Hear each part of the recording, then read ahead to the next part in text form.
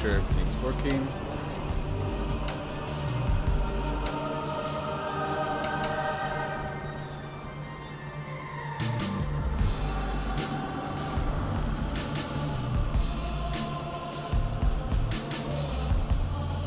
Hey everyone, welcome back to more Rogue Legacy 2. I'm just going to be playing, like, how do I even explain it? I just want to play the base Legacy. I don't feel like doing speedruns right now, so I am. I know some people enjoy watching this, so I thought might as well do it like this. Ooh, I wonder. This is a pretty strong mage. How will they fare? Oh, I already got a lot of these. Okay. Oh, I need to take care of Neuropraxis. Oh. But it's Neuropraxis. Oh. Never mind. Okay, so I'm going to try it once. I'm going to see if it's actually possible to do Neuropraxis with my control scheme.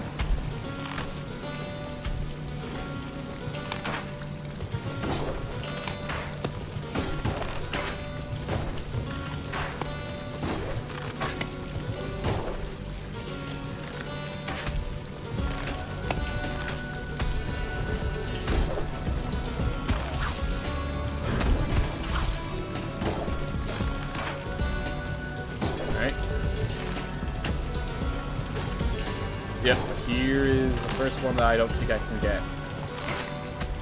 Oop. Well, I got that one, but I think I also made it impossible for me to get the other.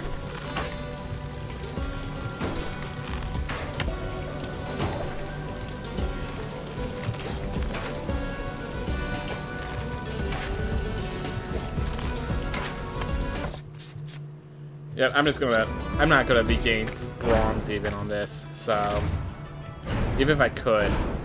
But how's it going, Craig Style? How's it going?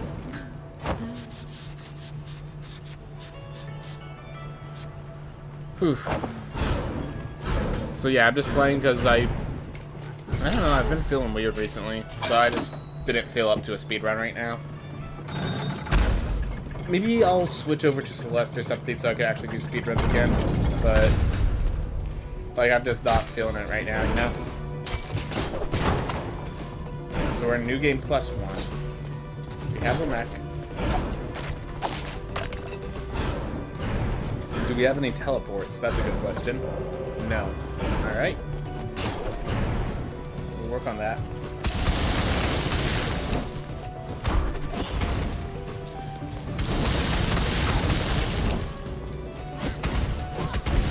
Ooh.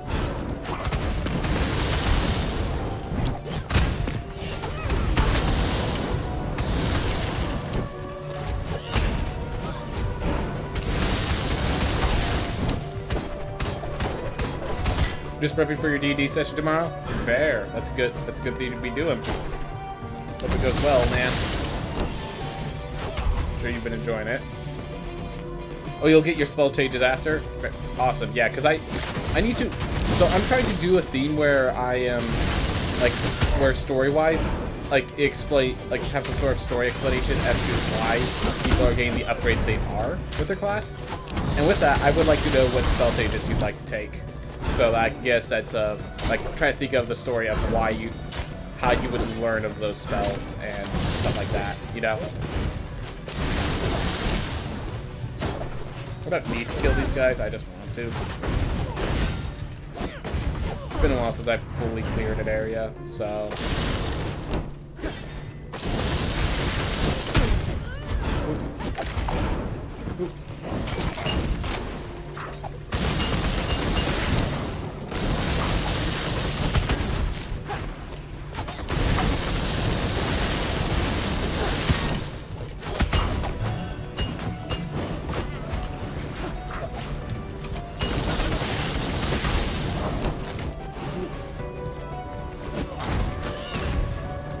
Yeah, your campaign's coming first, and that's perfectly fine, obviously. You have to do. So I'm assuming then that means that thinking about the campaign is what's taking your focus. Oh. Yeah, this becomes a lot harder with what I break the object by walking into it. Ooh.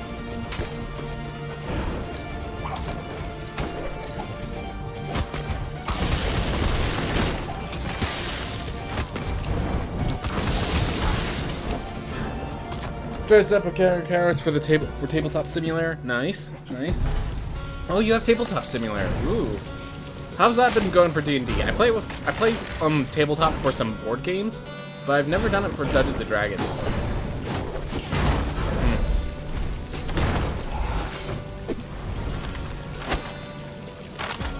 All right.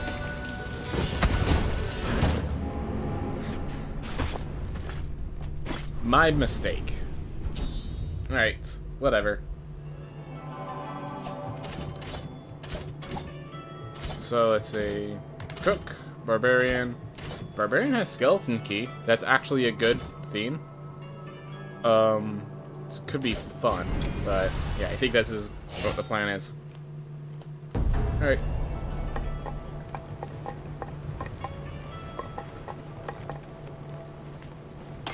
Go with that.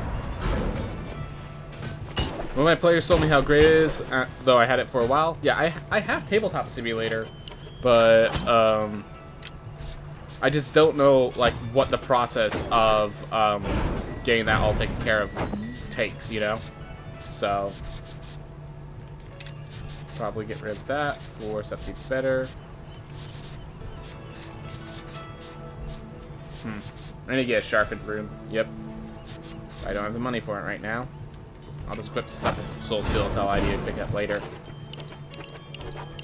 All right. Yeah, so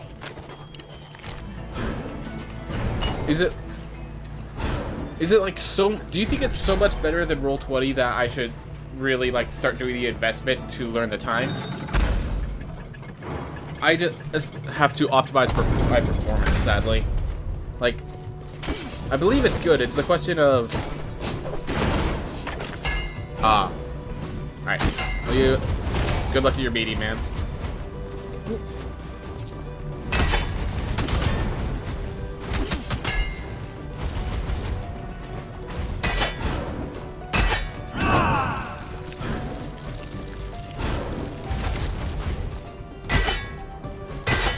Here.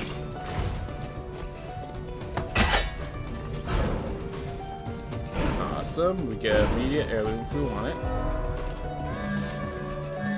If this was a speed run, this would be 100% the pick. This isn't, but I'm still picking it anyways because I think I trust myself. Hold up. Thank you for staying exactly where you did.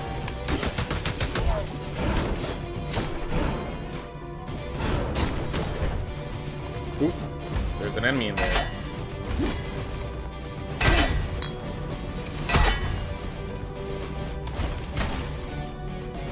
Kill it. Got close. Oop. Ooh. I will figure that out, the session itself, which does have to be tomorrow, but I will let you know after. Probably, see, yeah, when you make the spell check, you'll let me know how it feels. Because, yeah, I have Roll20. Well, then again, I know for a fact, Focus doesn't have Roll20. Or, I mean, doesn't have Tabletop Sim. So, I'll have to, like... Then again, like, it's not too... If it's really worth it, it's not too expensive to just buy you guys a copy. And I'm sure there's, like, other games you could play on that. So... Yeah, I'd be down. But yeah, I do need to see what it's like, because my guess, like, I'm just wondering how much setup is necessary is my main issue.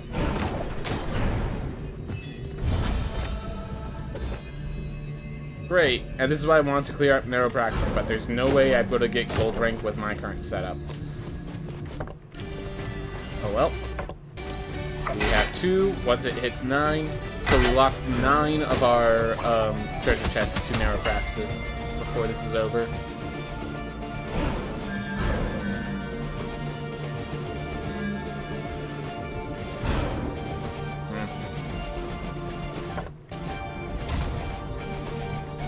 really quickly check over here.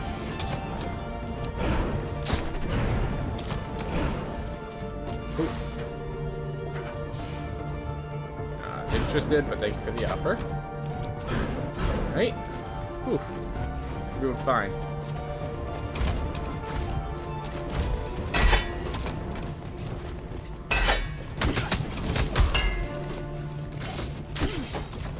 Ooh.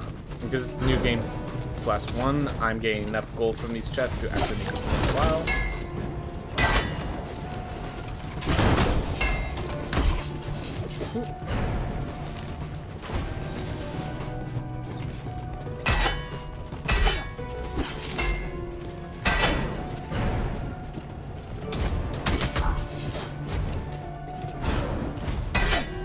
There. Nah, I think I would rather have the barbarians right now. But I thank you for the offer.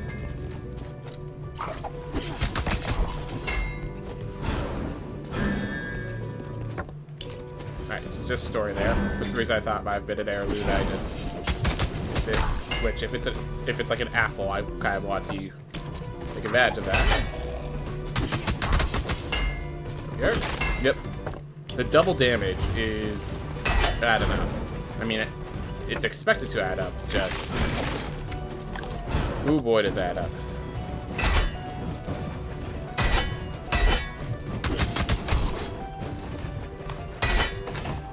Here. Sanguine weapon upgraded. Ooh, that's pretty good.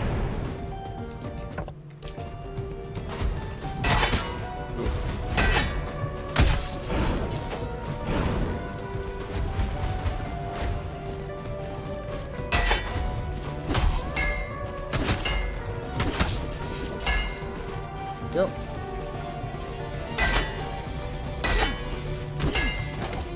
All the money. 6,000 already. That's good. That is good. Alright. We just keep it moving.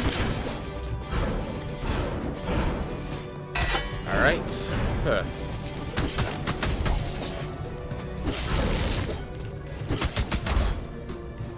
Here.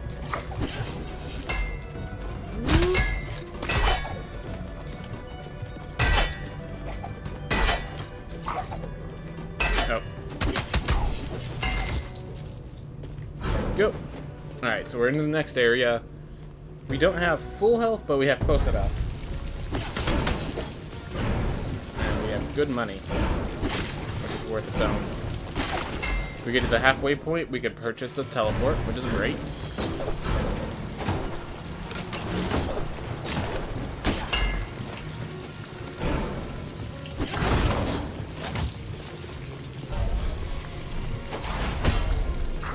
I was trying to kick off in that case it wasn't obvious, but I guess I missed time there. Alright, good. So spinning does not count as attacking for that. Because I know Blaze Bellow counts as attacking.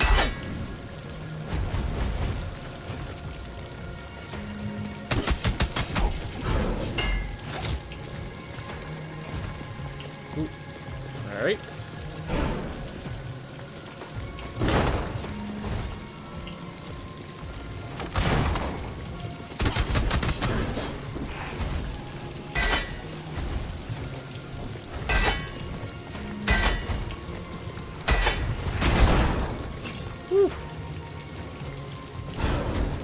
Alright, that explosion radius is good at least.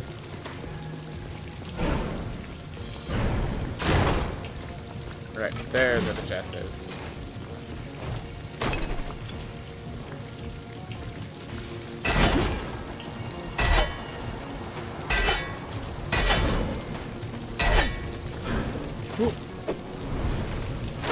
Alright, we're just getting sanguine sets all set up, so I gotta pick that later.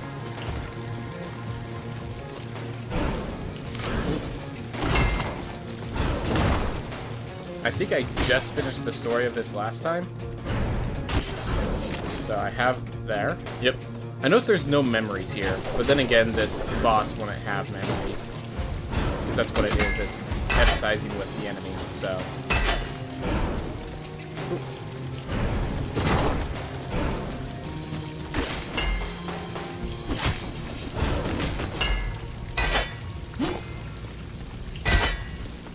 Alright, so crits don't kill, so might as well just double hit.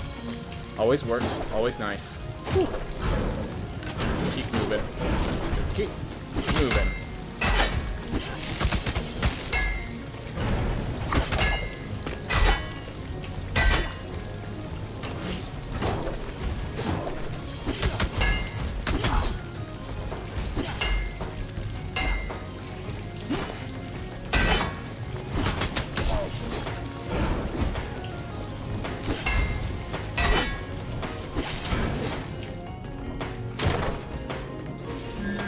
Fates die. I'm gonna leave as is. I think I'm good. Save my resolve first after that's worth it. Because I will be seeing some more relics, I'm sure.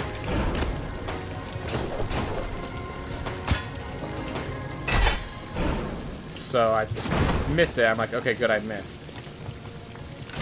And then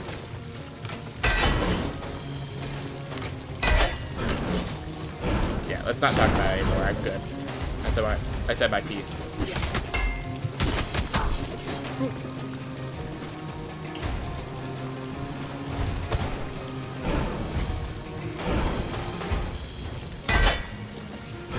Awesome, that does reach.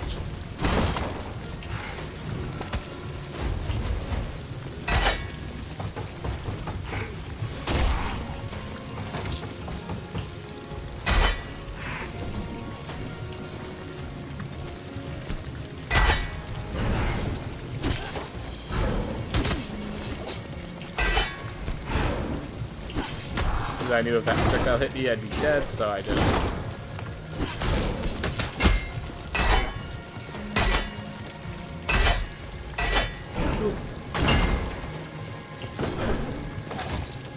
Gold! We're at... Oh, good amount of gold. Oh my gosh, that's a lot of good gold. Alright. So all we have to do now is pop up with this teleporter, and this life has been successful. Glad to hear it. Good job. Ooh. And we even got a lot of gold in the process. We're at 67. We're at 6K, even after the purchase. Alright. Well, keep moving on. Keep doing good. Sliding through.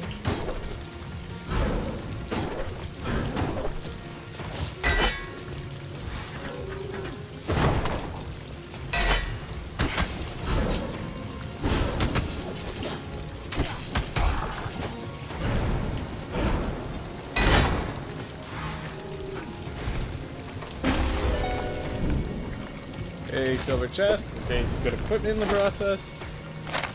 Just good job overall. Woo. Should have just shouted. Oh well. You did good, Sir Tommy the Second.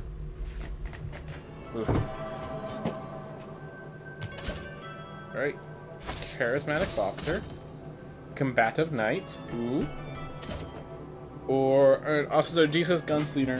I think I'm going to go for the Osteogesis just because of money.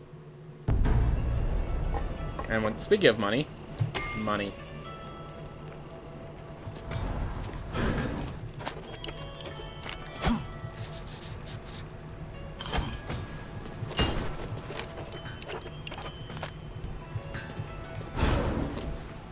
All right.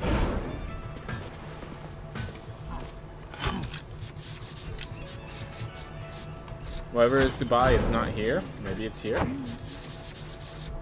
Capacity room. Increases max mana capacity. Sure. Alright. Just keep going. We have plus 340% gold right now. That feels pretty good. That feels pretty good. Just keep it moving.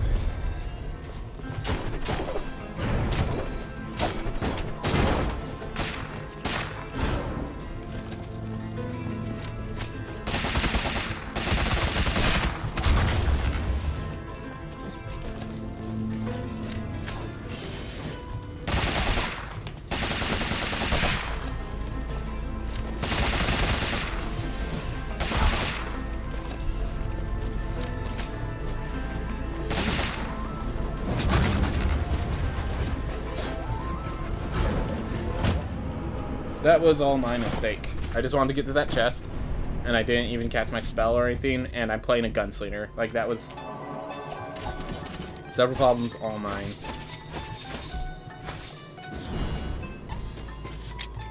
I'm actually going to go with a Hephaestus hammer, specifically because I can't attack anyways, so I want the worst weapon attached. Alright.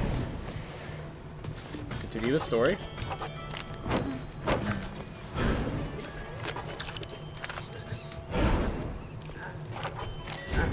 Okay. Let's continue it. Let's head up. Find some gold. Maybe we just jump straight to Axis Mundi because we know where the gold is.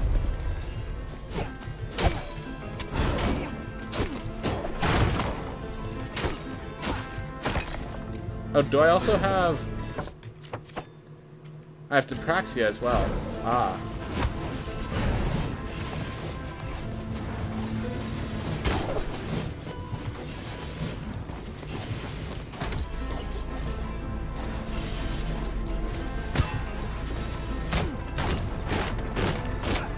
For meat. Found no meat.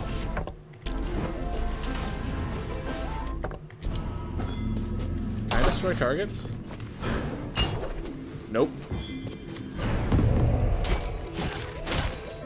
Because targets are treated counted as enemies, so can't destroy them. Alright. I think I'm gonna, since I already have died in one hit, let's just go to the scarier area, get myself some real money. How's it going, Acelot? Going good, going good. Been distracted by a few thieves, so I'm not able to, like, I haven't been in the mood for speedrunning, so I'm just not going to until I'm in the mood, you know? So I'm just playing the game kind of casually, I guess would be the term. So, but how about you, Acelot? How about you doing?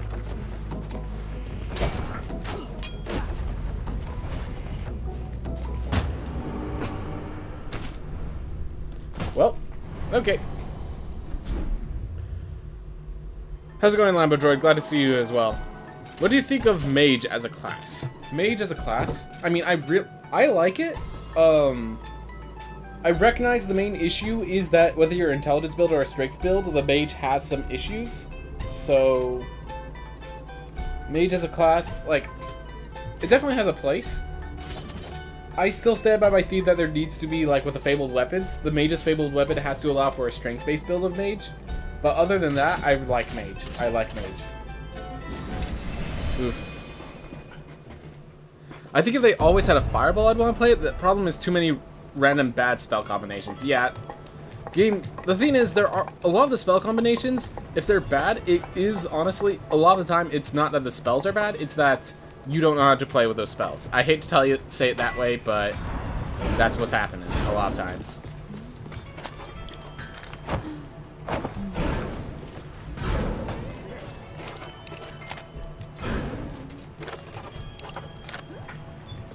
So, I do like it. So I had a suggestion that I'm not sure how easy it would be to do, but just as there's preferential treatment here, I would like a similar preferential theme to force you to be a certain character, to like force you to have a certain spell. And yeah, if you have that. Like, how are you gonna play with Free Strike and Shockwave magic? So you're not supposed, it's supposed to be impossible to get that combination. So there's just, the mage, the C spell, the spell that is your normal spell slot, is always supposed to be a damaging spell, and the other one is your utility spell. Both Free Strike, Shockwave, Wind Wall, I think Flame Barrier as well, are all in the utility spell areas. So those ones you don't have to worry about. Those ones are not going to happen. So you don't have to worry about that.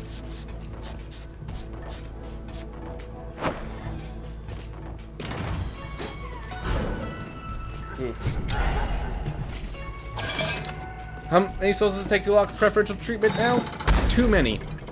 I'm just gonna say too many for a speedrun, and a lot, because here's the thing, it's only like 200, but the problem is that now you have to complete, like, you have to have unlocked 6 others, I think it is, to actually be offered preferential treatment. So, you know, we can't afford to unlock 6 total items. It's just not within the budget, you know? So isn't it like New Game Plus only now? So to make it, if you do your scars are not New Game Plus only, and scars give you a lot of souls. Obviously, in a speedrun, doing scars is a waste of time. So in speedruns, it's now basically, it's not a speedrun theme anymore, but it's still good. It's still, you can still do it in a regular run. You can do scars before you beat the game. You just can't enter. The house opens up once you beat Lamech, but the guy that allows you to go into other the other new games, that doesn't unlock until you clear the world. So yeah, you could enter scars. The moment you could start fighting scars as early as after Lamech's death.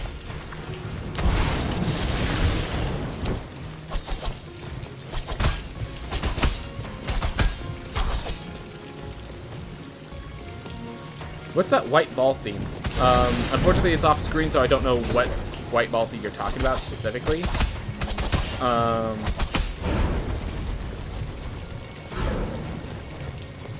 Oh, that! I know what you're talking about. This. Whenever I dash, it shoots out.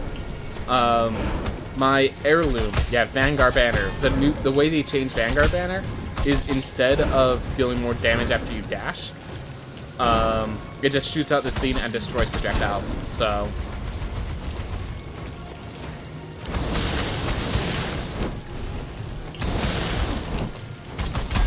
there we go. Finally. Took a little while.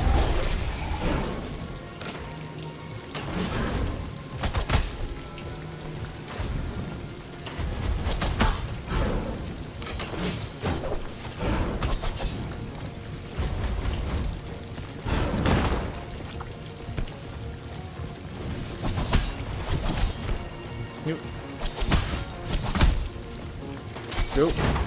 Yeah, some people can't. I cannot type today. Some days, man. Whew. This has to be 150 mana. So looks like we're saving up our resolve.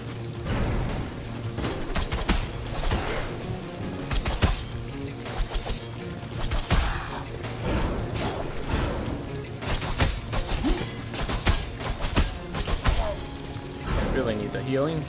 Oop. Go.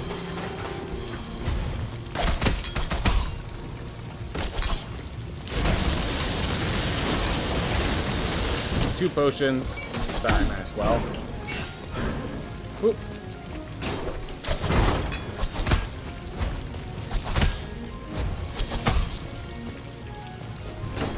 There.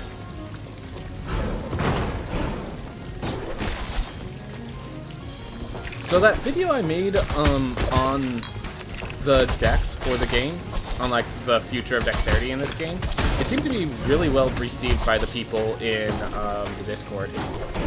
Like, not everything, like they obviously don't perfectly agree with me, but they actually think the idea, like a lot of the changes are good ideas. They unnerf Valk enough for them to be playable as speedrun? I mean, it's not really that Valkyrie is nerfed as much as it is that Knight is so good for speedruns. They definitely, they don't block any new projectiles. They didn't do any work on Valkyrie, so the things that were a problem before are still a problem, but alright, definitely grabbing Obelisk here of these options. Oh yeah, they have a higher mana pool as well, so they're actually like a spellcaster. Or at least you can make them into spellcasters.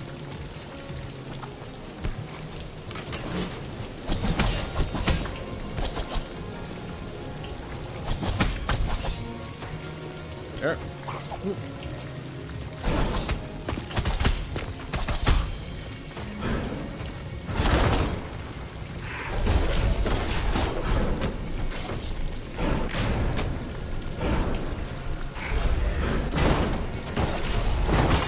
Oop. 1 health. Every health point matters. Do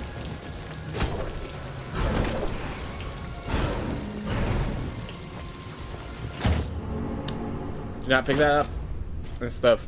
Do they still have the bad HP? Yep. Do they still have higher mana pool? But yeah, without preferential treatment, might get stuck with a different class. So yeah, low health, great mana. So they have much better mana, and that's the only change.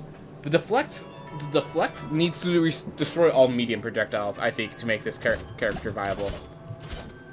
All right.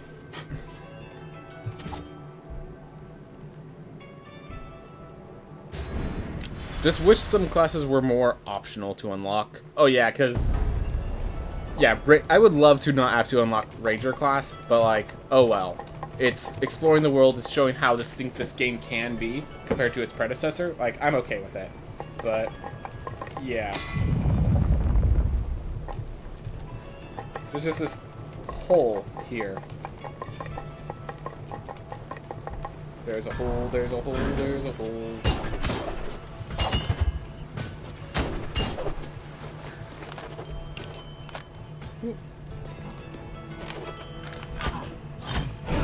I'm gonna see if there's a relic I can pick up here.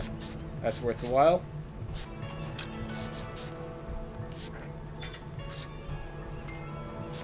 Scales and focus. Sharpened rune. There we are. Sharpened rune. Quiz of the day. I was on Reddit for 3 hours straight yesterday. Yep. Fiends like that. Free up your time in the most beautiful of ways. Alright, well let's take this giant Valkyrie and see if I can get to Void Beast Baron, because Spin to Win is powerful in areas where the projectiles are all small. So, across that bridge, like across this bridge is actually the perfect place to be bringing Valkyrie. Now, up the tower, bad idea. Up the tower is a bad idea with a Valkyrie, because there's just too many things that are medium-sized projectiles. The boss itself has no small projectiles. Unless you count the chasers, but I don't even count chasers because you can just destroy them with anything. Like, yeah. It destroys projectiles, and chasers can be destroyed by non-spin to win attacks.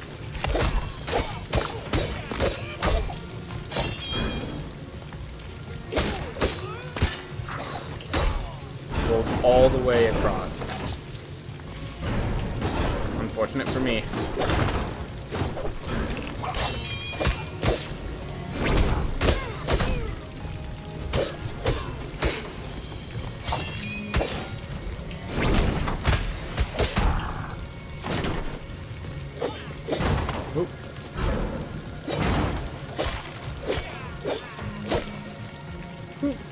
So yeah, there's only going to be a few breakables if I go through that route, so no point in wasting time.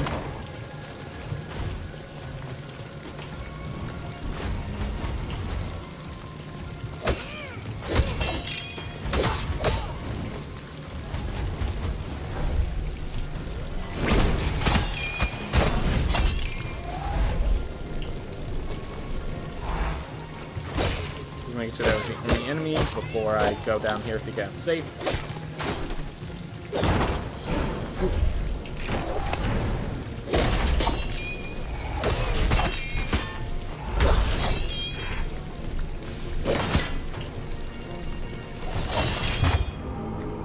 Why did I not just shut off the nightmare? I'm just used to not being able to shut off nightmares when I run past them, so I guess I just didn't do it. Oh well. Gosh, cartographer? Cartography, man. Cartography.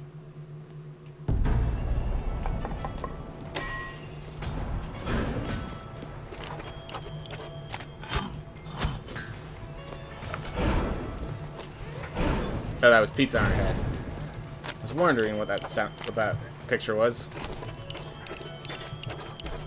Alright. So, I have cartography, less, alexithymia. Both, one's a positive, the other's not treated as a positive, but one is technically negative, but very manageable. So, the end result is I have a pretty decent setup. We have a fairy chest there. And yeah, let's just explore this area since we know where we're going.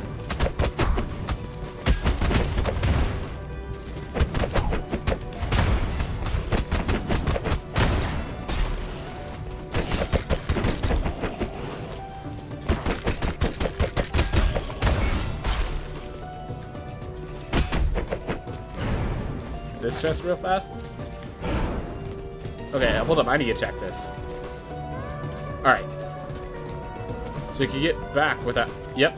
So if you use the coyote jump, you can actually get that chest even without any heirlooms. That's good to know. That's cool.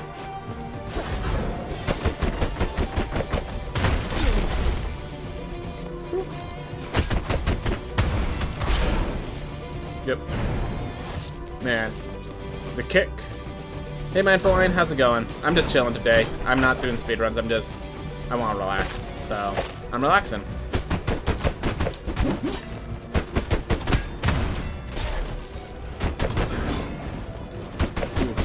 Yeah, I'm doing well. Just felt the need to chill, so I am.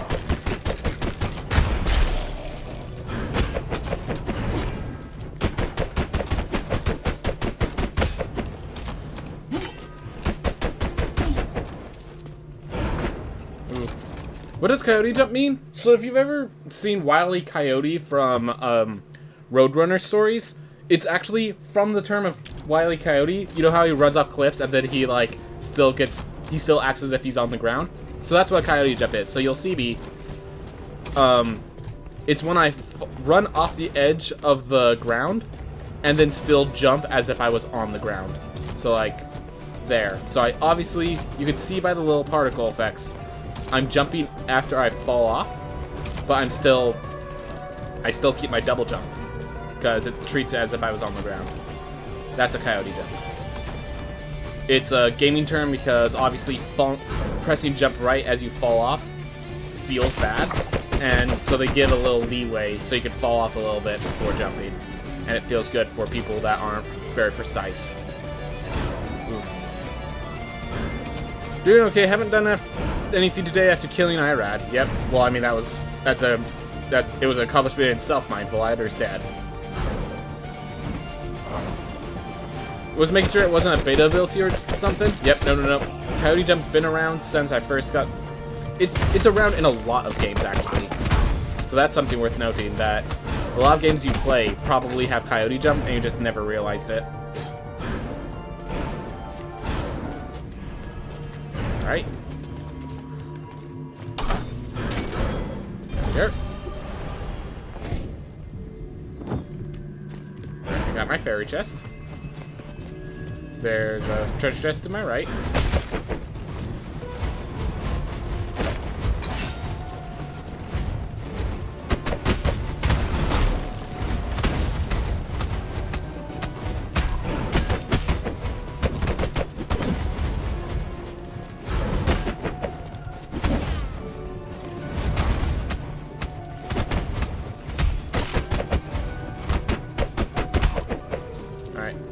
Go back for that question mark.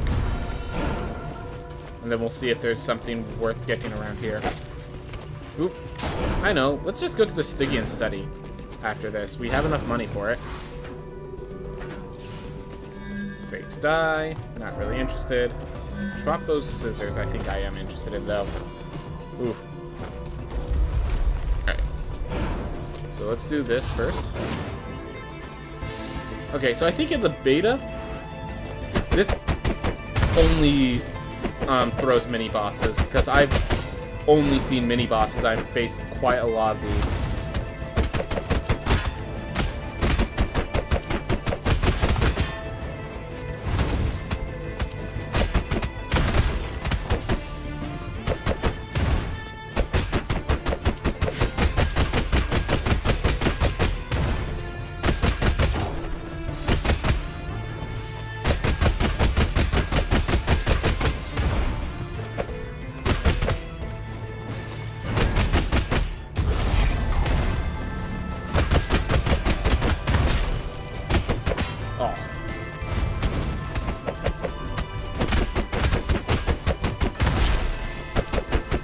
Every time I punch it, they reset their attack.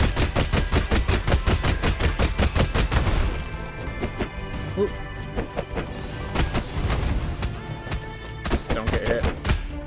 Should be easy enough to avoid if I just focus. There it goes. Do you happen to know if pausing the game or looking at the map? I know for a fact opening the map adds to the in-game time. I'm pausing though. It's kind of like depending on what screen it's paused on. I'm not sure. But I definitely know the map screen is counted towards IGT. I know that for certain. Unless they change how IGT is calculated in the recent patch, because it was last time. In-game time always adds up, except for when you watch unskippable animations. At least that's what my understanding was after testing several themes. Yep. I do know I tested like the map. I thought I tested all scenes, or at the very least I didn't notice.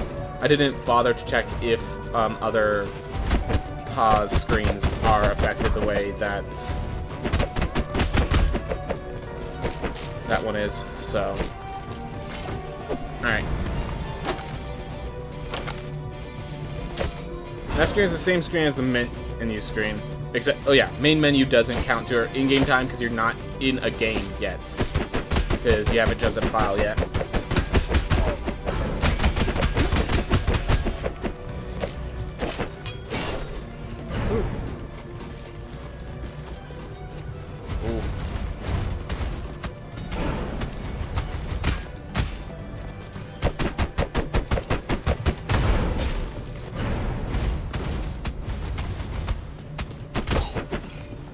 Yep.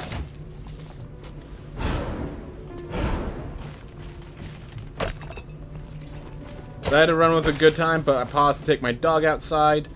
Ooh. And you're not sure if that was what caused it. Sorry to hear that, because yes, that's probably what caused it. Especially if you paused using the open map button, because that's where I default pause to.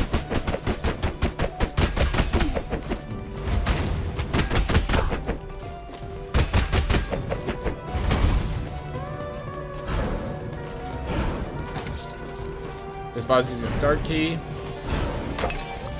Yeah, if you want IGT to not go up, you have to go all the way to the main menu. Sucks. Oh, hey, Crack It Style, you there? We have a bot. Oof. So it'd be really appreciative. Oof.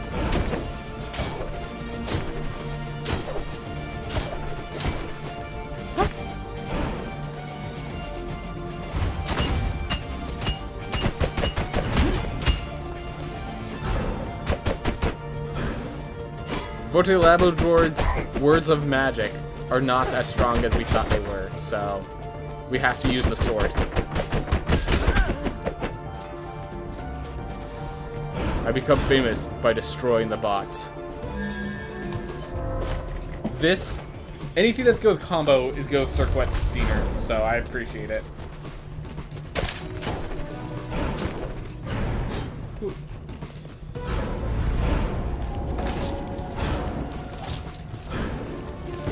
The fact that I'm getting double pull from this as well is insane.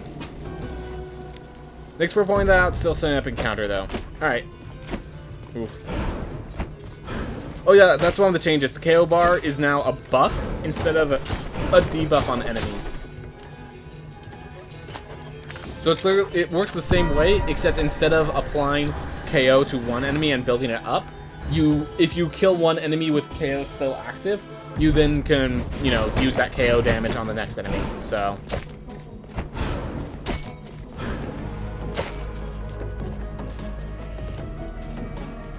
Yeah, so now it doesn't work with Catalyst, but it's way better with the Pugilist. Like, I like it. I like this form so much better. It just feels right.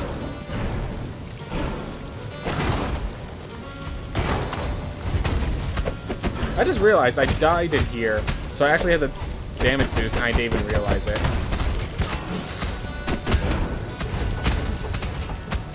Get slammed to a wall and still end up closer at the end because of the flight. That is one of the reasons I dislike hammers. If you ever need a reason why I dislike hammers, that's why.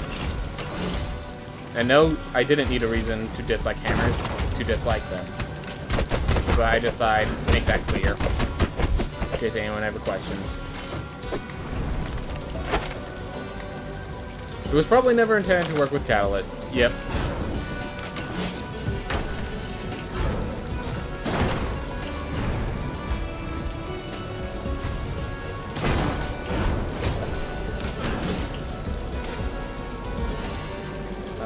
There's the treasure chest. Get the moolah.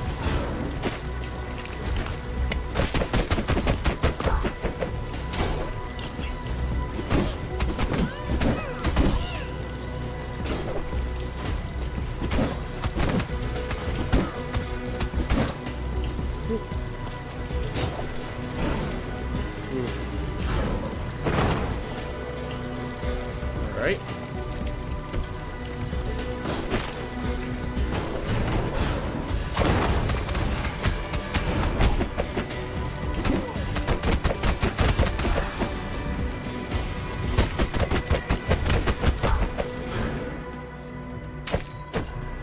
So, for those who don't know, the new item that I have, Circuit Steiner, is basically like burn damage, except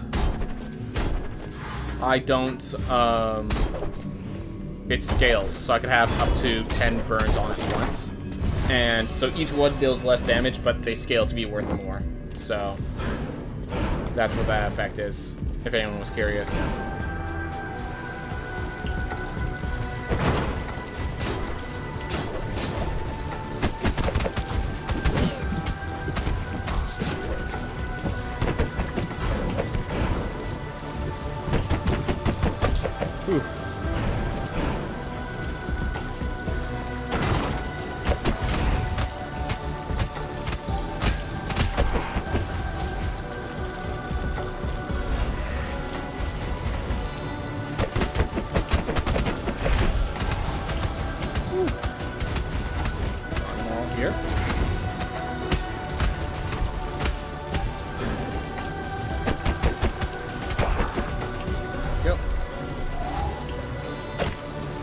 Clean up, hopefully find some meat, because I'm still dead in 1 health.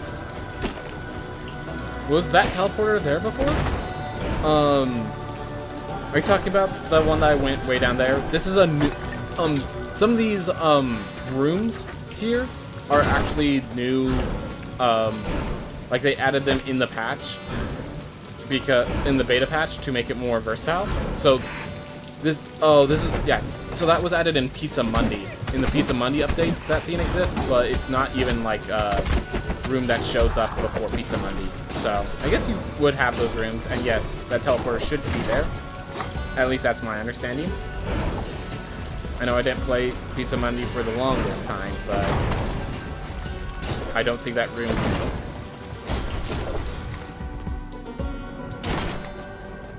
Well, can't really do that with 36 health.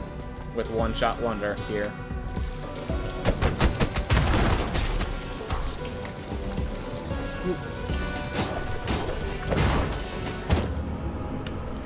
I thought it was just one of those chasers that you just walk around because they go in a straight line. Nope, that was one of the chasing chasers. I realized that a little too late. Just a little. Oh, that's big damage mage. Big damage mage. Ooh. Do I want gold bonus or XP bonus? Or do I just want to get stronger? Let's buy that, see if there was anything unlocked. There was not. Alright, let's get stronger. Oof. You're using leather +1 and warden +1. Alright. Let's switch this to Scholar +1, I think. Yeah. There. Now we have +10 bonus focus, +10 bonus dexterity, and +20 bonus resolve. And our weight has not decreased, or whatever. I guess I probably haven't even tried for Fairy Runes since Pizza Monday. Yep. Alright. Bounty Room. We buying that. Oop.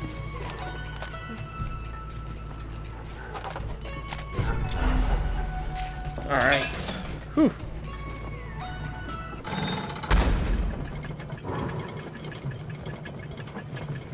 So we have Flame Barrier plus Magma Mass. In other words, we have damage! So I'm just trying to decide, do I want to go to Stygian Study and get myself some money with this plus 20% gold increase, or do I just want to actually get past Axis Mundi? I think this is actually preferable because I'm keeping the 20% gold bonus. Like, that's a glitch, but I'm going to take full advantage of that glitch, because why not?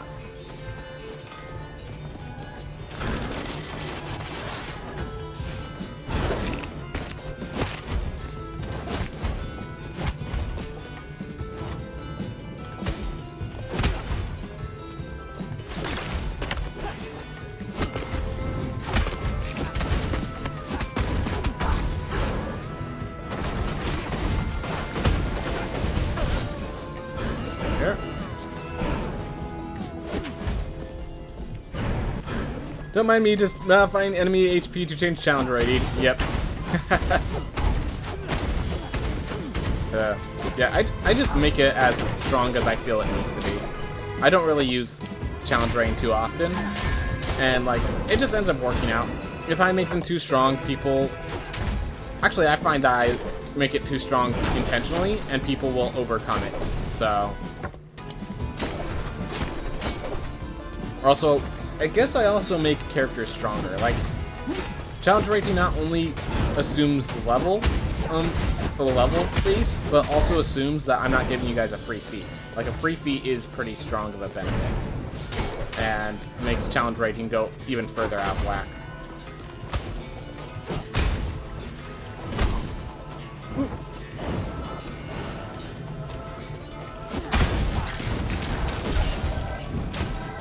Ooh. Basically going from CR10 to CR8. Ooh.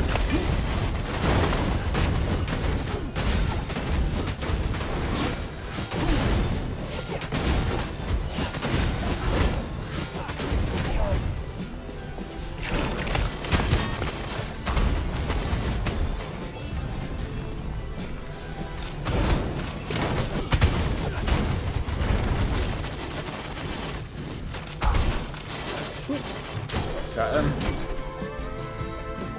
I kind of want this encounter to go a bit quicker, too, because this encounter is just in the way of the real fun. Alright, makes sense.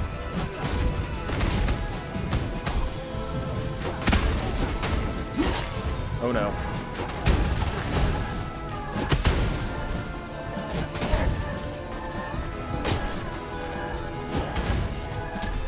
Ooh. The chaser destroyed all my projectiles. That's actually kind of hilarious. Get out, get out, get out.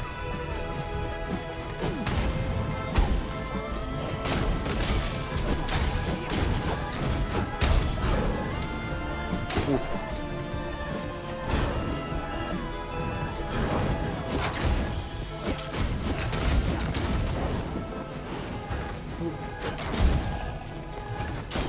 All right.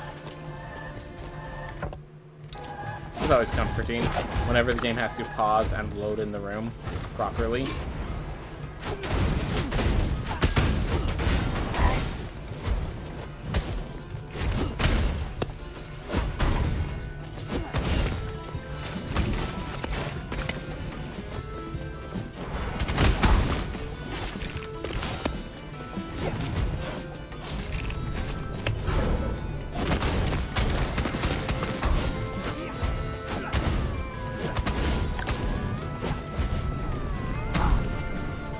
Ooh.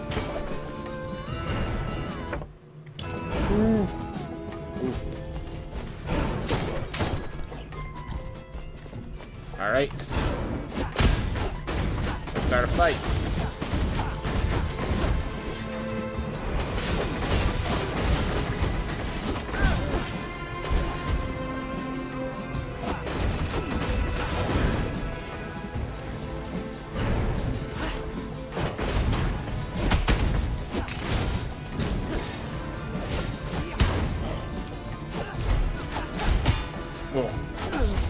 Alright, well, I get one shot. That's kind of expected, though, at this rate, at this level.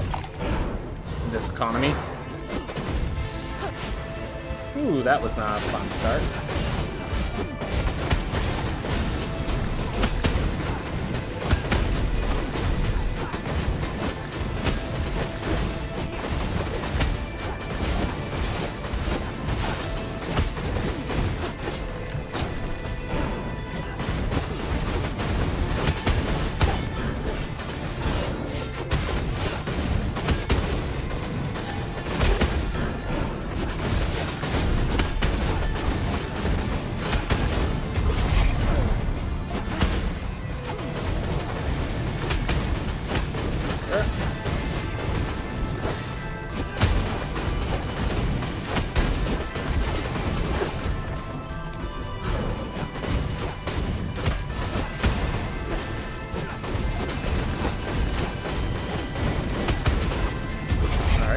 There we are.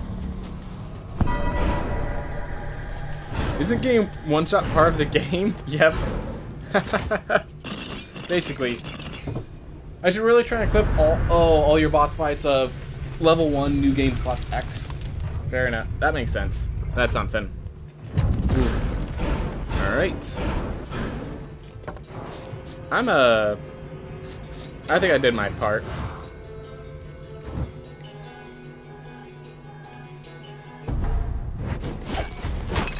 I'm gonna try to kill this boss with actual health pulls now. Alright, does mean I lose my 20% buff, but oh well.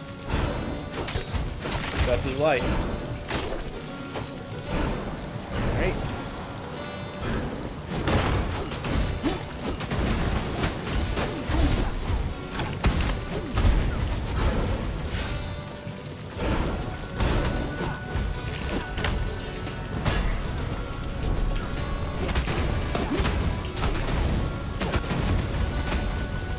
Flame barrier didn't protect me from the...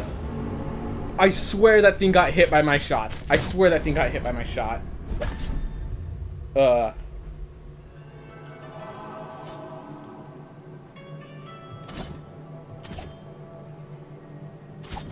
well this one gets me more money. And it's not really a penalty, so...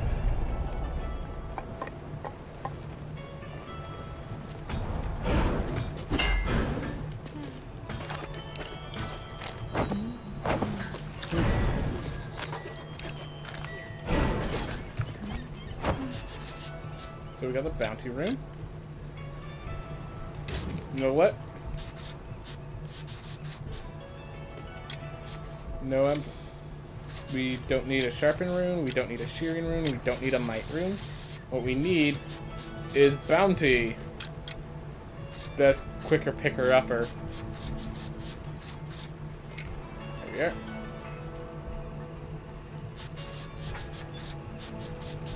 we are. Ooh. So now we have 18 left. Alright, so we do need to increase some stuff before I can use any more. So there are 1,000 gold to add to each upgrade cost.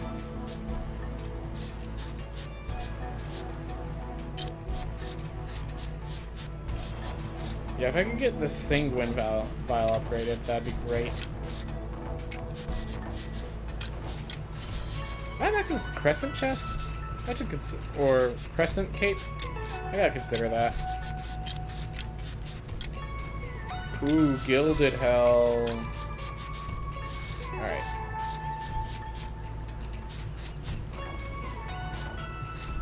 Ground Weapon. All these things. All good things.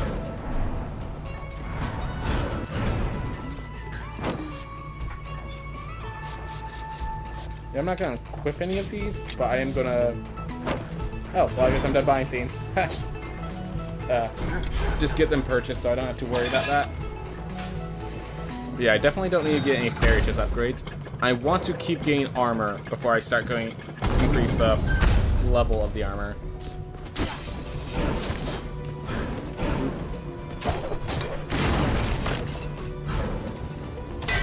Alright. Well, I think now we go to the Sticky and Steady with Associative Agnostica actually being a benefit here, because it's gonna make sure I never miss a Doomfist. which is always valuable. Always valuable. Ooh.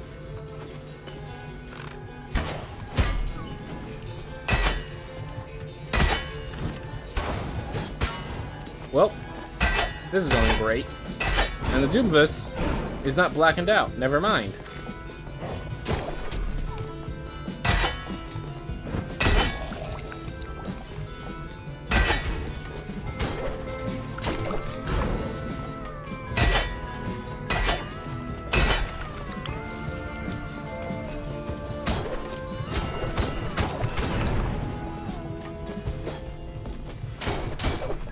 Slug's just not going down.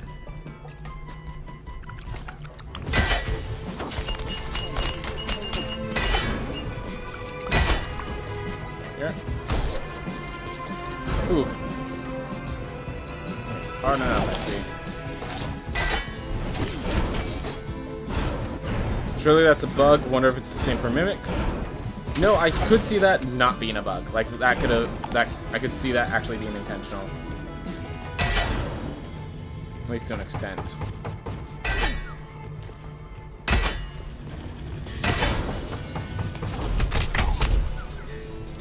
Ooh.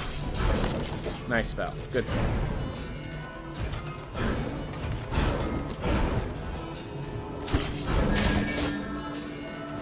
Ooh.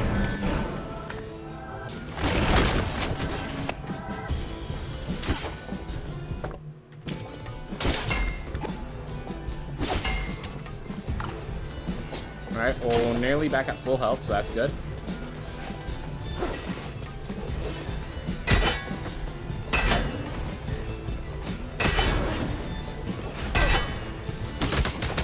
Alright, yeah, mimics are unaffected as well. So, yep. The two that this helps the most against are the two that are unaffected. So I guess it makes sense. This is supposed to be a penalty, not a benefit, but also rude. Alright, we need to find Murmur, which is often lower, so going up is actually a mistake, but...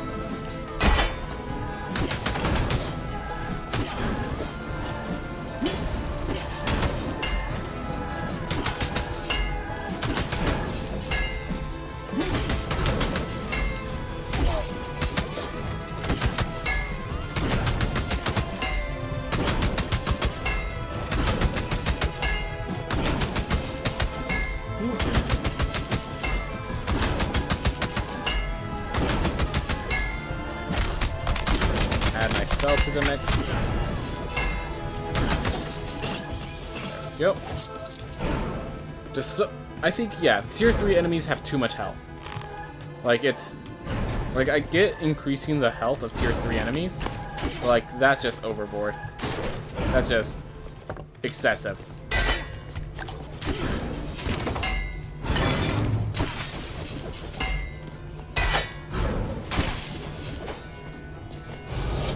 Oof.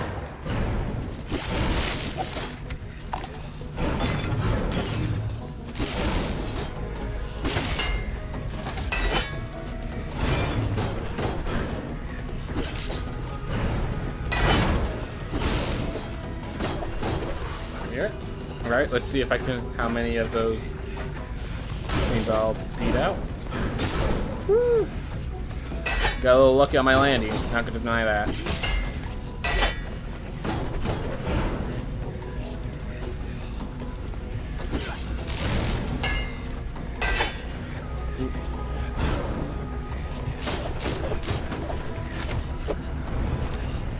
Alright, Obsidian Weapon. Awesome.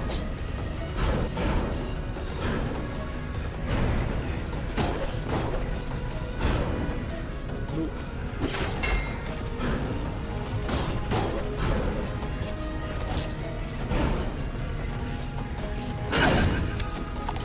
I meant to hit attack, but talent is right next, is above it, and apparently I hit that instead.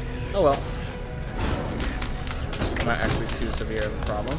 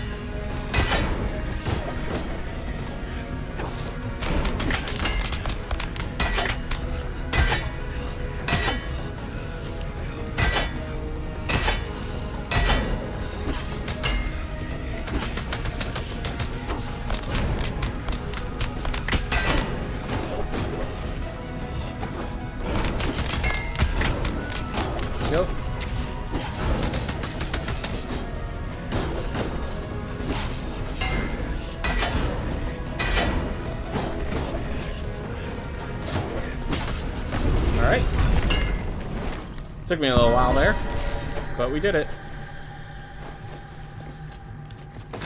And well, so we're gonna, it won't let us leave the room until we collect this. So let's get ourselves, I was wrong. I thought for sure it wouldn't let you leave the room until you collect it. So I was just gonna go collect a bunch of other things. I hope I didn't just miss ore because I did that. Because that would suck. Just missing out on the reward because I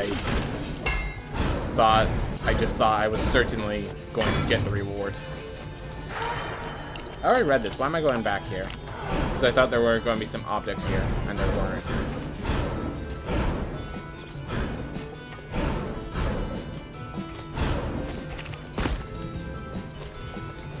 Oop.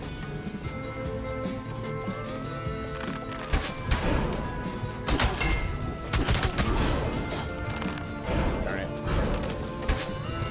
To the side of the bow.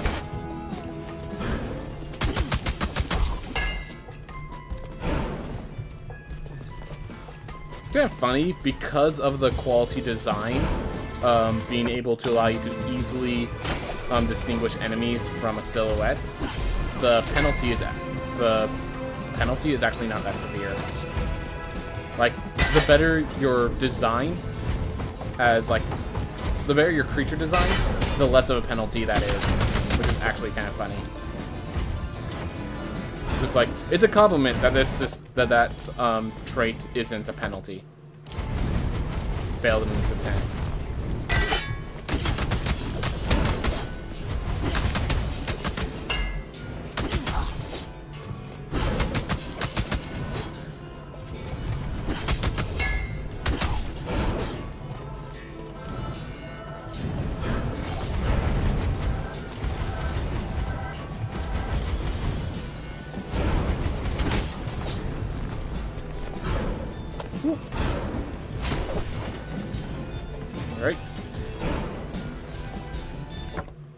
Alright, so I guess we go left here for Enoch.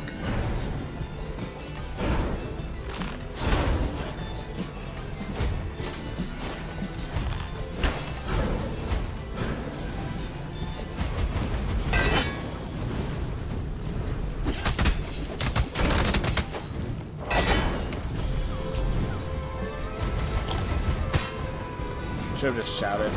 I was swarmed by projectiles. I wasn't going to beat all those enemies. Anyways. Oh well. Always feel like you should have shouted after the fact. Always how it works.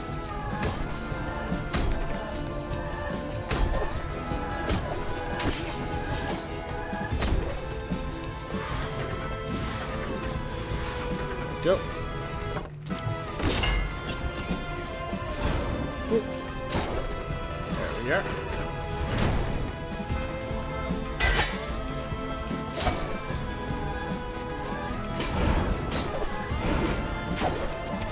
Pizza! Always good.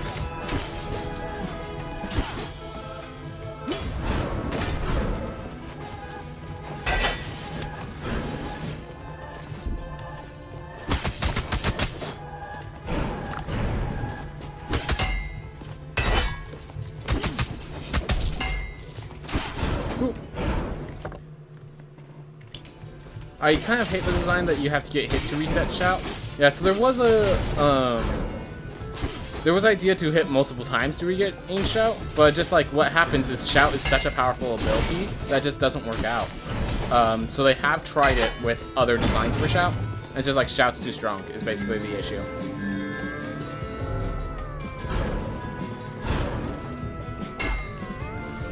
Alright, so I finished this one as well. So I think I just have some power to finish the story up. Alright. How much damage? 147? Sure.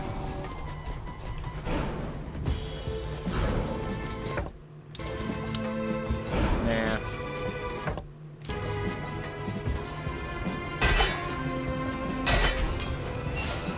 Also, that's another theme. Mana potions. There's a trait that gives mana potions refreshes everything. So you notice I have shout again, because I picked up a mana potion.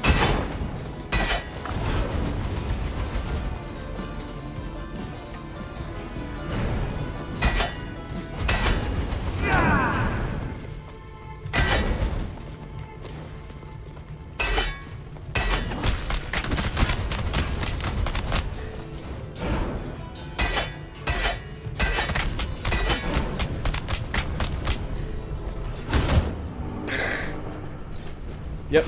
Again, those things have way... Like, tier 3 enemies, I get they needed more health, but, like, that was way too much health. That was way too much health. Alright. I'm just gonna grab the knight.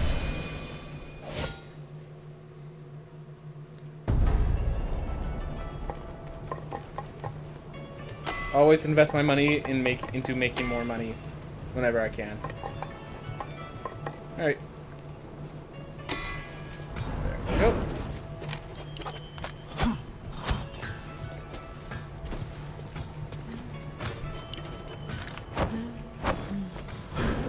Ooh. Alright. 430 health. So, yeah, one of the other things, couldn't they do like a 30 or 45 second cooldown? So, here's the thing. You do it like a 30, 45 second cooldown, well, you complete a room, and then you just sit around for 30 to 45 seconds for the cooldown to come off. Which is, like, the exact thing they would want to avoid.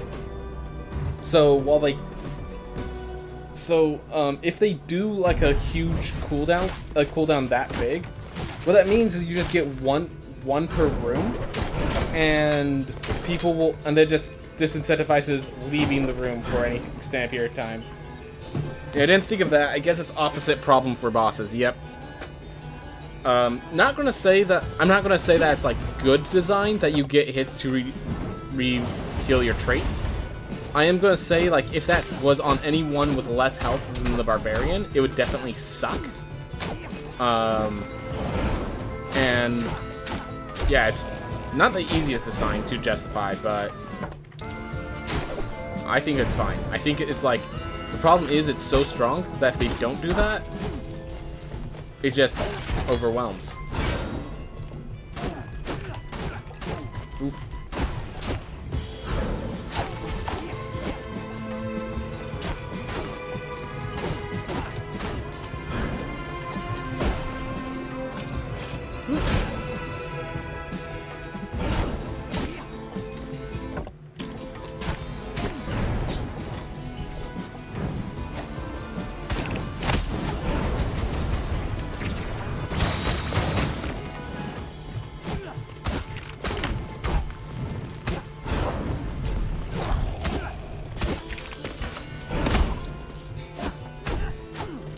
Go.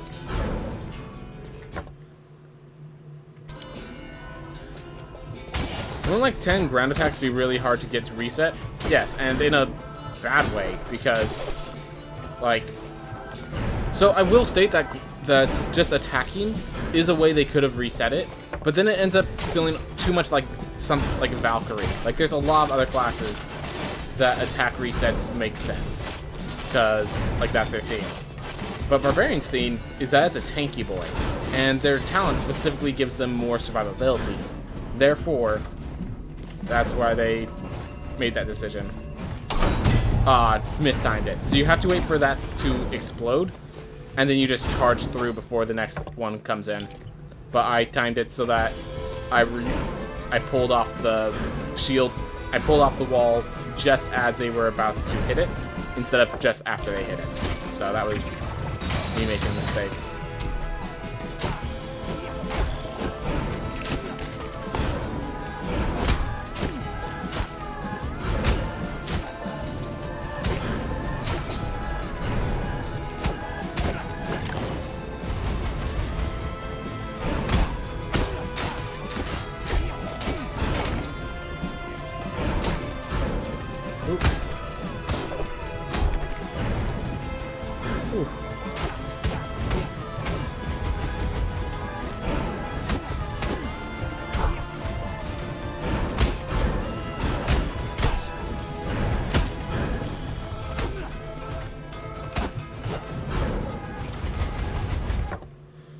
You have to save shout for the last moment because you never get it back, but you usually just end game hit before using it.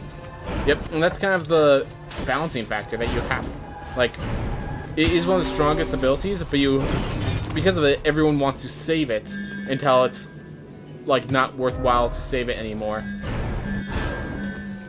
Alright, because I'm exploring the castle, I think Body Buffet is going to be strong.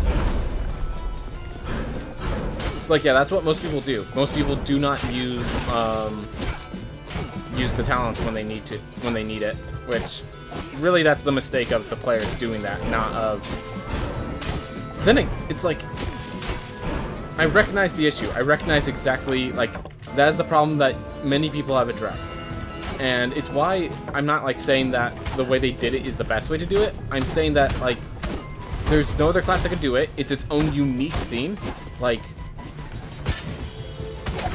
it's not as, like, I'm not saying it's good. I'm saying it's not as bad as as most people think it is. Because most people, like, I'm not gonna deny it's kind of a feel bad, but, like, no. To be clear, the whole reason I know about that arguing for it being based on attacks is because I argued for it back in Far Shores. It is a feel pad to use your shout, but like no one else can do it. It's distinct to the barbarian. It's strong. It allows it to be very strong. Like, I'm not going to deny there's negatives, but I think the positives outweigh, generally speaking. I don't think it's much stronger than just shield block. It really, so it's a lot easier to use than shield block because you just have to shout and it clears off everything on screen basically. Versus shield block where you have to get a very precise timing to get the effect. And by the way, shield block is overpowered. Like, I think they flat out note that if you are really good at implementation, as speedrunners and such are, shield block is overpowered. Like, just flat out.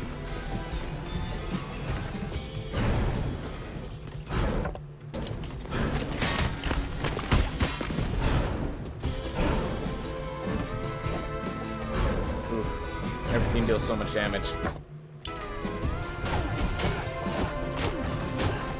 Give me some meat. I grabbed an heirloom just so you can give me meat. And kill more enemies. And I triggered a Doom Vest.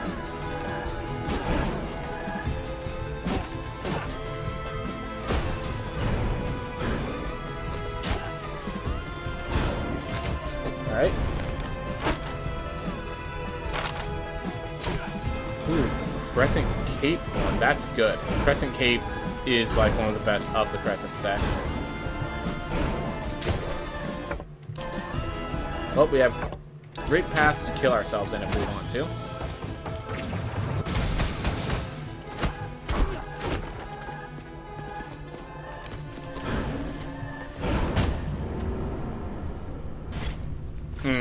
Or if I could jump out in time. Oh well. Rank 7 Knight. Got my equip weight up. Feels good. Alright. Muscle weakness with a mage, but not exactly the spells I want. Alright.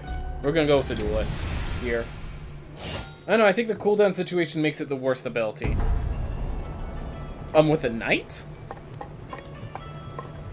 I mean, they need to have a high difficulty.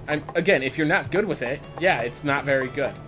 But if you are good with it, like, there's a reason why, like, okay, so in case you're wearing with a beta patch, the shield also applies vulnerable, which makes it actually crazy. Because it's used as a combat thing as well, a combat ability as well. Oh, you're barbarian. The shout is the worst ability. Okay. That's what you're saying. Okay. Like, I'm not gonna tell you you're wrong. It's very much, it's a feel bad. I'm not gonna deny it's still a feel bad. That was something they could not change, could not adapt. But I'm standing by it's fine, even though you have your disagreements. I get it, and they're valid disagreements. I'm still staying here. Sorry. I have an air reroll. I didn't even realize that.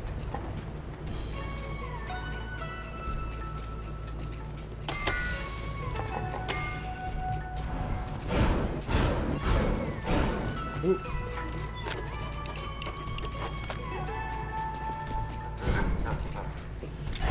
Is this the part where I answer question of the day by steering the conversation to Metroid Dread again? Dude, this is. What's up, Flying Ragey? Is Metroid Dread out? No, like, I pre-ordered it. Metroid Dread shouldn't be out yet, or else I should have had Metroid Dread by now. Yep, not out yet. October 8th. Alright. I would say Shout is stronger than Shield because it freezes and bigger AoE projectile removal. Yep, and this is kind of the debate. Generally, I think they're just, like, built for different characters. Like, I'm just gonna say it like that. They're built for different characters. And, like, if you don't like tanking, and, like, tanking the way Barbarian does, then yeah, Shout kind of sucks, because it's... You have to get hit. And if the plan is just don't get hit, lol, then you must fail your plan in order to use your special talent. So...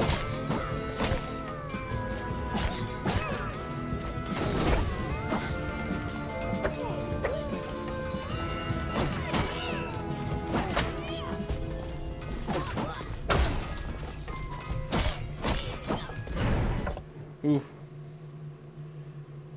But it lives rent-free in my head, right? So even though the game isn't out, it lives rent-free in your head. Well, that was the question. Oof. I hope your head finds a better roommate.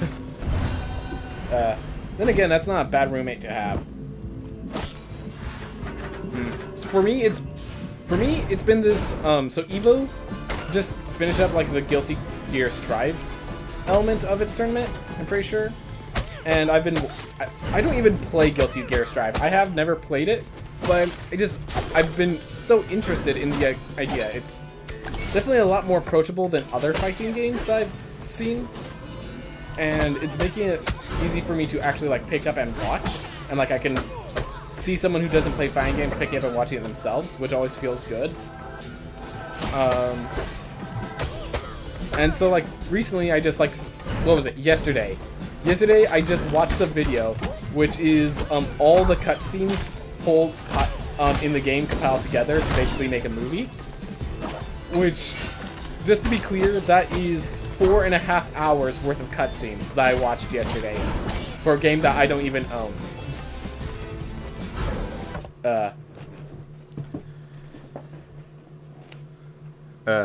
Most recently suggested non-linearity inspired by Super Metroid, which is my latest discussion topic. Ooh, good to know.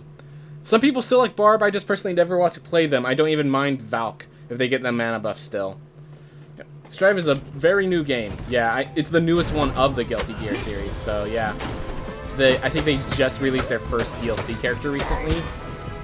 And, like, from reading, like, this, watching the story feed, it's like, everyone knew that DLC character was coming. It was just a matter of... It's not a matter of if, it was a matter of when.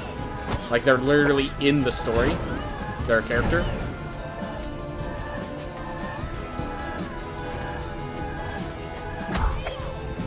So... And there's like... And then the new DLC character now is also in the story. So... Now I'm just wondering whether the next DLC character is going to be like... Happy Chaos, or I would like Vernon, the Mr. President, to actually get a character, because, I don't know, that and Daryl, I don't know who Daryl was, if they were actually a combat character in the other games, but dude has some moxie, and I appreciated his kind of interactions with the main villain. Oof. Okay. Super Metroid game can be said to offer the greatest flexibility for exploration in the series. You can enjoy similar flexibility in the Metroid Dread game, depending on how you take advantage of your abilities. You might be able to find ways to obtain weapons, items, and abilities earlier than the intended timing. This is everything we want to hear about. This is what you want to hear in Metroidvania. This is actually my issue with Rogue Legacy to an extent, because all of the abilities are kind of expected in a way it's not always done in Super Metroid. You can beat Hollow Knight without ever getting Void Dash. You can beat it without, like, and then also if you're a speedrunner, like, what I'm saying is you do it without Void Dash without being a speedrunner, just by knowing your ways. If you want a sequence break, you could also skip out on Isma's Tear and the Mothwing Cloak. Like, there are a lot of options if you want to do sequence breaking as a speedrunner. But, like, Metroidvanias, like, they encourage sequence breaking by like, sequence breaking is part of the game. Which is, like, one of my main issues, is it feels like unless you know exactly what you're doing, secrets breaking ain't gonna happen in this game.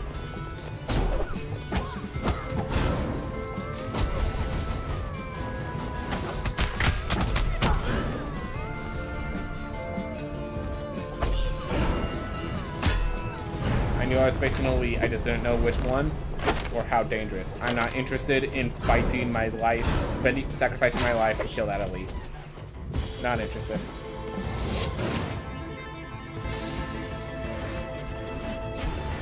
We actually have a regular encounter. Okay, that's not okay. You're not allowed to do that from that far from off the screen.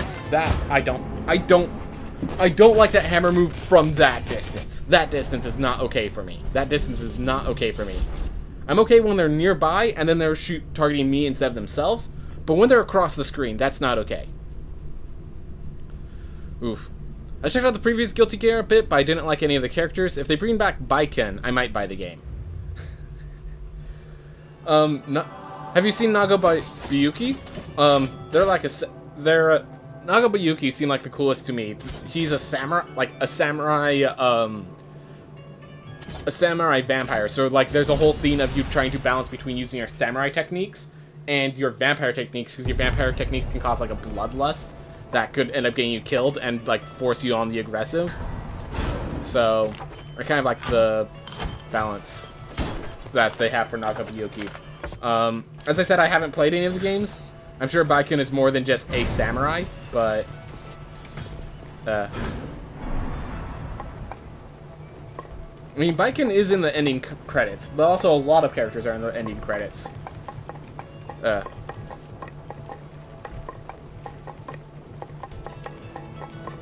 yeah, it's like all the DLC characters are just like, alright, we're bringing back other characters. Oh, she had a bunch of counterattack moves. Okay, that is definitely not Nagabayuki. Alright. I'm just trying to think how I want to do this.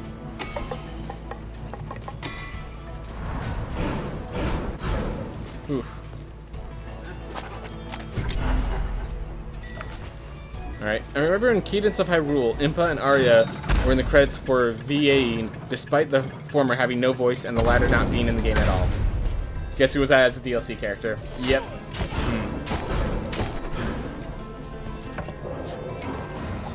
That makes sense. Yeah, that seems legit. Alright. Oof. But yeah, so, there's a bunch of characters that, like, have parts in the story that, like, so here's the thing. There are characters in the game right now, like, when the game began, that aren't in the story at all, except for in the exit cutscene. Like, I think her name's May, the pirate girl, as well as Faust. Both of them are not actually in, the story for Guilty Gear Strive. And yet they have places in the game, and yet, Jacko was part of the main story, like, a major role. She had a major role in it, and then she's not there. I feel like Vernon is going to be one of the DLC characters because he plays such a huge role in the game, and he actually has combat. Like, one of the big surprises is that, oh, he actually knows how to fight. I mean, he's no sole bad guy, but he knows what he's doing. And I thought that was, like, I'm ready to see Vernon in that game now. Don't know what his tech's gonna be, whether he's gonna be a zoner using the arm cannon as his defensive abilities or whatever. I know he's not gonna be he's not gonna be rushdown. He's not gonna have good mobility. Like, that's the only thing I know about Vernon. But I'm expecting to see Vernon in the game because of their focus in the story. Ooh.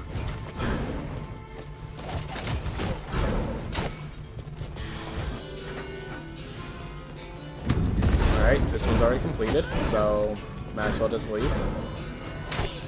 Alright.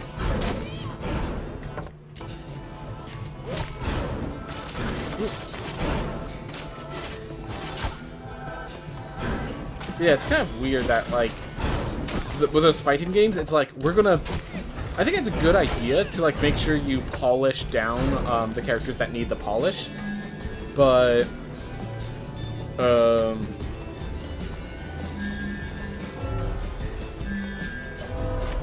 how am I saying this? So it's good that they're polishing characters that need polish, and, like, making sure all the characters feel good and look good and all that stuff. But it's just kind of weird to me that, like, they just heavily reduce the amount of characters in the game. And so then, like, all the DLC characters are literally just, hey, let's bring back the people that you kind of expected to be here in the first place. I'm not sure how people feel about that. Like, it's okay if you go in knowing that's the theme, but if you don't know that's the theme,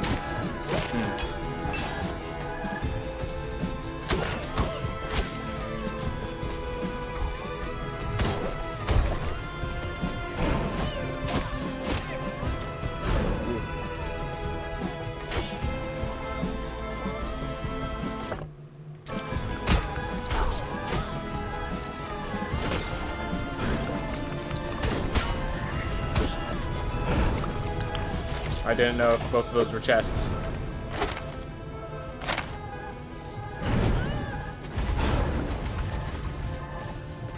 Alright. Regenerate my mana. I just realized the Lotus Petal isn't that different from... Great. Freaking Void Balls. Freaking Void Balls. But yeah, the Lotus Petal isn't too different from Coleus Shell. You need to make a certain amount of attacks to prevent damage. And yeah. Alright. Let's get ourselves some money. Maybe. If we don't die first.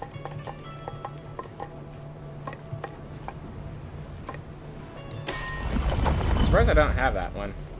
Just assumed I have 1 point in everything. I was incorrect.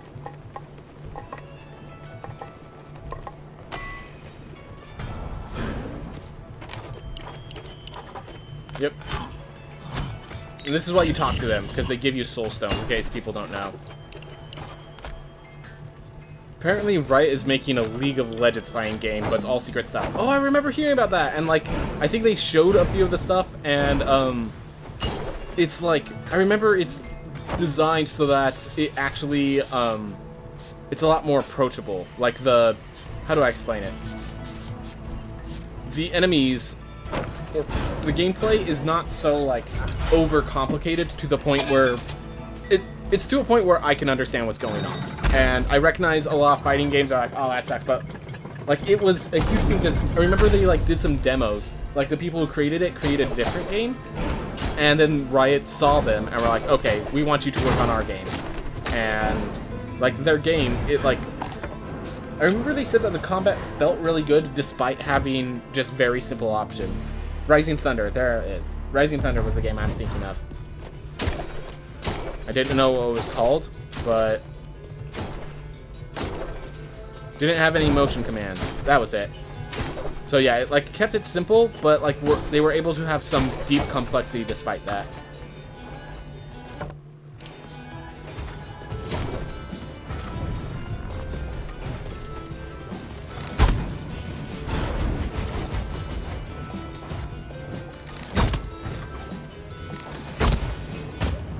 I almost got out of there by shooting him right. Oh well. Oof.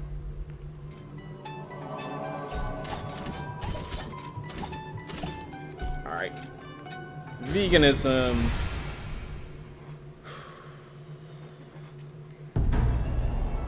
Yep, that character wasn't very useful, unfortunately.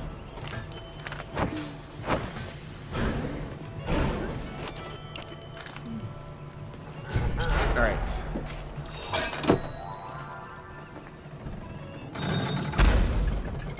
Dive Kick. Yep, I have played through Dive Kick. Dive Kick was a lot of fun for me, and the best part is, even though I'm good at the game, I'm able, like, even though I play the game more than my friends, I can still, like, bring in the game to them, and they'll have at least enough of a sense of what they need to do, that I can actually play them in that fighting game, and not have to deal with the issue of they're mashing buttons, I'm actually playing, one of us is going to win, and it's very clear to it. Like, I can actually get good at that game, and then bring friends over to play it with me, and not feel like I'm just blowing them out of the water. And I really appreciate that.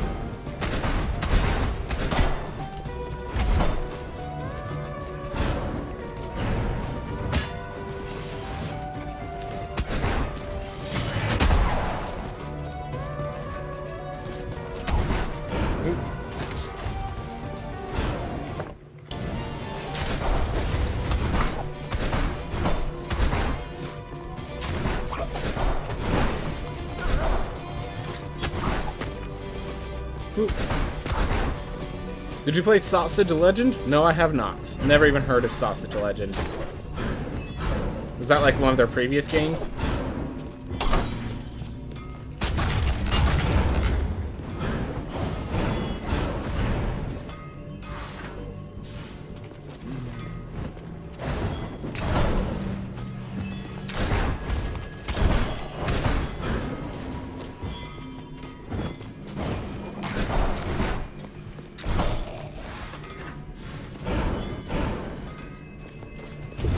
Just a silly fighting game. You were different hot dogs on a stick, and you have to fight each other. Fun. I'm assuming there's like a crap war game that I remember that was like you have to like it's literally just one of those like game like WAP style mechanics are weird sort of games, and it was a fighting like you could just have like weapons like. I don't know, it's just like a lot of stupid weapons and you're just a bunch of crabs like trying to knock the other one over. Something like that. It looked fun, fun and ridiculous in the sense of I'm never going to take this game seriously, but I'm probably going to enjoy the little while I'm interested in playing the game.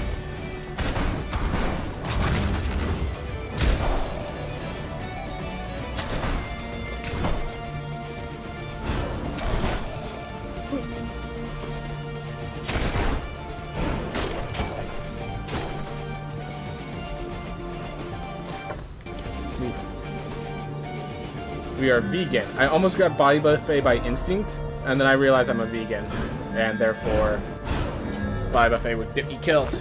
Alright, hopefully when I have this bought, it's no longer a question mark.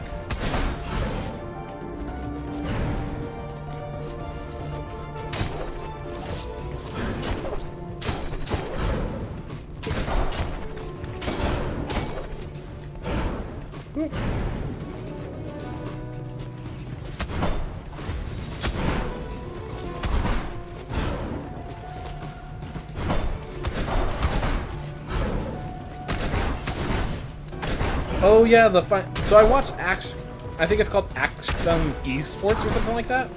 But it's a channel that like actually covers this stuff, and they talked about the people who play Catherine and like the Japanese and American scene and how the two fought each other and like the different styles of gameplay you can do and stuff like that to make it actually like a deep strategy game. I remember hearing stuff about that.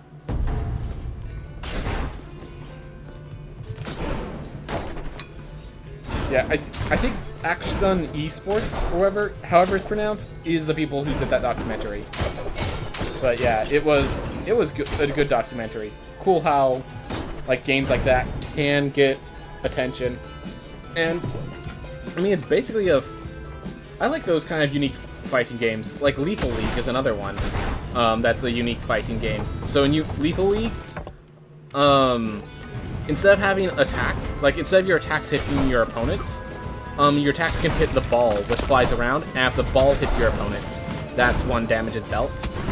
And so you have to, it's a lot of like, when I say back and forth, I mean literally swinging the ball back and forth against each other, and like trying to get yourself an opportunity to take them out, and like speed up the ball to, you know.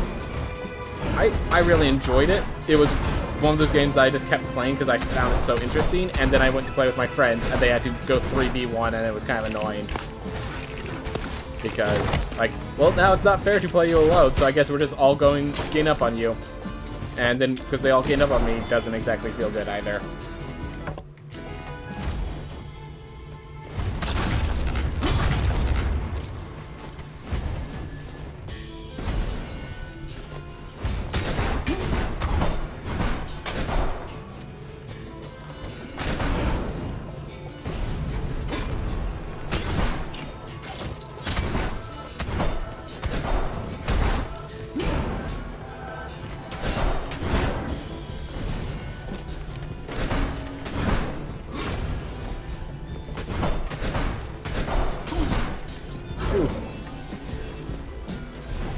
Brawlhalla is a pretty decent player base for a fighting game. Good to know. Good to know. But, like... Well, by the way, just saw that. Amplification rune. Awesome. But yeah, if I'm going to be playing a platform fighter, I'm going to just play Smash Bros. Like, you can't compete with Smash Bros. I'm sorry. Like, people have probably built better platform fighting games. I've heard a lot of good things about whatever that one with like the dolphin is. I can't remember. Like Aether Rivals or something like that. I hear some good things about that, but it's not Smash Bros. Like, I'm sure it's a good game. I'm sure it's a great game. But if I'm going to get into a platform fighter, it's Smash Bros. Sorry. Rivals of Aether. Thank you. Are the hammer AoE attacks bugged or something? So they're trying to give them a new combat theme where instead of centering on themselves, they center on you, the player. The problem is it has a lot more distance than you'd expect. And I'm not sure I'm a fan of that distance.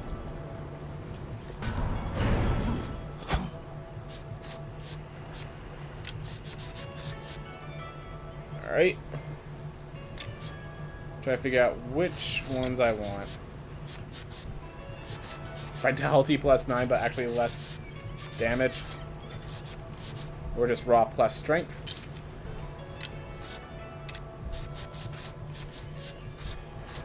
Oh my gosh. I can actually afford obsidian.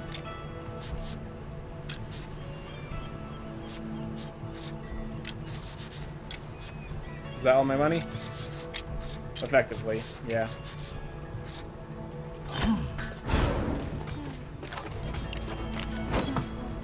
More soul stones. Whoop, whoop.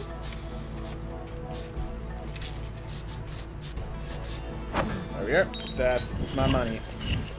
Feels good. Right. Ooh. I heard an issue that if you play Smash, you're not allowed to bathe anymore. Ah, yeah. You learn how to deal with the smell. You have other ways you can play, about 13 layers of deodorant and such. But yes, I remember when I was in my Smash phase, and just suddenly water would burn my skin. I couldn't. It was a trouble. I'm not gonna say it was easy, but definitely an issue I was dealing with. Nah, that is the problem with Smash, but people still play it for a good reason. Once you get past it, you get other protections, you know. Like, people aren't gonna smell if you just dash cancel past them, you know?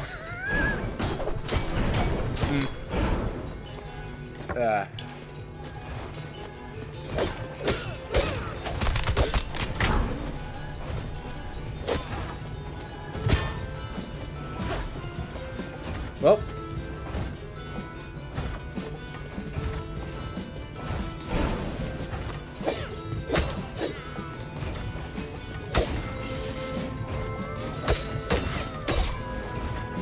Alright.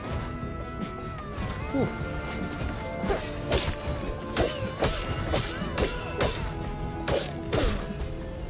Ooh. MMO Ultimate game itself has enough bad jank for attempts at competitive to be marred. Means like short hop aerial buffering, making it incredibly hard to do other aerials and resulting in buffered nairs out of the rear. So, from my understanding, so like, difficult inputs aren't really like,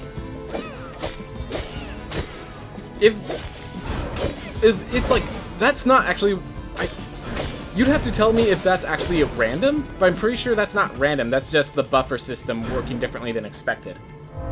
Which, in that case, like, I hate to say it this way, but just adapt to the new buffer system. But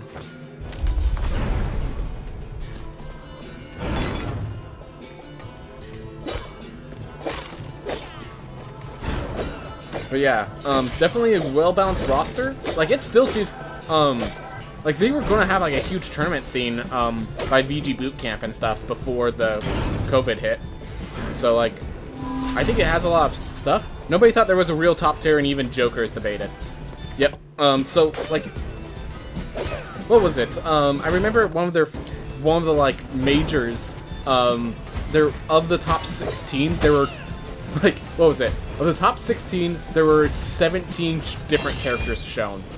Because some people had like had secondaries that they had to use during that match. So yeah, during the like one of the first big top 16s, there were 17 characters shown, which, you know, that's a feat of something that if so many characters are viable, literally no one's using the same character except for one theme where one person uses it as a main, another uses it as a secondary. And like even then,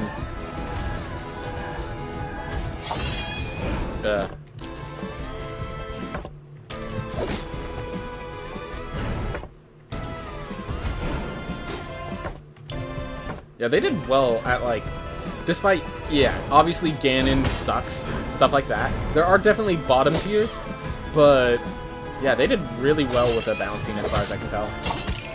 Which I appreciate, because, you know, this is made to be a game that you could just pop in and play, not to really have a tier ranking system and all that. But then, of course, netcode. I know for a fact that one of the main reasons I can't really play much is because I don't live in an area that has good tournaments, so then I have to play with the online system, which is big oof.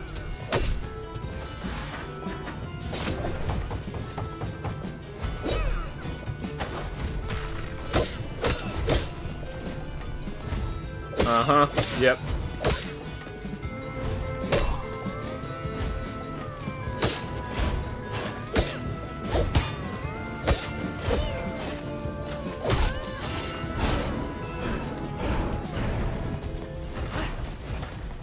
Oh, whoa. Did not expect that to shoot as fast as it did.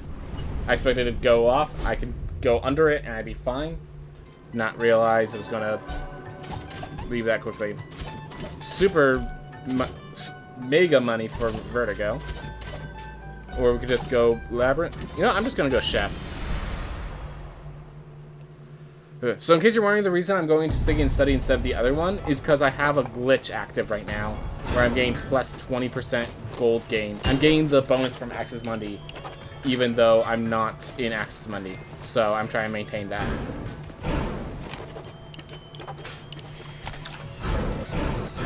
How much gold have I given Sharon? Oh, Sharon now gives me rune weight. That's good now. That is good to know. Had no idea.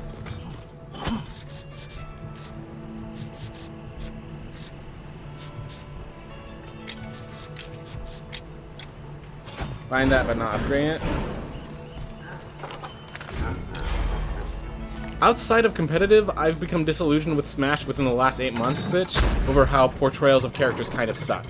But our grandfather didn't because they dislike changing themes. Yep, I remember this a huge talk about like Donkey Kong not really playing like DK but just as a big hairy ape. Like, which by all means DK is, but there's a lot more to DK than just being a monkey, being a massive monkey. And like how that wasn't done, how that wasn't grandfathered in. And like at first I disliked the changes to Link, but the more I played with the new Link, the more I love how they implemented Breath of the Wild's mechanics into it. But yeah, there's definitely a huge, and yeah, I think that everyone uses the example of Ganon, of course, because he's just a heavy Captain Falcon, and like he's not in a position where he can be designed in such a way to be effective, even though he's, you know, like the one thing that people like is that he definitely is the man of power. He's the Triforce of power. That's the one thing he gets. But like, he's a warlock. Why is he coming up and punching my face in? He has much better ways to attack me. It's weird how DK has a canon voice and personality, but Smash just makes him large gorilla. Yep.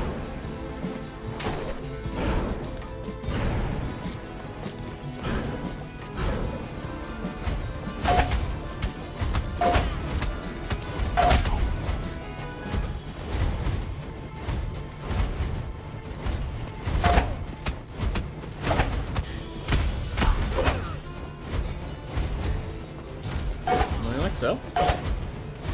We're just gonna leave you be. Chef got mana buff? Oh yeah, max mana went up.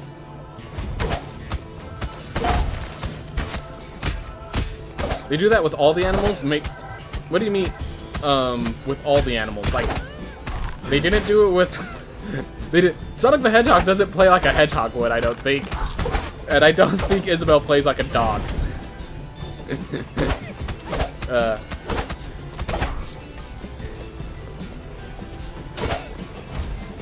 Diddy's basically a chimpanzee. Bowser is Budget Godzilla. K. Rool is a How is K. Rool a crocodile? Oh, this is an actual chest. So I'm gonna have to make some disagreements with there. Like, K. Rool is not just some crocodile. He's a big, like, he's a, like, heavy-chested in personality. So there's actually a whole design. There's a whole video explaining how K. Rool's design is literally, he's like actively designed to be like a rival character for DK, as in literally a lot of their moves are literally built to be references to DK's moves in some way and like, you know, they made a whole video. I'm not going to get into it now, but personality wise, like, I don't see crocodiles putting on helicopters, throwing crowns, shooting blunderbusses, you know? There's still plenty of personality. The new characters, they did well. I'm willing to say with the characters that are grandfathered in, yes, there's that issue. But the new characters, they did well.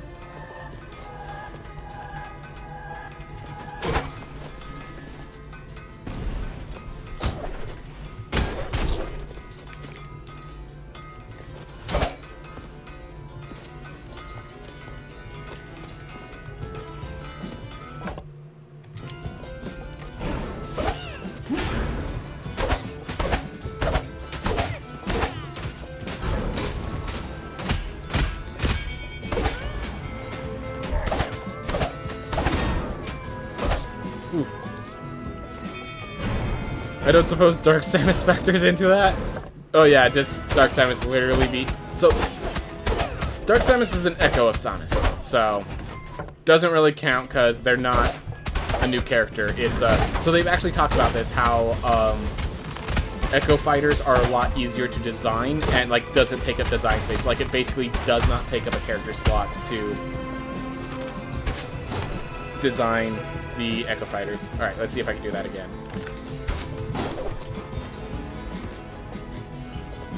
Very careful about this. Alright, I'm just going to abandon that chest before I waste all my time.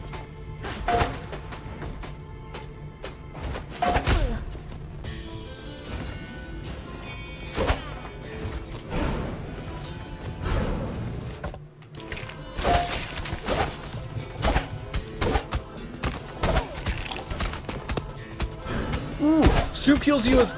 Meat now heals you as well as applying soup. Thank goodness. Thank goodness. They actually have that working properly. Alright. And yet they had more faithful portrayal of her when she was an assist trophy. Oh, Dark Samus? Yeah. Yeah. Oh well.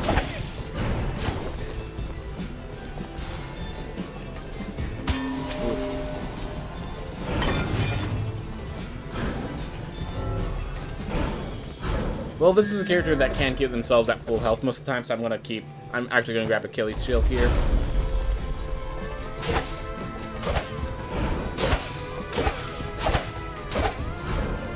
Ooh. Missed, and then I tried to recover, I missed again. At least I got the recovery. At least I looked kind of cool. Ooh. Well, yeah, as an assist trophy, it does make sense that they can make a more realistic portrayal, because they're not limited to things like making sure they have a dash attack. Yeah, they don't need a full set of attacks and stuff for assist trophy. They just need to have, like, they can have a single move that defines them, and they can be an assist trophy.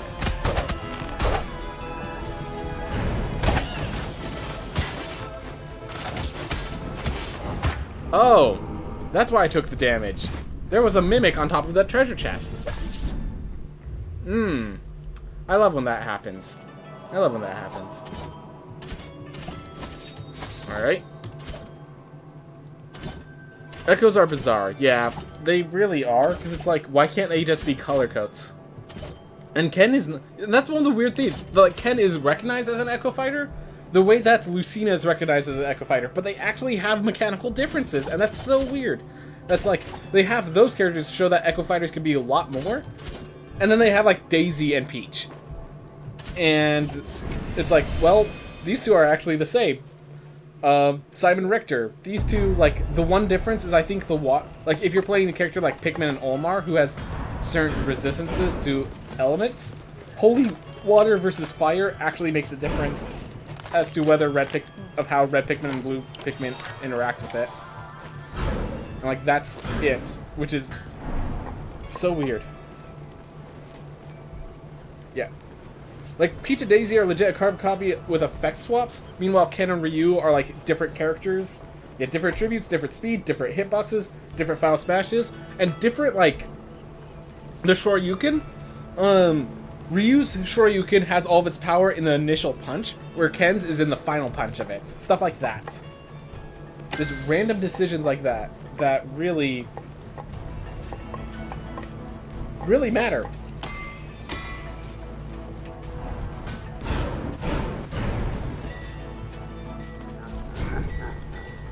Whew. Alright. It just dilutes the definition of, yeah, an Echo Fighter.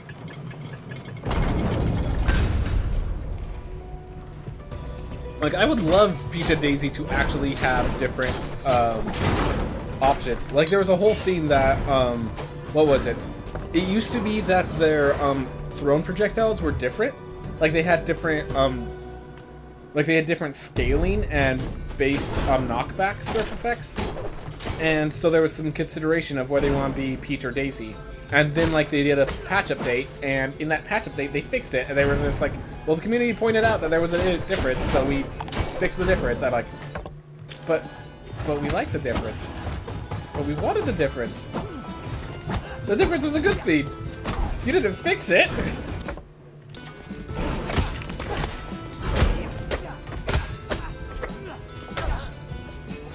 Yeah, and they took it out in 3.0. Yep.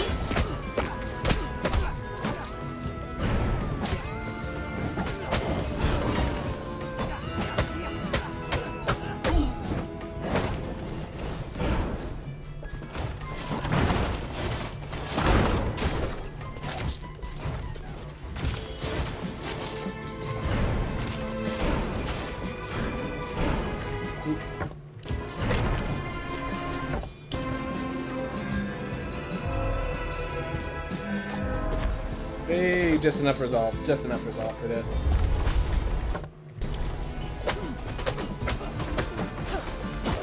And if I can actually find Enoch this time, this is gonna matter.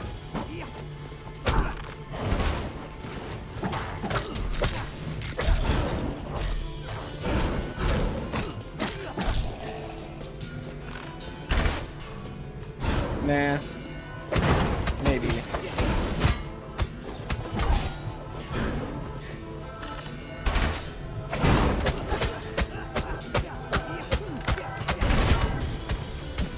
Why didn't I just roll?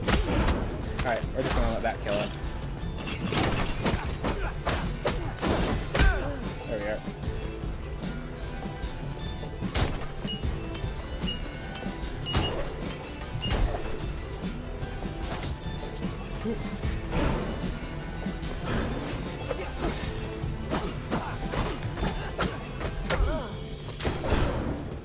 Whew.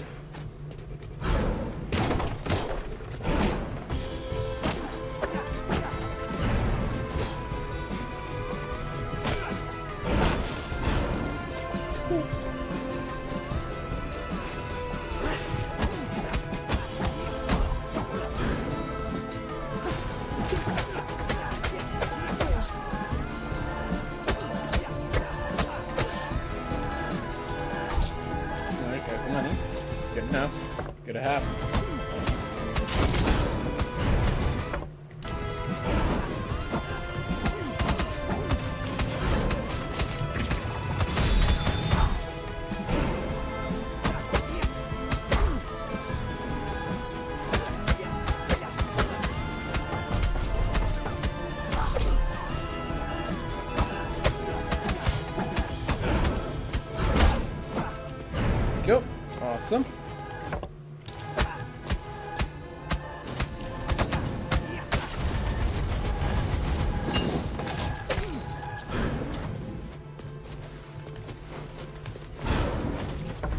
There we go. I don't even care if I'm injured. Do we get health from entering, and hopefully this is just good enough.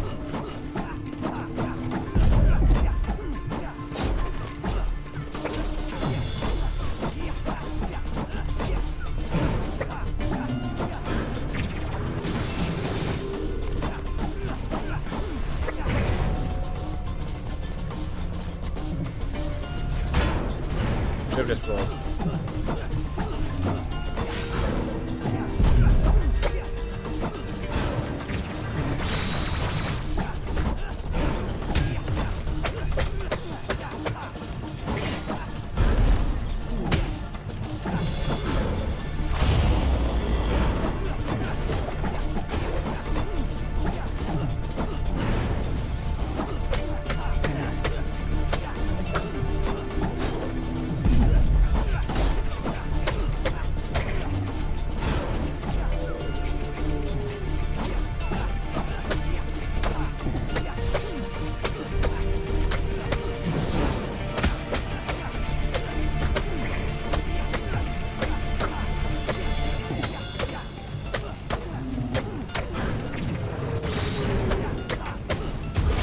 Yep.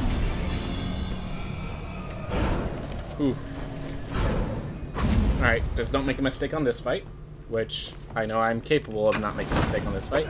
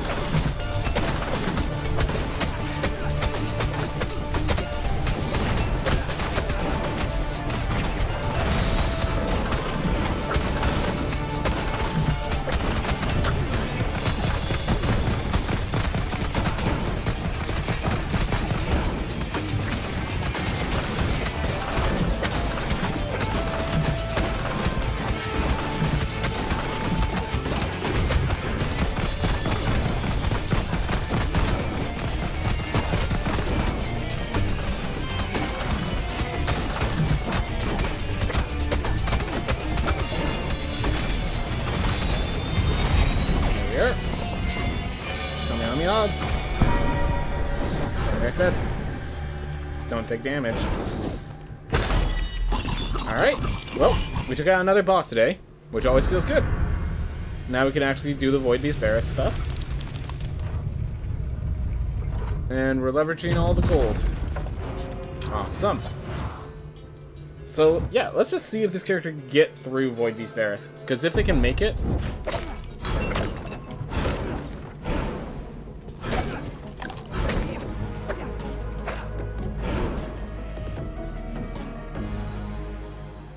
Alright.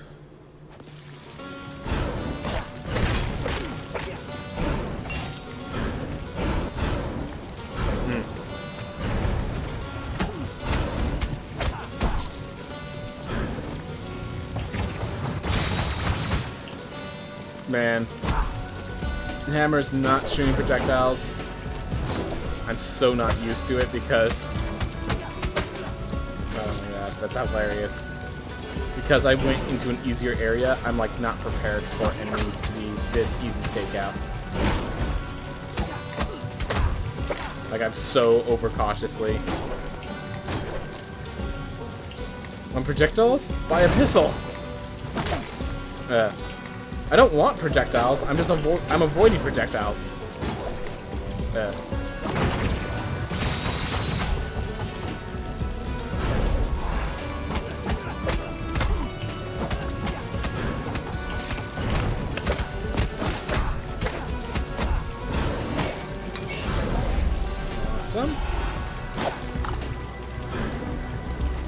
By the way, it's been a few days. Has this beta gotten any changes? The beta itself? No. Not as far as I know. I think we'll be told if the beta gets changes, but the main point of the beta is right now to like try to get rid of the bugs and make sure everything feels good before they actually just make it into the public. That's my guess. So I don't think us in the beta are going to see any changes until the game itself changes. Which is good for the people that aren't in the beta, so because it allows them to actually play the game and experience it with us. So I'm all for it. They're definitely not adding any like new areas or anything like that without the players. They're not going to give Fish and Dry Lake to the beta testers. They're going to give that to everyone, or they're not going to get it, or we're not going to get it anytime soon.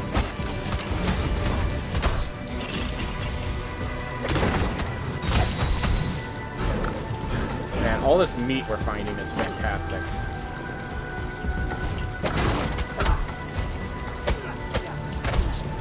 Ooh. And yeah, I do know that they're not like they said that unfortunately this update isn't gain any updates, but they said so at some point this week they said that in a few days, so some point this week we're going to get a new roadmap. They're going to show off everything they're planning to add in. So till then, we don't know much. But once they get the roadmap, you guys will know it the moment we know it. So.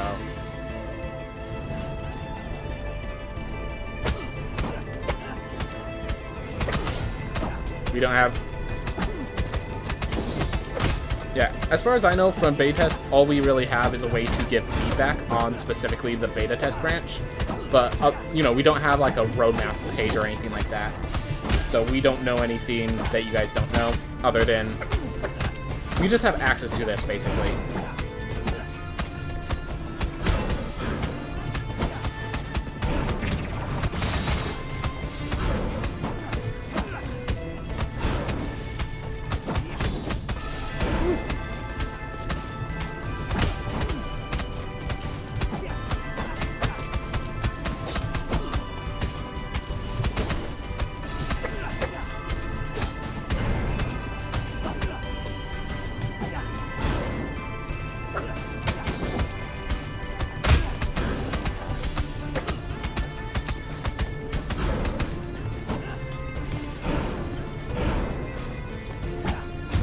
Okay, one down. That's all you need, really. Unless you do something stupid, which I am not immune to. Doing stupid things.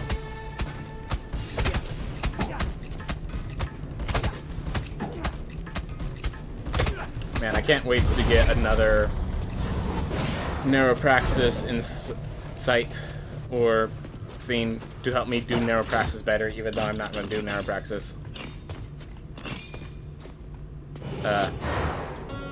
Oof. I was wondering if Sun Tower gaps in the universe have been fixed yet. It's not. Yeah. I'm not sure if they... So you have to recognize, this is the whole reason this is a beta patch is because there's bugs in it.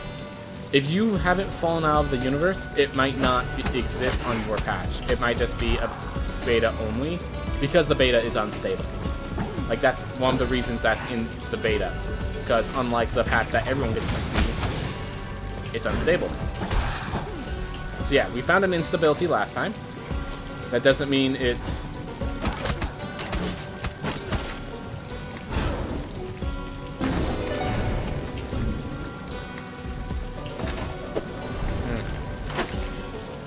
Can't fall through the universe at all because I don't have the game.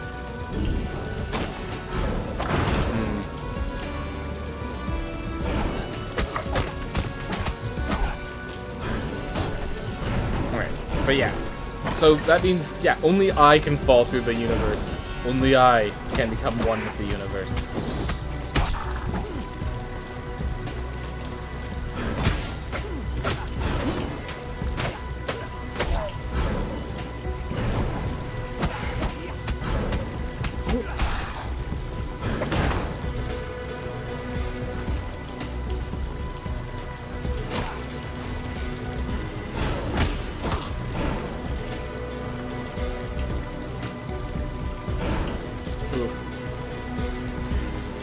Kraken style can also use the power of Ron and Warping.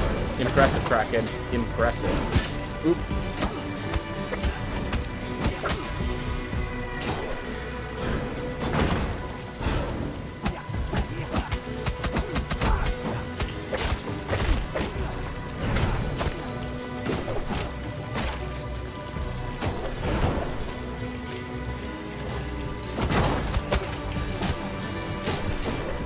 Alright.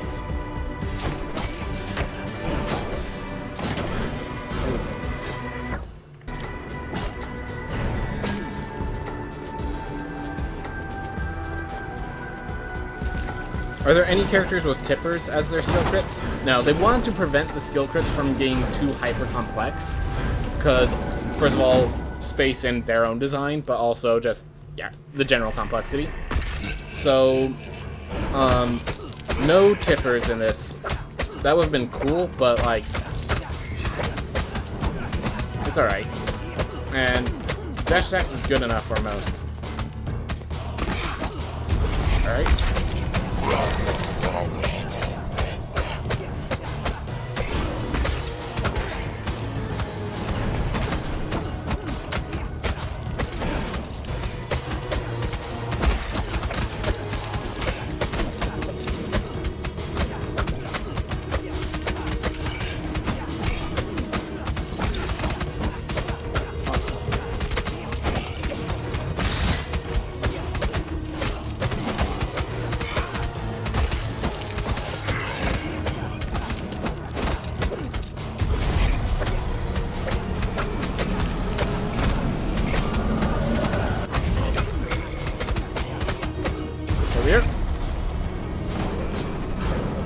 If anyone had them, I would have expected this guy too. Ooh. Unfortunately, I do not have teleportation circles or anything of that nature. Or at the very least, I cannot confirm nor deny. Oof.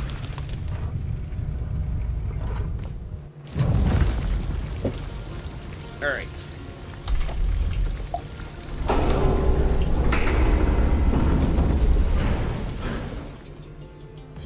If anyone had them? Oof. Hey, they just don't want this character to die.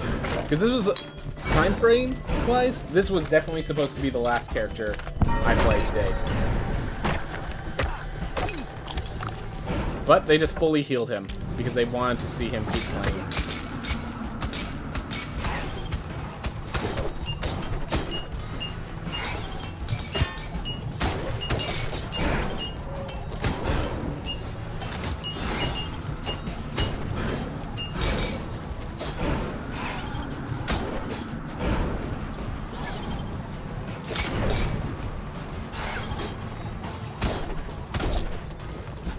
That wasn't even a tier 3. That was just a tier 2. That's terrifying.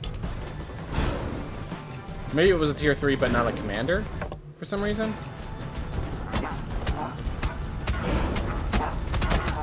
I do not have any evolution burdens on, in case you were wondering. So, there are no enemies here that cannot show up in New Game Plus 0. So... last character? Boost. We're going to be moving on to Magic the Gathering. Sorry, guys. I know not everyone likes Magic the Gathering. Ooh. But, of course, I'm going to finish off this character. I'm going to make sure they do their work. Don't you worry.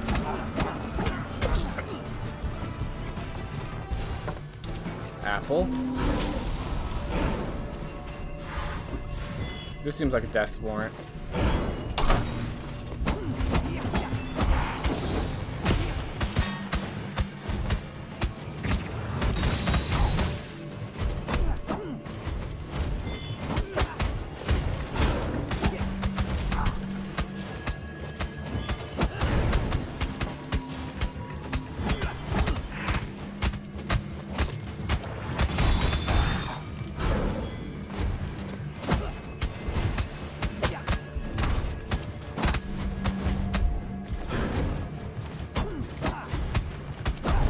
Didn't even take that much damage, honestly. At least compared to what I expected. I have a hard time watching Magic the Gathering. Fair enough. If you don't know the cards, it's hard enough. And then if you, like, can't understand the depth of, like, the stack positioning that I'm trying to consider and such, like, yeah. Nah, not gonna deny. It's one of the oldest card games, but it's also only gained complexity. Okay, so I guess we removed things like banding. So I guess it hasn't only gained complexity, but ooh. It is complex.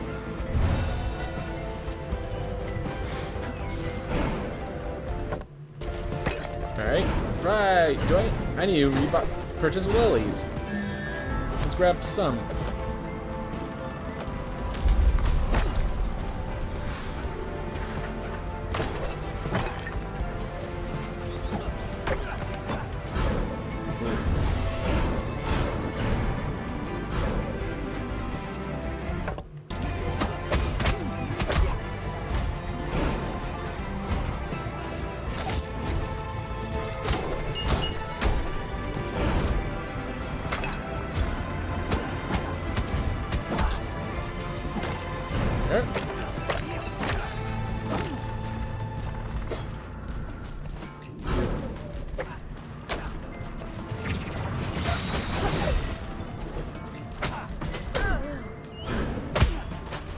My spell actually killed the ward. You have no idea how happy that makes me.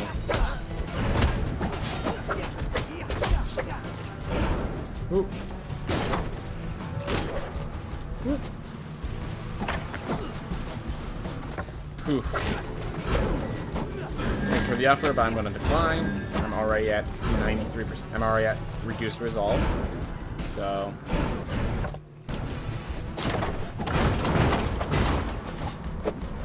Some Warden Cape upgrade. Cool.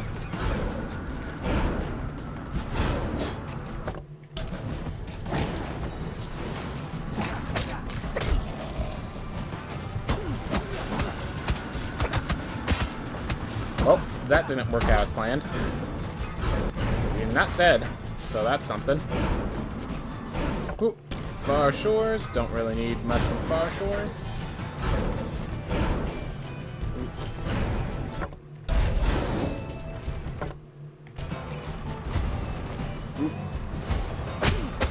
Goodness, that was too high to hit me, because I sure wasn't prepared.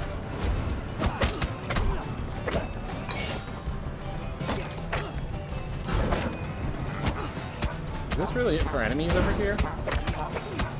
There has to be a zombie up there.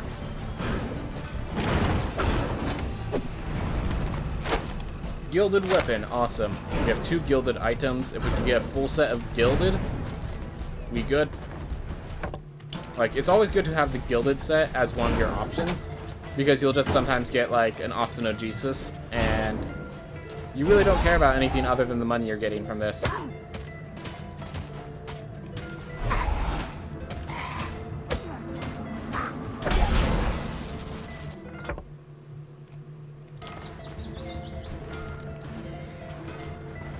Alright. There's another lily. Yep.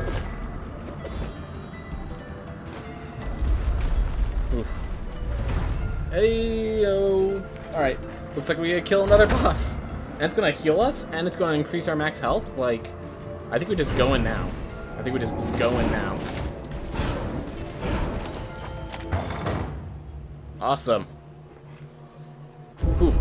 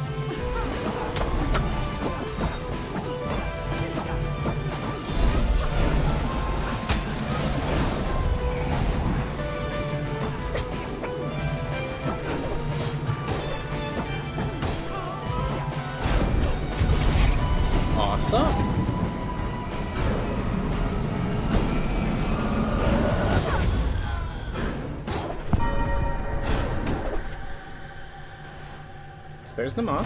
Does that mean literally I just have the Sun Tower left?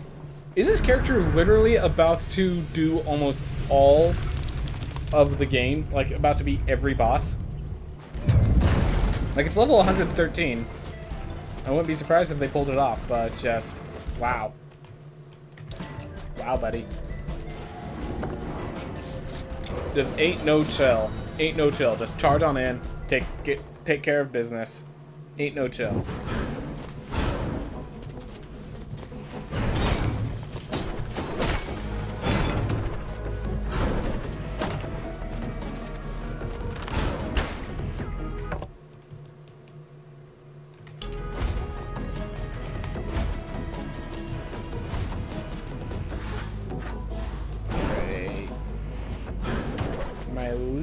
Favorite section. Go up here. Oop.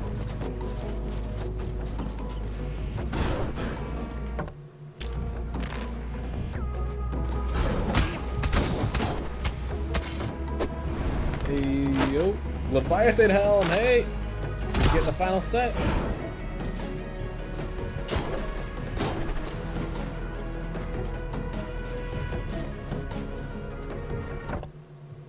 Yes, I saw the door over there. I'm just not interested in it right now.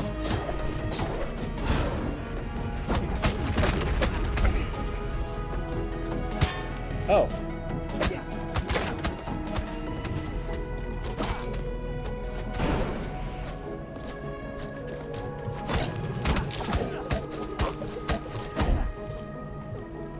Scoobat. The evolution of Zubat.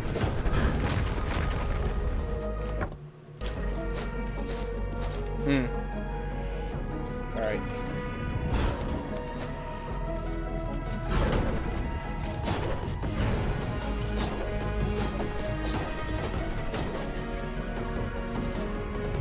Yeah.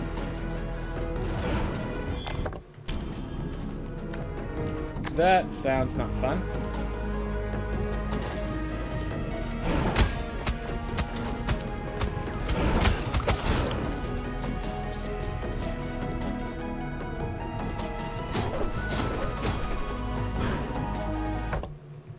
Still higher.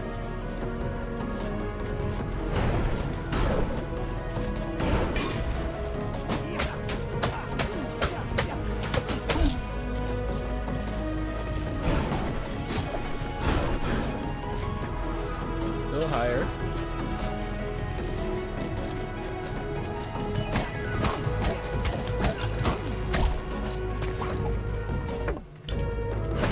Gun.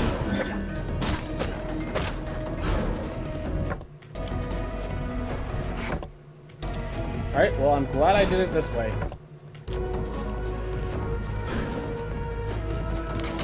If I can make it.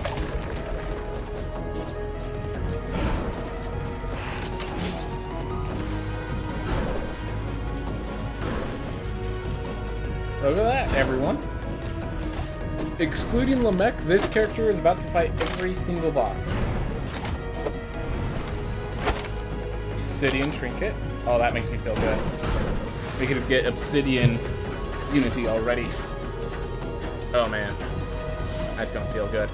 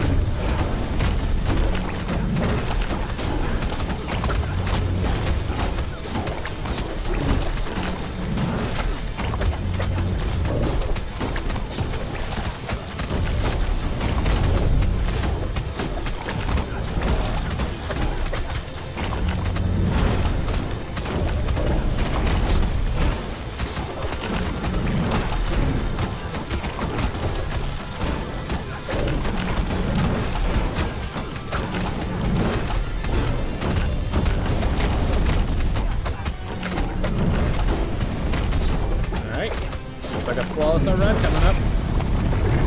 Look at that. Poison did work, yep. And I did notice, poison on multiple enemies, poison on multiple eyes, continued on multiple enemies. So yeah, poison's extended length, plus poison's ability to stack 10 times on a single enemy, really did work. Lots of work. That did well. That did good. Alright, I can now get to New Game Plus 2. Awesome.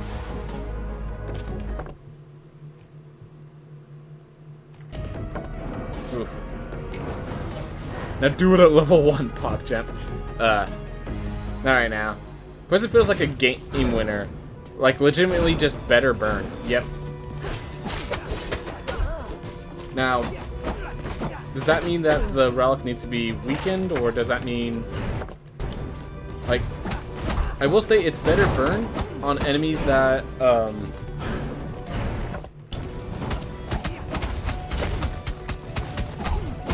like, on enemies that last a long time. It does deal less damage than burn.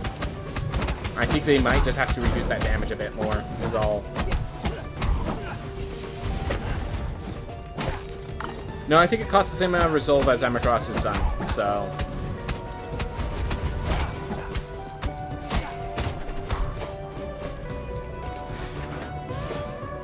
Oof.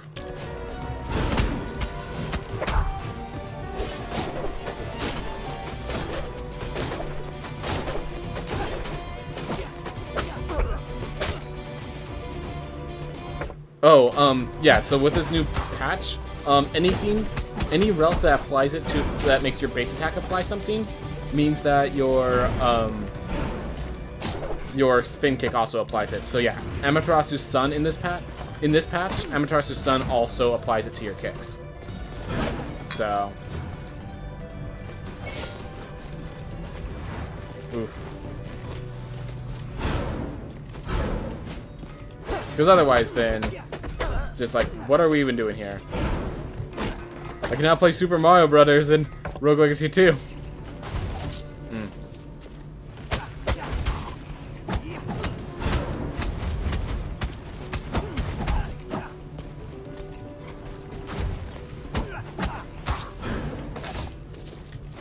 Duelist being a boss. Fight for half a second. Ooh. Me not being a boss for half a second. Duelist still is.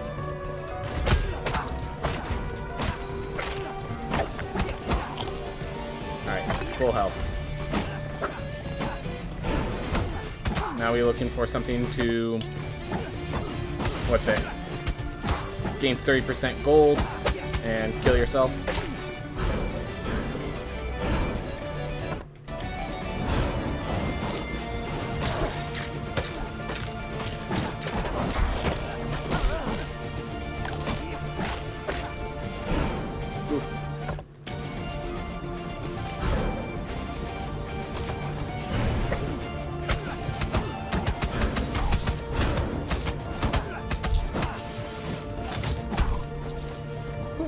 There we are.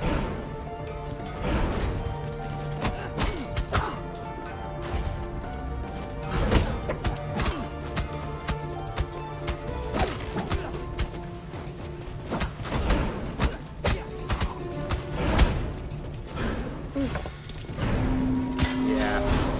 We believe here. We believe in right here. It would be foolish not to believe.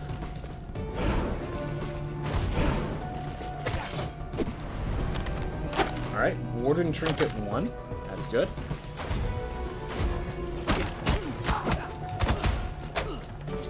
Ooh. Alright.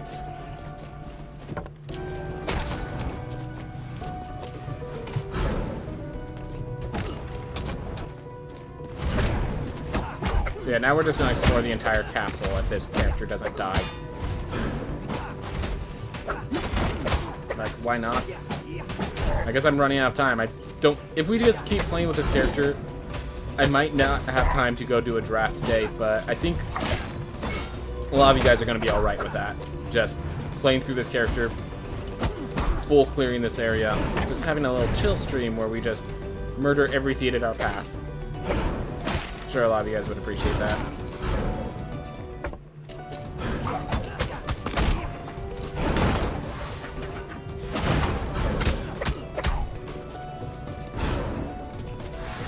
Whew. Well, I just finished my draft at 4 wins. I feel okay with it as my first draft of this set. Yep. I also noticed too late that red was open, so I should have picked the black cards I wanted first. Yeah. So in case you're wondering, for people that are wondering with Forgotten Realms, the draft format has an issue where some of the colors are better than others. And while it's like, you know, obviously you still pick the most open color, and that's still always the correct decision. Like, if you red-black, it's just so much better than the other colors. It's absurd, and then blue is the worst color. But what that means is that a lot of times I pick blue, and I'm alright, because I'm good drafting with bad colors. But then it's like, you face the black-red decks that got everything they wanted, and you just get your teeth kicked in. That's not even close.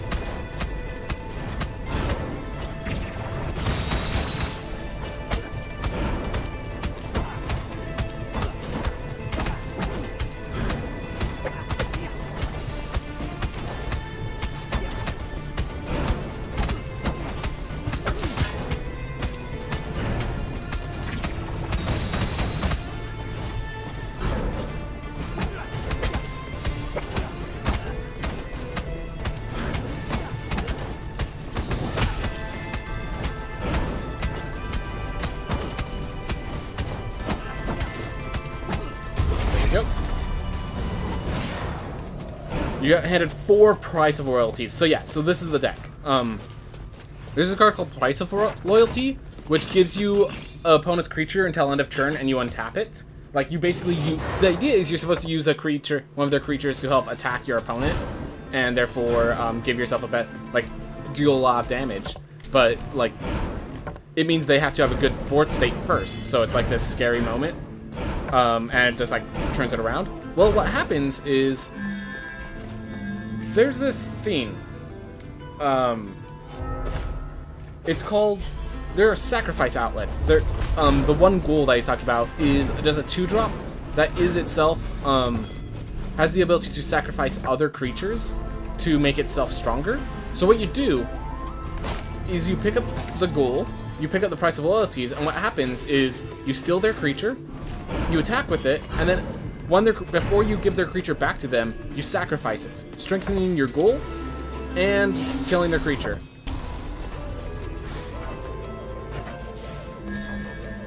I don't think it lets me take this.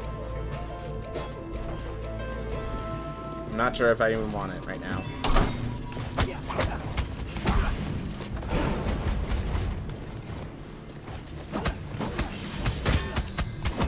That's why I didn't spend my spell, in case anyone was wondering. I wanted the opportunity to block the damage with my Lotus.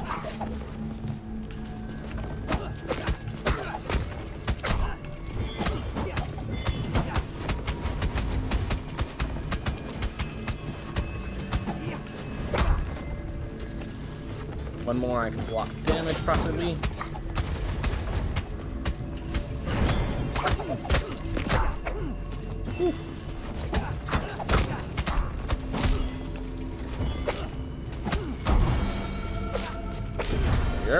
Alright, well, we got a lot of blood. The goal is to make sure I have so much blood I never need to go back and get it when I need it.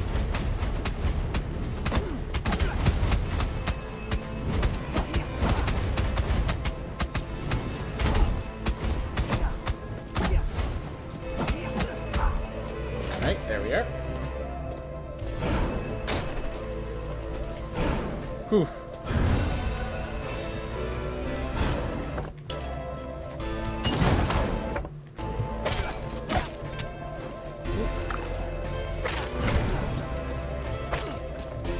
There's a treasure chest here.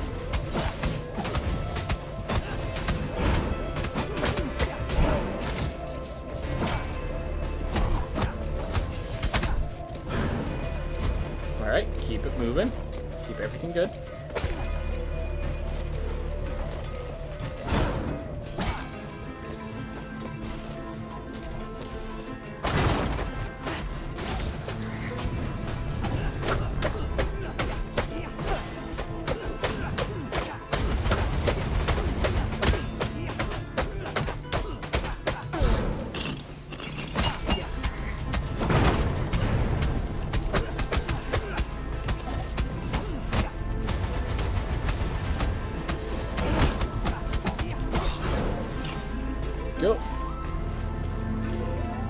looks like we're doing a full clear right now.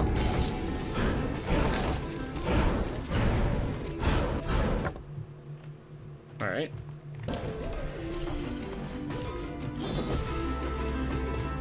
Could there be more?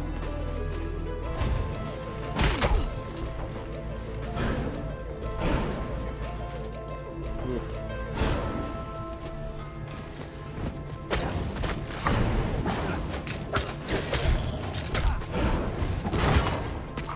Oh.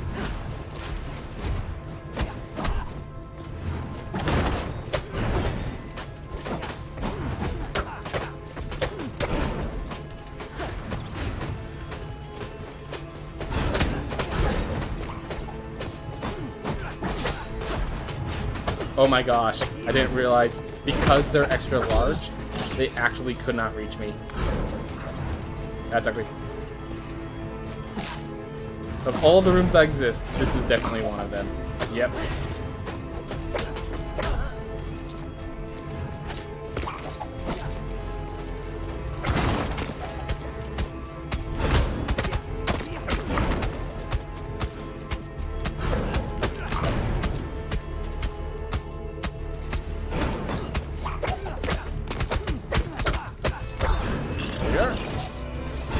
Ooh. That was not an easy room. Alright. Like you were legitimately eating that blade with your stomach. Yep. Knowing your hitboxes, man.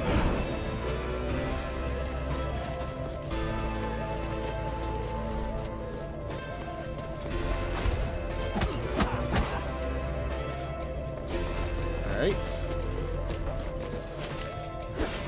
Wow. Extra large maidens.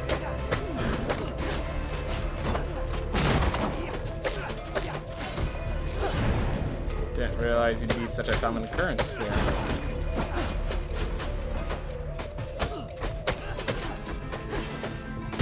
Oh my gosh.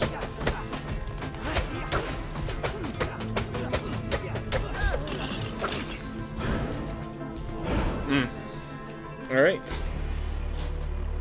Well, let's do the front half of Axis Mundi. See how that fares. Awesome, I got another charge of Lotus, so I can actually start tanking hits with the relic I got, instead of just tanking hits.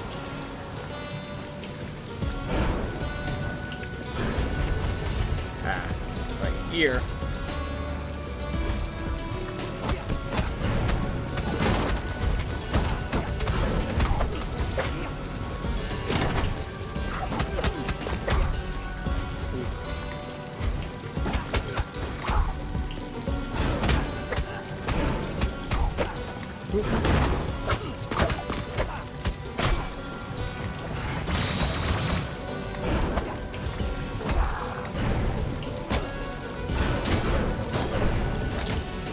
Awesome.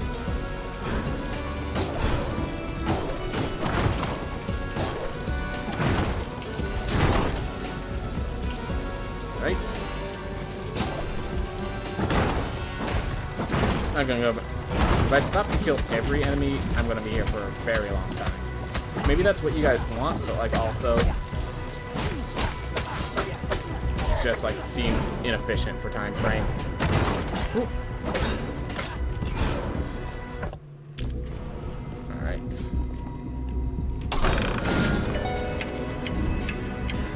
Go.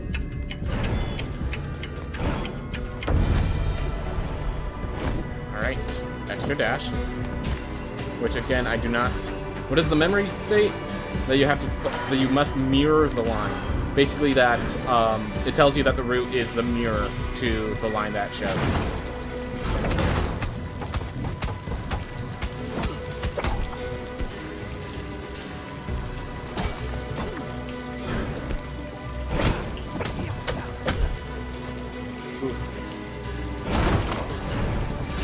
Of course, I already know about the line being mirrored, so I just ignore it.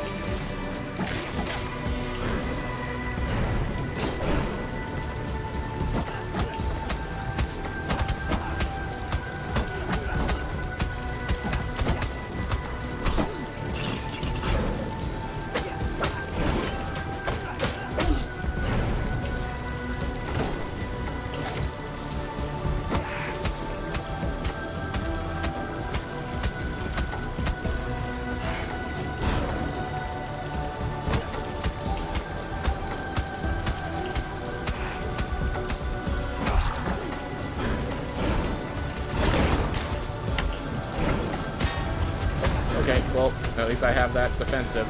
And now I have no mana, so I don't have other options. I was literally going up here to shoot projectile. Doesn't work. No mana. Alright, Scourger's dead. Eventually.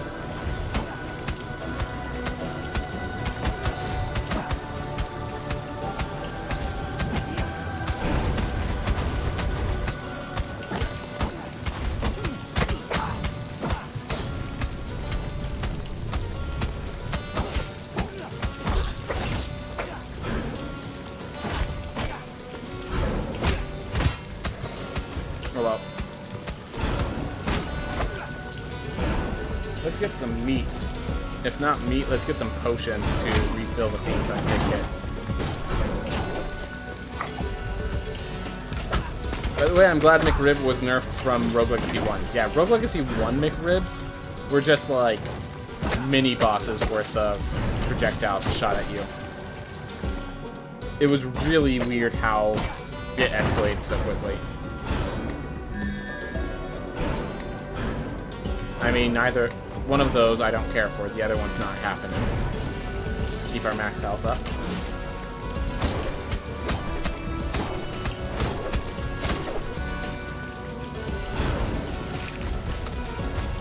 Alright, I have no charges, so might as well.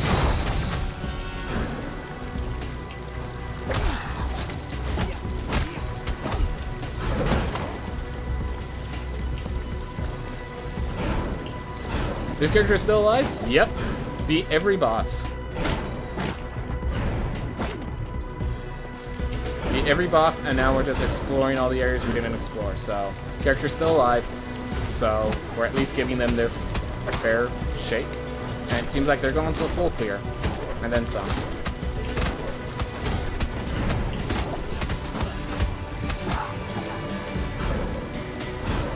Yep. Alright, so I explored this area. Next is Kerguelen Plateau, which I can get there faster by going up, because I already explored it to the right. Alright, so there's paths down from Kerguelen Plateau for me to explore still. Let's take them. Let's see how it fares. Yeah. This character started before the 2-hour mark in my stream, because when the 2-hour mark hits, I don't start a new character. I switch game. And we are at the 2-hour and 47-minute mark of my stream now. So, decently over half an hour has been used on this one character. Ooh. I mean, when the character knows what they're doing.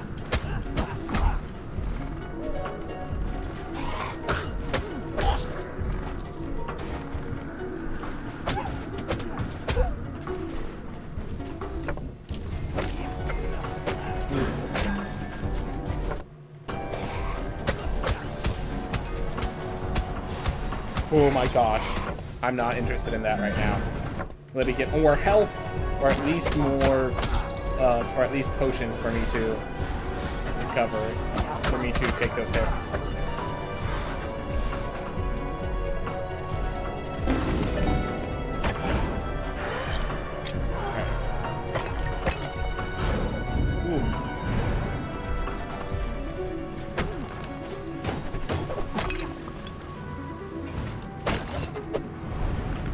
Alright, Gilded Cape.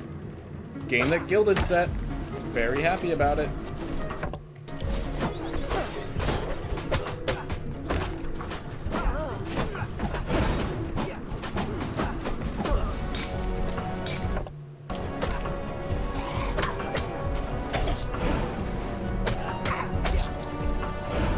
Alright.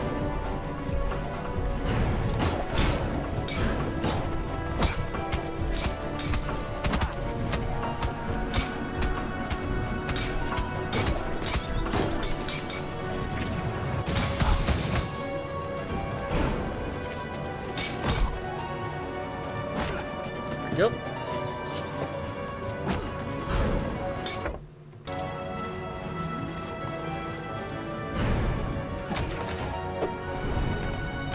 Alright, Gilded Chest, hey! So we're missing the trinkets, but we have Gilded Unity.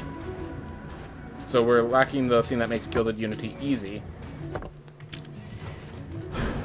but nonetheless, it's ours. Ooh. If I can find that theme that just kills me and gives me a bunch of gold in return, 100% being taken. What are you? Kicks are supposed to apply that too. See? Why were you not getting applied? Why were you cheating? Alright.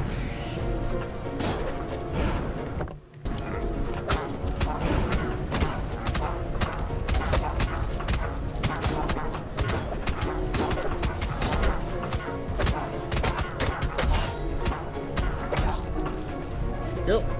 We're actually getting a lot of health just from killing all these enemies. Like, it's only 1 per kill, but it adds up when you have this, when you're going through the entire castle.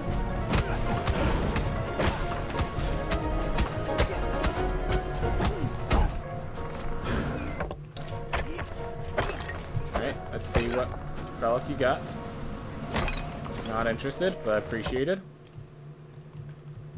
Alright, so the top half is taken care of, so we can ignore that.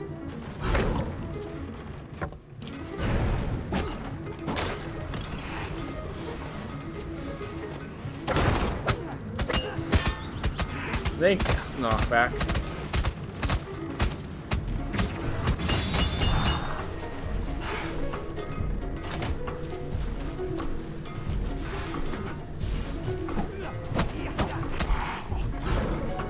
So yeah, whenever you hit those things,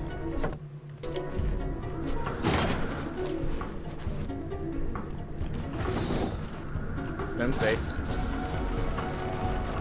Alright. The imprint just never ends. I'm saying 2 encounters and it's taking me a bit. Alright. Sounds like tabletop sim is either it's a new system so it's taking you a bit, or it's not as efficient. Let's just get out. So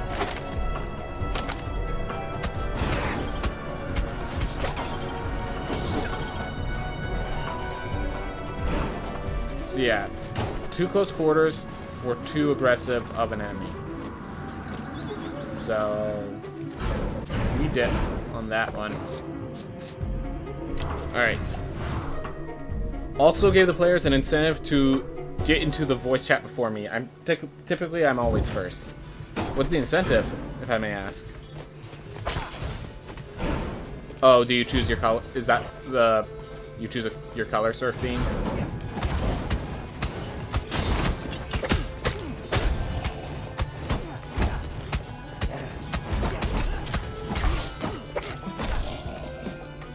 The first person who joins before me gets inspiration. Ooh. Good work. Definitely. So, the thing about me with inspiration is I feel like if I have to rely on inspiration to encourage players to act, I feel like there's a bigger issue at hold. So that's why you'll notice that like I just give inspiration once per quest, because it's like, if I can't get you to be invested, I have other problems, you know? And that can be very helpful with one of my new rules. Alright. Of course, I have curiosity for your new rules, if you're willing to expose.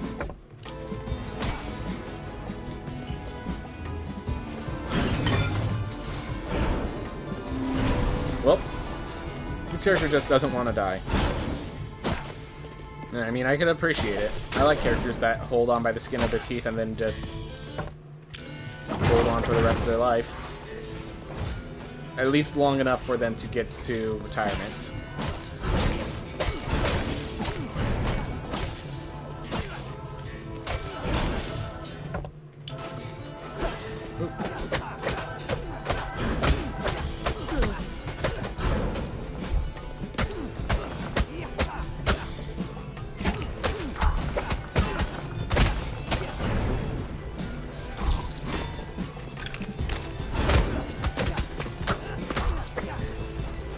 Like, immediately lost all the health from the apple.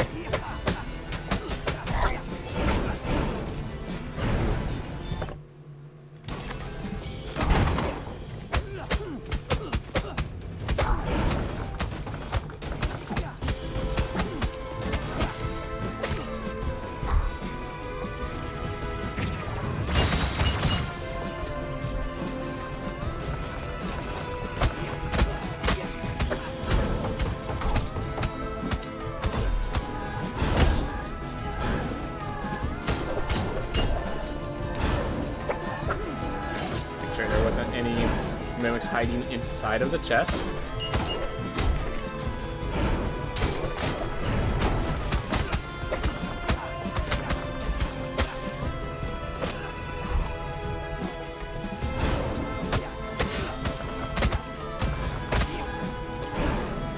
Ooh. Alright. Keep it moving. Keep it moving.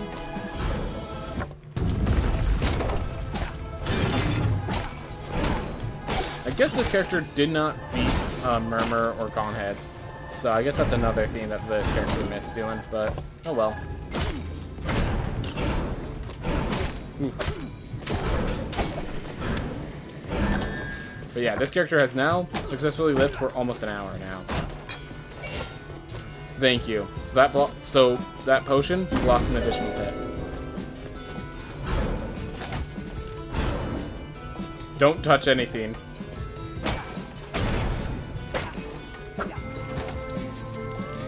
Game about quelling your ambitions before they quell you. 4 greater forms of Duvis. Hear me out. What if we just ignored the enemies? Yep. Exactly. How do we beat this army? Alright, I have a plan. So here's the plan. We just go the other way, and the army just never sees us. What do you think?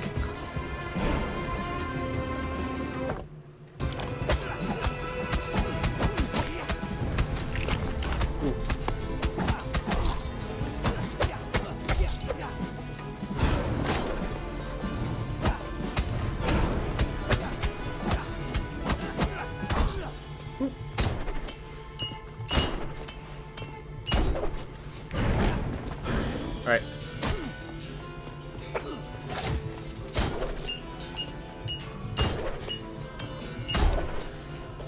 I basically have a system where spells can be dispelled at any moment if the runestone demands it.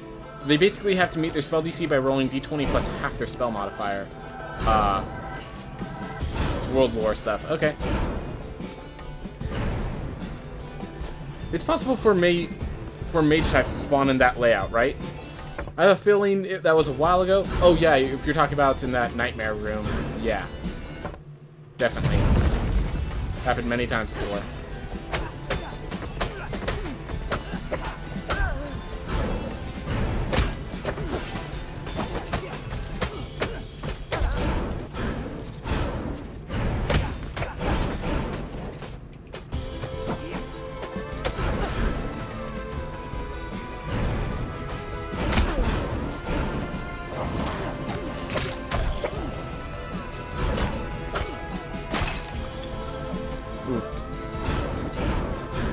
I'm not dispelling anything that hinders me. In my prep for each region, I have rules of when I can dispel one of their magic spells, and they don't lose their spell slot. Alright. So it's... if you're a spellcaster, you have an opportunity of losing your action, which, yeah, I've done that before. Or, like, I'm doing that with my campaign in a less severe way. Instead of it being like, the rune fails, it's people can actually interact and prevent you from casting your spell. Which encourages people to be protecting you to prevent them from interacting with you that way. Ooh. And then, like, that's why, with my campaign, I was asking if people can decide what spells they're casting during the writing phase, so I could decide whether any of my enemies, would be able to interact or know how to, you know? Because, yeah, again, losing the spell slot is far more... it's strange, where losing the spell slot is worse than losing the action economy. Because, yeah, the more drawn out things can get, the more the spell slot is more valuable than the action. Just depends on how fast you can exhaust resources effectively. Yeah, if they also lost the spell slot, then it just ends up being... or, like, major detriment.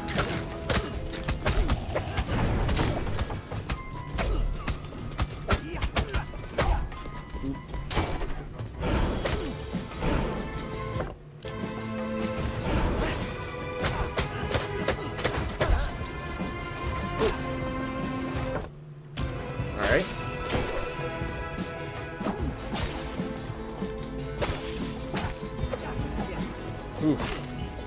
we're about to get a full clear duelist.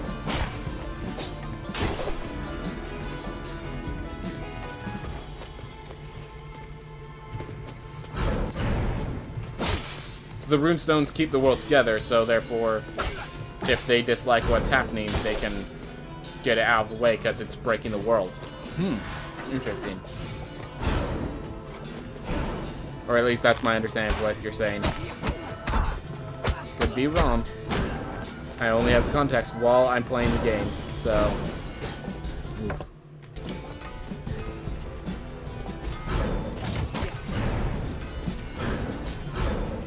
So yeah, I think unfortunately, like, for the people who want to watch Magic the Gathering, unfortunately I think I spent too much time here. If I do a draft, I'm going to go over my time limit, like, easily.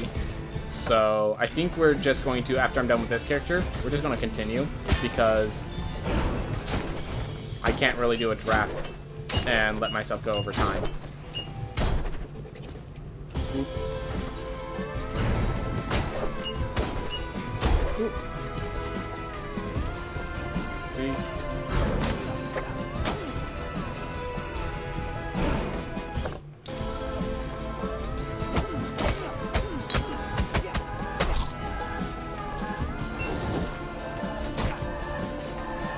Oof. All right.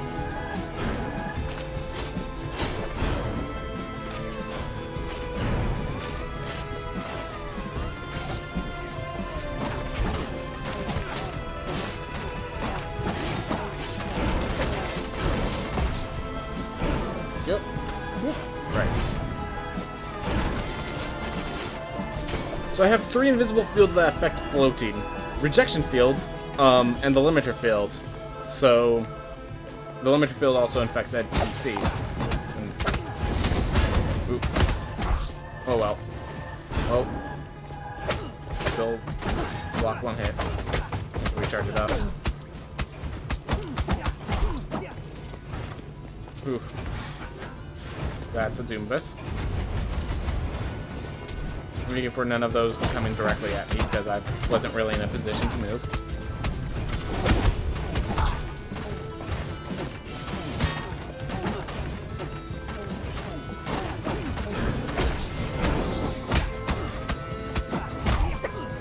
Ooh. Alright, so they have a relic that they can control some of the effects too. So yeah, it sounds like you have a complicated... So question, is this campaign, like, obligatory everyone's a mage of some sort? Like, to make sure that's fair? Or, like, did you just decide magic is too powerful for your campaign? Because, like, it seems like all of these themes work with magic, and, you know... So those themes of, if you have a bunch of penalties for magic, but no benefits... Which, you know, by all means, a lot of the magic casters are stronger than expected, I would find, in this game, but still, just, it's a feel bad sometimes.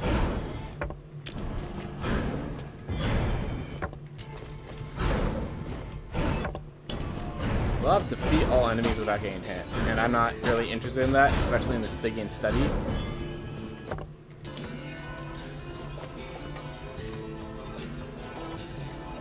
Just make sure you understand how the system works. Ooh. Any rooms left? Don't look like it. Alright. So we go left and back to the entrance to teleport over. Oh, so I'm assuming that's a yes on everyone's forced to play a magic character for this campaign. Alright.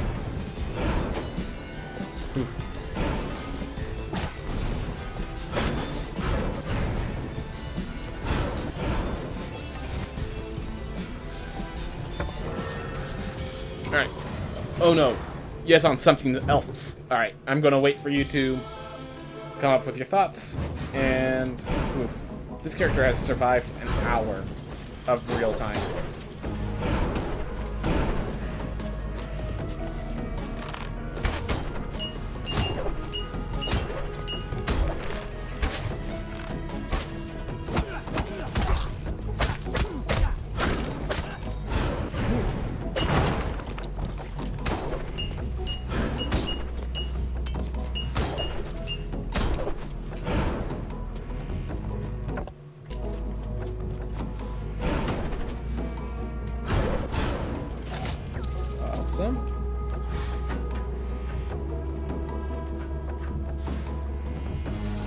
good money.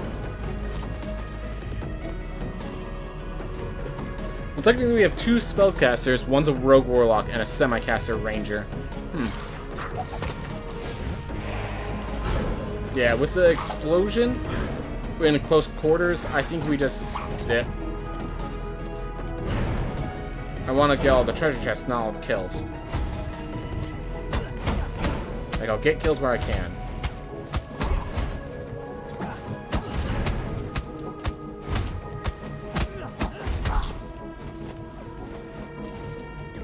Whoop. Hey, story book. So yeah, I haven't actually finished this story yet.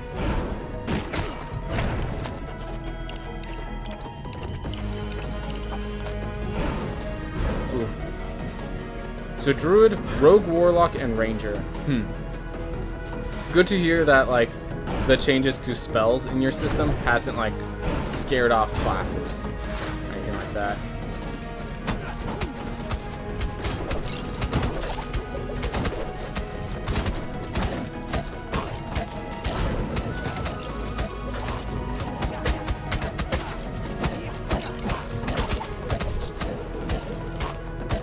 I know how dangerous this system can be. Yep, I expected you to. I was just curious what you did.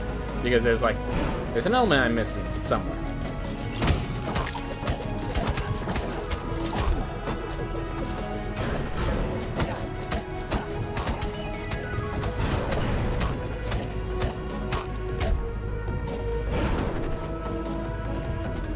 Alright. Now we can actually come here. Goodbye, Portobello.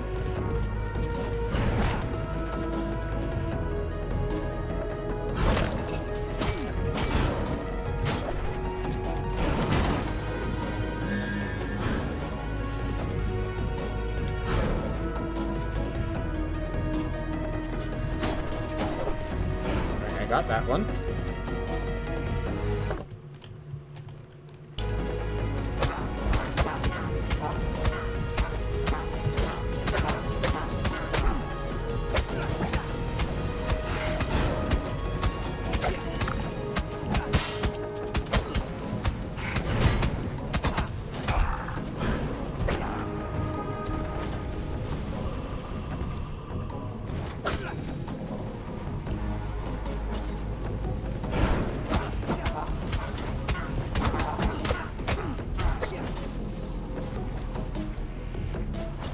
It's not been in play yet, so I'm very excited to see how this can go.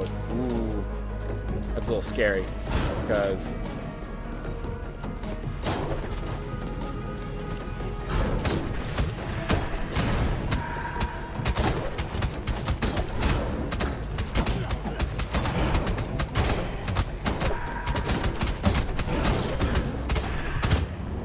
Well, you did well. Sir Sean II, you did so well. I'm gonna go get some water, and I'll be back before this is over, I think.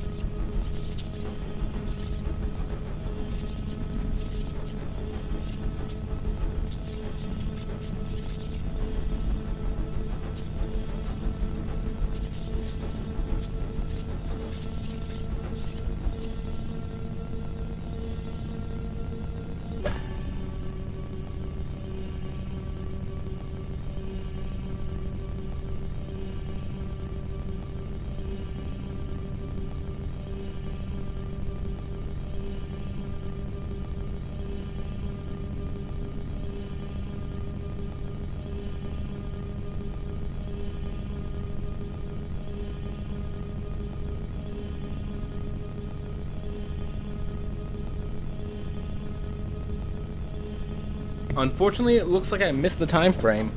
Just... Oof. Just barely, though. Oh yeah, my experience point total is actually still going up.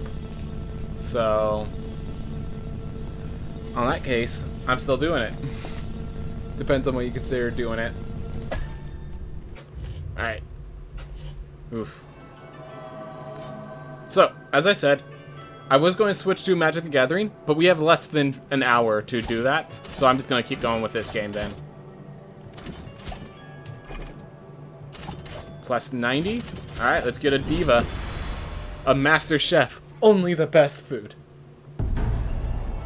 Diva.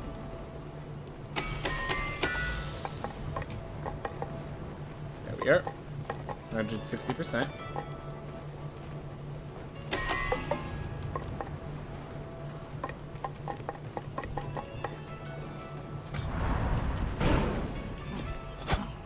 Alright. Maybe obsidian. Obsidian cape. Obsidian trinket. Oh, I don't have enough.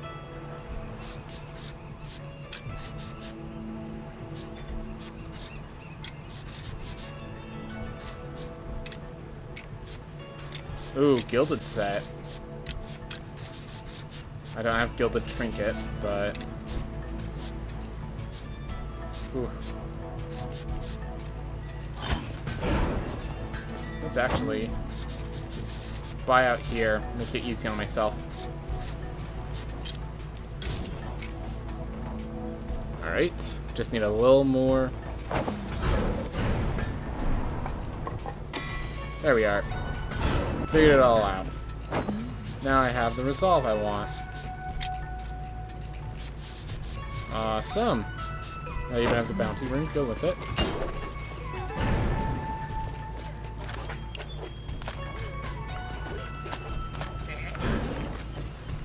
Alright. Well, let's do it. New game +2. And we're just gonna grab both of the bosses as my burdens. Ooh.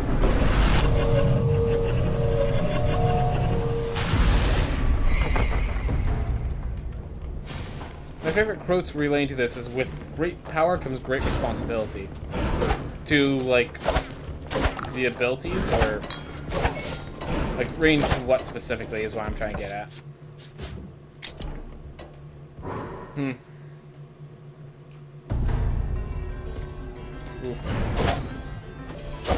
Alright, so I have... I'm like, what is my penalty that's causing me to have 150% gold? I'm literally staring at it.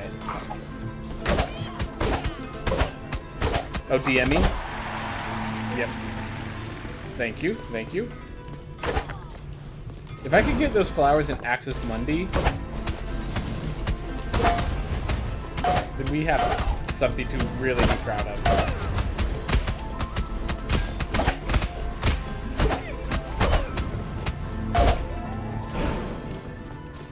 Ooh, hold the applause. I mean, I'm happy to get more and more applause. But, yes, there will be better things to see.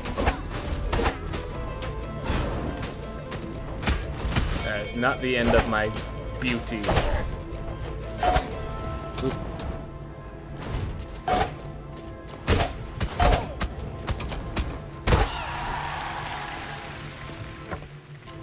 That's a trap room.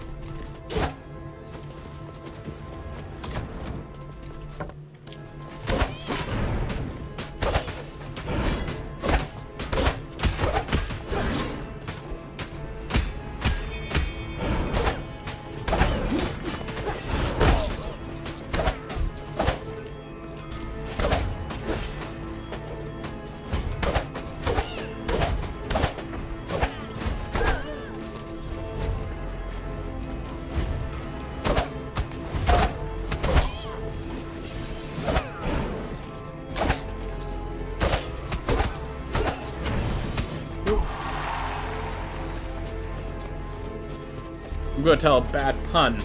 Alright, let me hear it, man. Oof. Let it rip. 9,000 gold for a teleport now. Alright. That's the case. I have a feeling the teleports next to Castle Arcartha are not worthwhile then. Alright. Whatevs. Whatevs. Let's continue exploring. I think with Diva, this character is not really going to be doing much boss fighting. Just a hunch.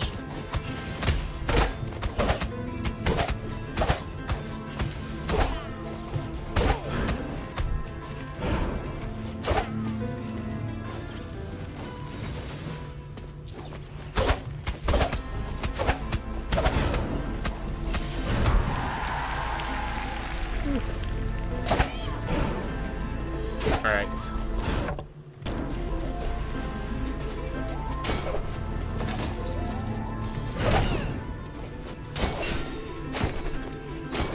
Alright, I have all my potions. Thank you, potions.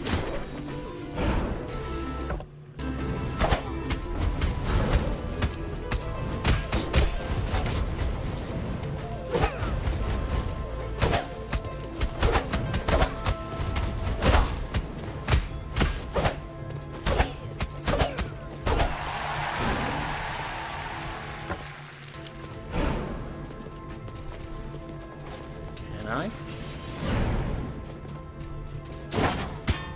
Better question. Should I anyways?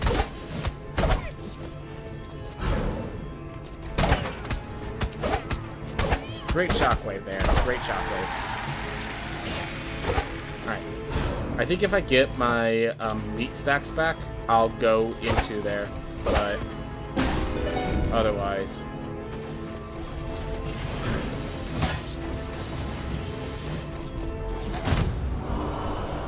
They even had chasers. I did the best I could, given the scary situation that was. Whew. And I like my gold gain. CIP sounds like a great trait to have against bosses.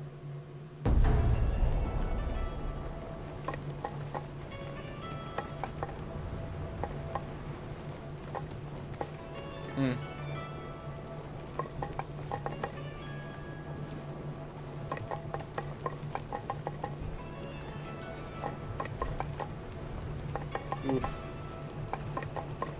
To decide what I want now.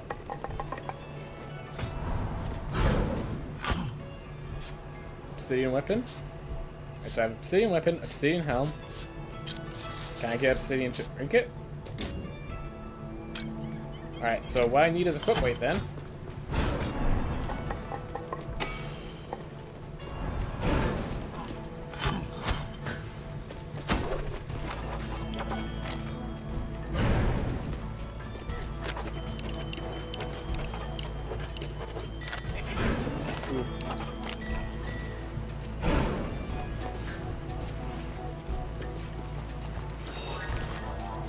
I'm gonna just check real fast. Is there anything on Souls I can purchase that is actually of current value?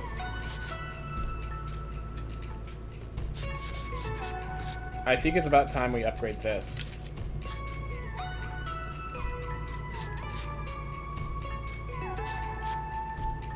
Yeah, I'll put 2 here now, and we'll consider going higher as we need. We still haven't even got to this. We haven't even got these up to a point where this is actually mattering. And I like Master Smith of these options. Definitely.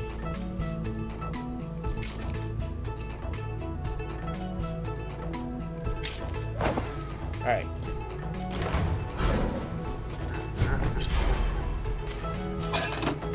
Ooh. We'll see how this all fares. All of these souls that we're spending, is it really worth it?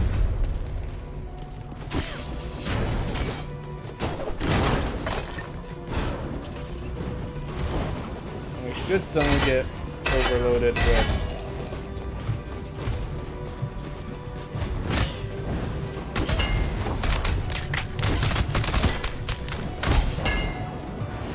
Am I nearly dead? I think I'm nearly dead. Because I took hits that I shouldn't have taken.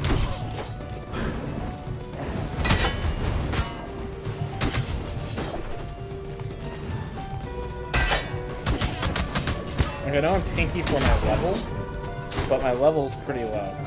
So, compared to where it should be for... I swear, I get out of position to get hit, and I just by an inch get hit anyways. I swear that happened like 4 times already.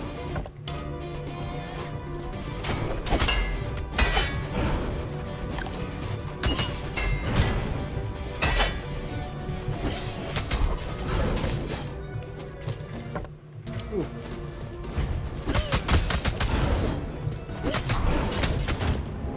Yep. Knew I was dead soon, and a lot of it was my mistakes, so... Oh well. Oh well.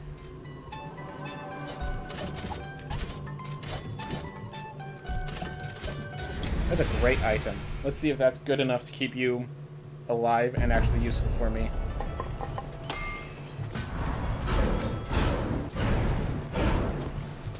Ooh.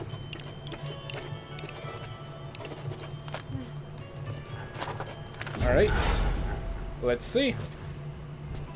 So yeah, fortunately no Magic Gathering today, but I think some people really don't care about that, so I'm happy for those people to enjoy it. More Rogue Legacy.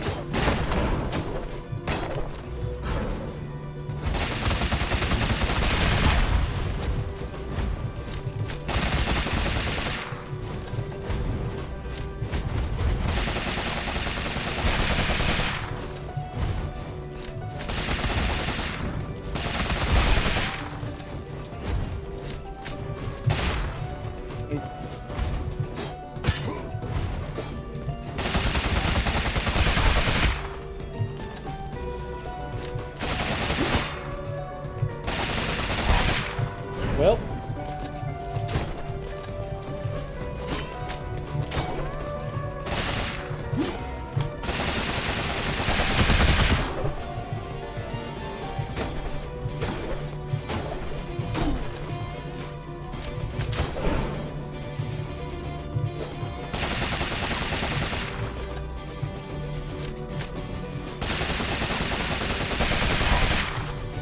there we are. That's a much better way of doing it.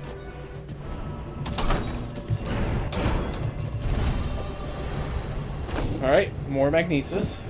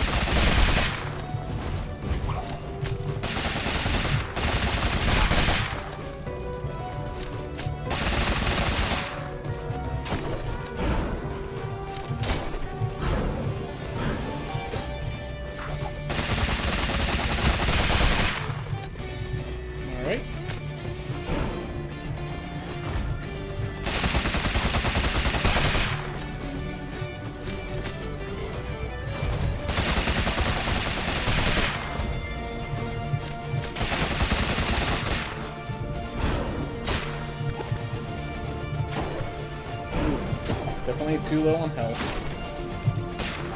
That knight just ate through my... That guard ate through my health as it should, so... Still going with that.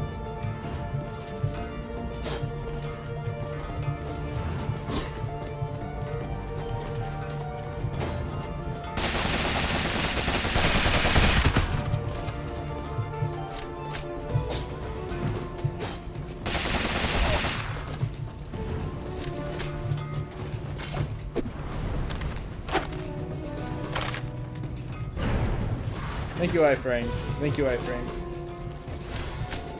Ooh, thank you, Apple.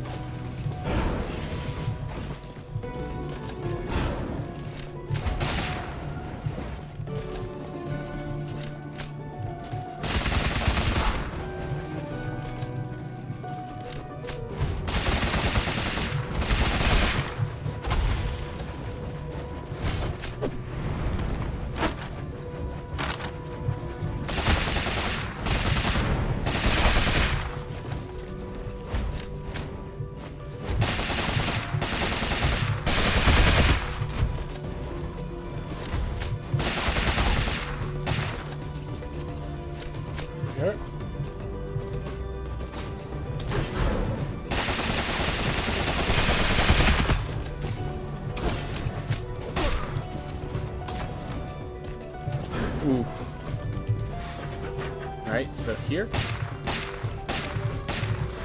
Makes it super easy.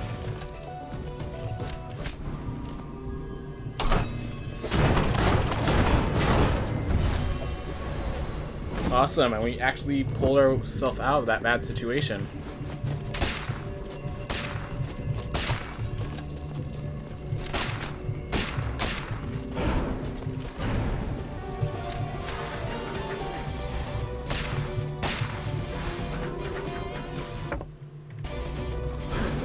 Okay.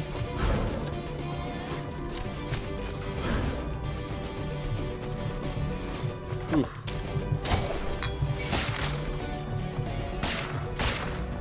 Well, I'm gonna grab this teleport just in case, but I don't think we're going up here. Not yet. I'm gonna keep working with this duelist.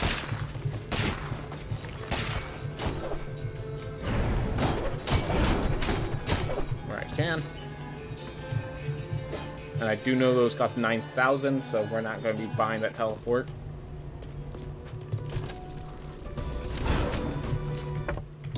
Paths down. Got it. Because, yeah, everything not down here has been explored. Down from here is what I meant to say.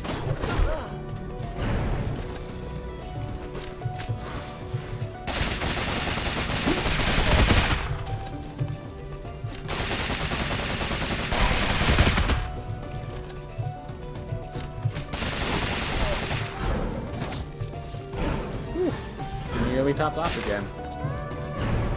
Feels good.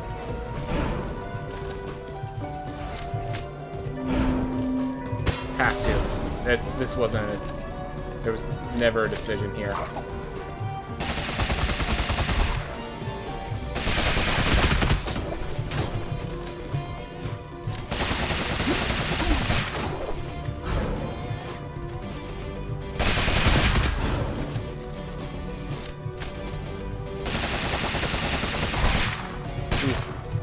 So here's why I have auto drop and a fiend so that pressing down and like I have a few fiends just making it so that anytime I press down I just kick. So oof.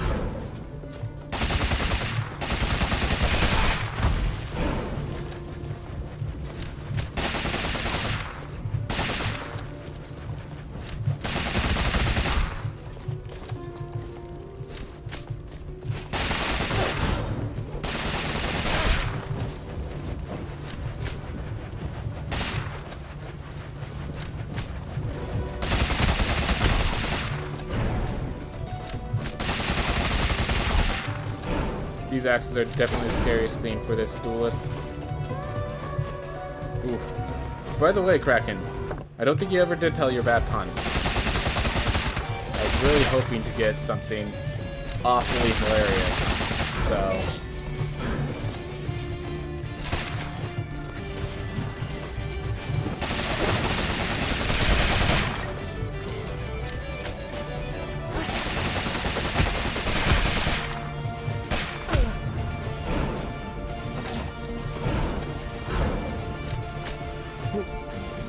Alright.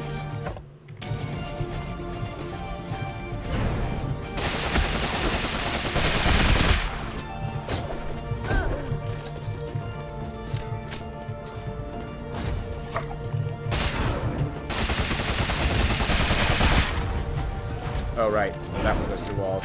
Probably should have started with that.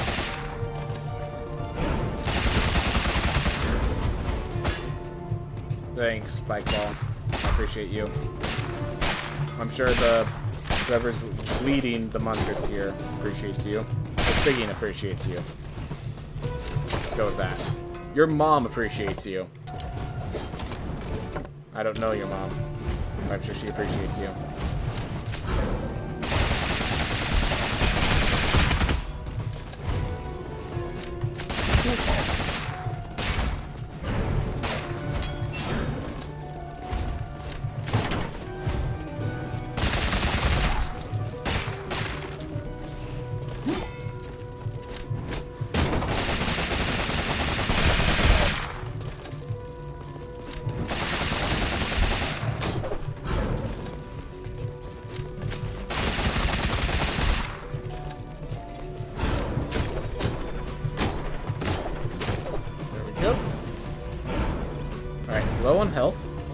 definitely an issue. But otherwise, despite having the worst control scheme for it, Duelist is still strong. Tells you a lot about the power of Duelist. Oof.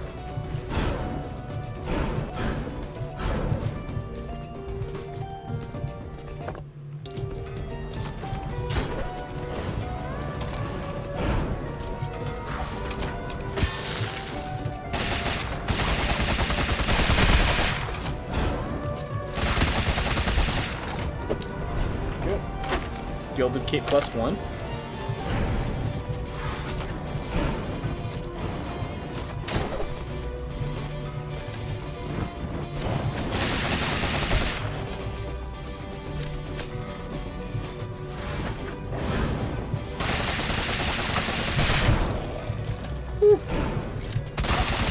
Done that pretty well, I'd say.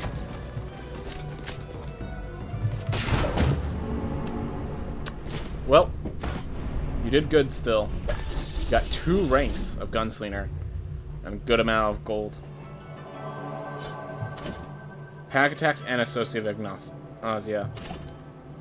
So just don't get hit and I'm good.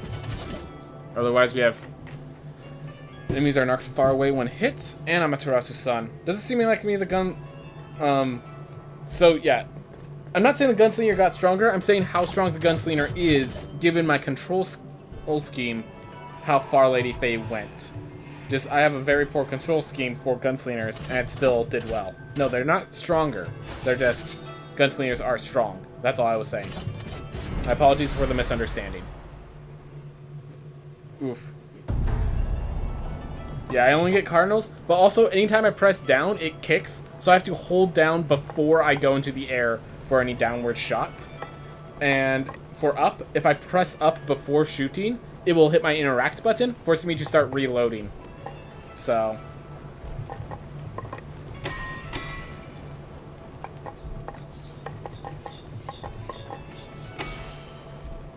ooh. I remember Gunslingers being ward absent, and they don't seem to have improved much to me. Alright. Well.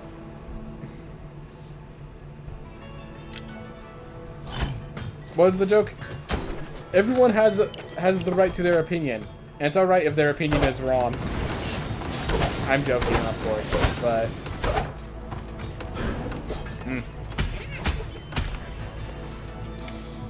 Just kind of find funny. But yeah, no, as far as I know, they haven't improved the Gunslinger, and people are having an issue with Gunslinger, people are having an issue with Gunslinger. That's it. I want them to be good, though. My opinion... People have the right to their opinions, even if they're... Yeah, even though my opinion is always correct and not theirs. Now, I've had wrong opinions. It took a lot of time for me to realize they were wrong opinions, but I've had wrong opinions.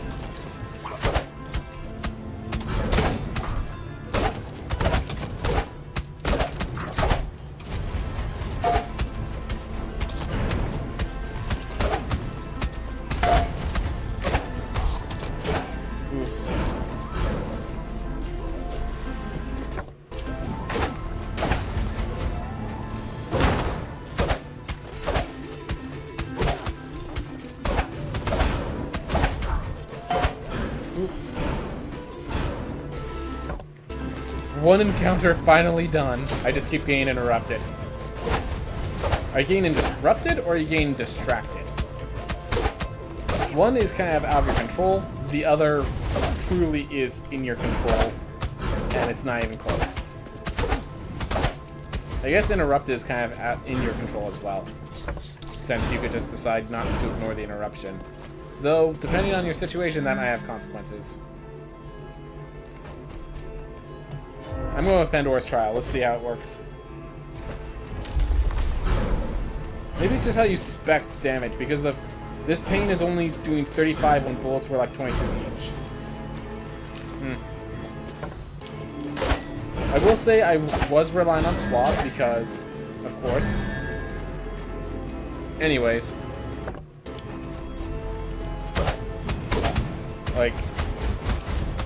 I usually like speccing into intelligence, but right now we're just speccing into vitality and stuff. I guess we have the Scholar Cape, so we're kind of specced into intelligence. Kinda. Alright.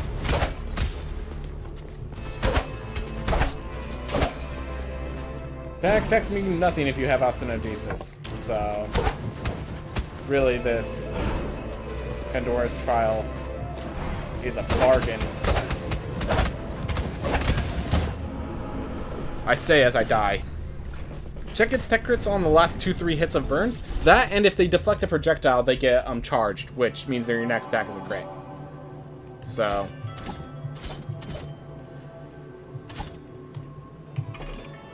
Oh, nothing. Alright. Well, of these options, you have 4 ranks, you have 3. So we'll go with a 3-rank one. Man, the XP up is expensive.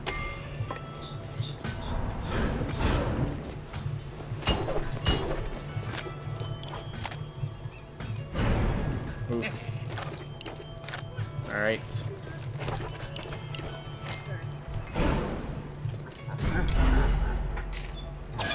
Alright, so the thing is, after I buy the things I need, I'm just kind of moving on because any gold I don't spend actually goes to Sharon, so I should probably start relying on Sharon more, honestly, to increase my stats.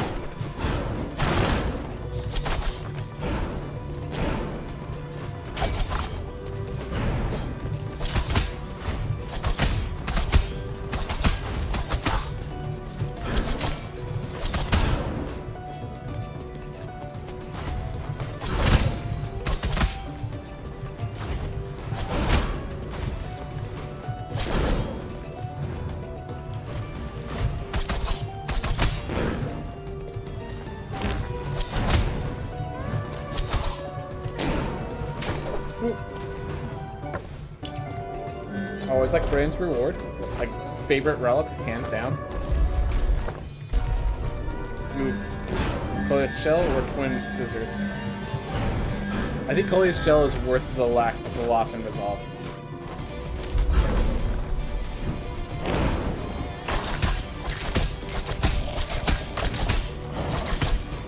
Especially once we're clearing the place instead of just moving forward with our lives. I'm gonna sleep now.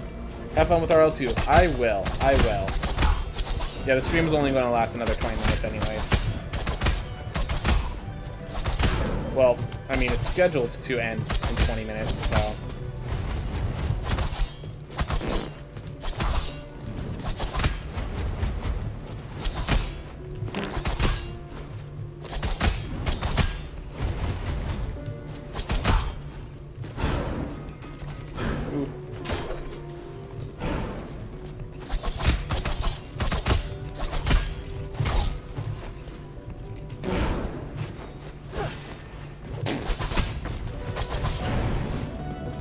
Oh, Obscura blocks damage to spikes. That's good to know. I had no idea if that would work.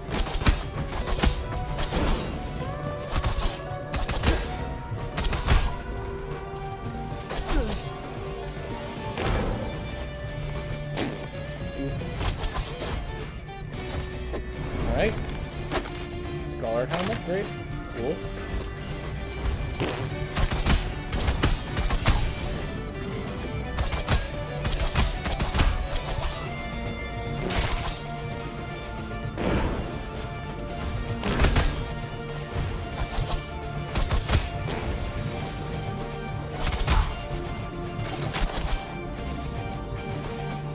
Alright, we have 6 charges.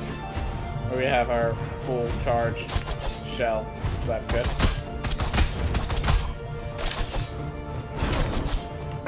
Alright. Well, never mind. Never mind. Well done, me.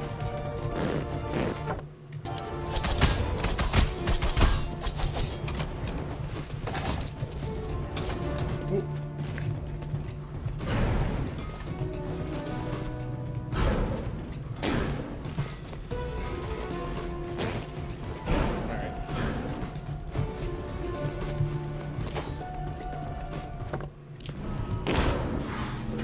Okay, hit feel enemies. What? What? Okay, someone clip that. Enemies defeated instantaneously. Alright. That's something.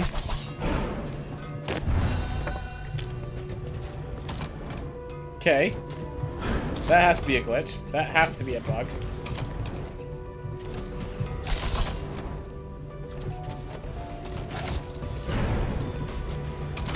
I'd be really impressed if that wasn't a bug. Like, it worked in my favor. Happy about that, but...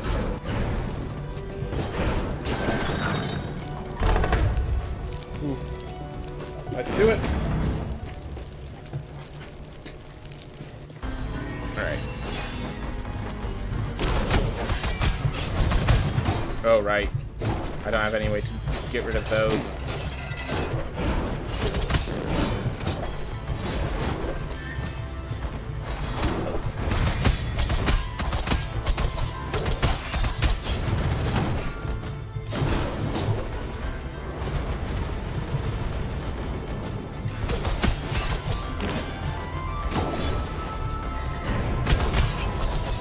Thank you, Flying Ragey. And yeah, don't worry. I'll make sure to get it later. You don't have to give the link. But I appreciate it.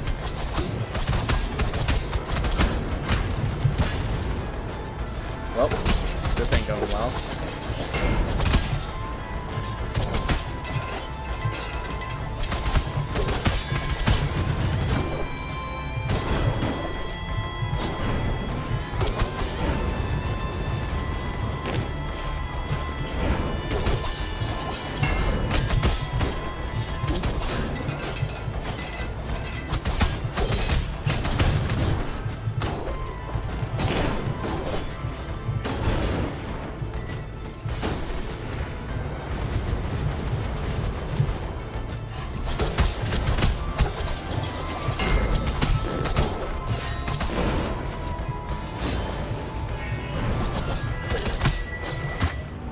Oh well. Know where I made my mistakes, know how to fix them. That's the important parts. Alright. Ow. Did you get... Yeah. Yeah. It's alright. I don't have as much experience with Assassin, because of course, it's way off.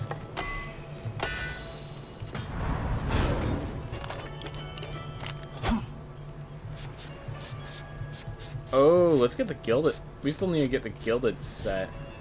Alright, it's right under Obsidian. So yeah, we need to pop in the Gilded sets. Just have that accessible when we want it.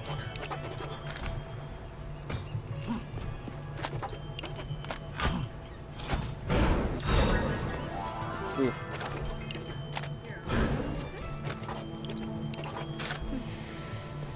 Alright. Plus 215% gold. That seems good to me. Don't know about you guys, but that seems good to me. Ooh.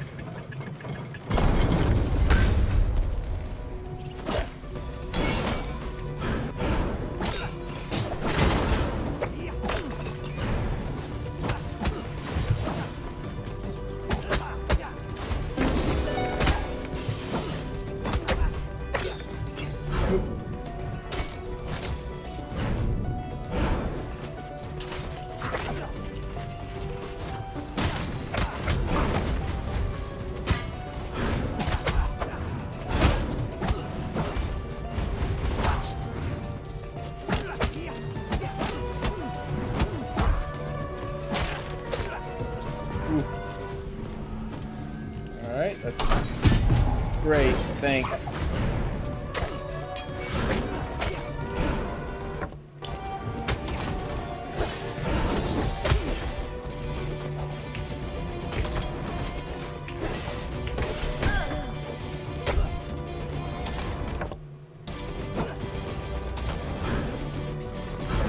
Ooh. Right, I'm a vegan.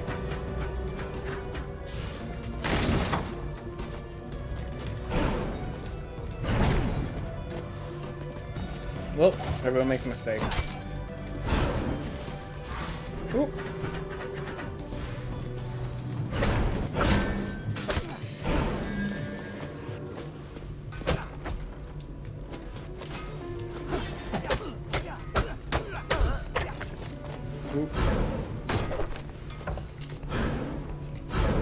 one that heals? Close enough. Close enough to healing me.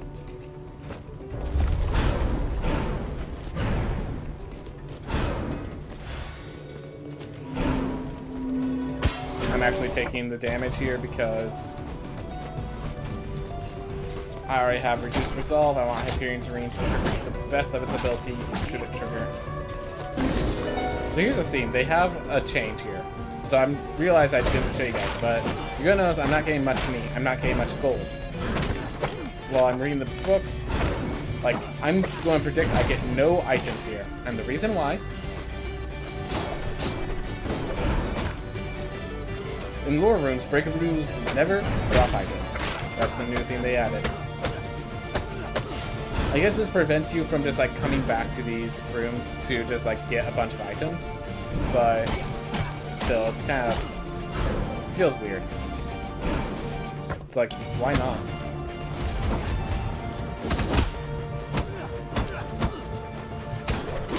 Like, it just, the question is just, why was that necessary, I guess, with the theme. Were war runes such a big impact on the economy of items? Or was there just, like, you want to have 10,000 boxes in one room, and you just setting the precedent now that it's not going to be filled with gold?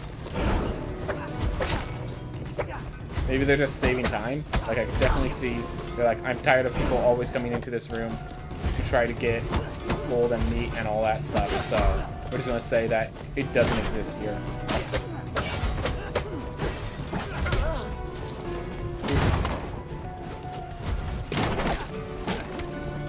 Meat is lethal. Remember, meat is murder.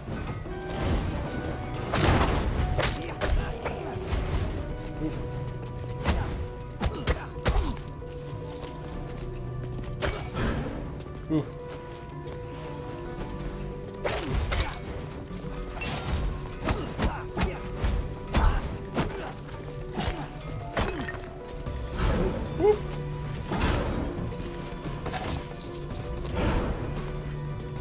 Yeah, we get a lot of gold for this decision.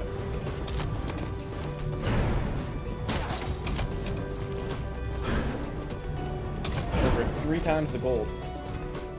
So it was definitely worth. Vegan was definitely worth. Like, just look at my gold account right now, 100% worth. Even more worth when you realize meat doesn't show up often.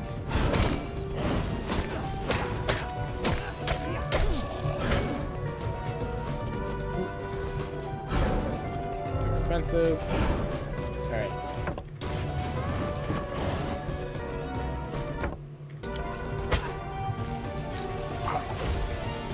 Just not going to worry about it right now. I say as I worry about it now.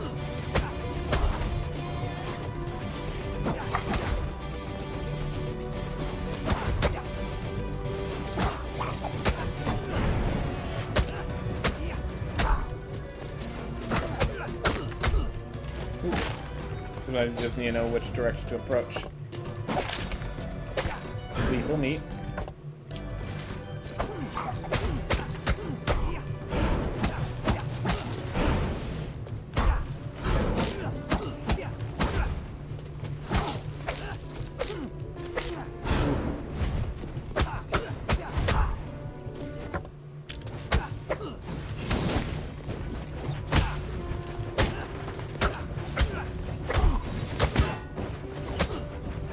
I was gonna roll, but I realized it would break open the ground, so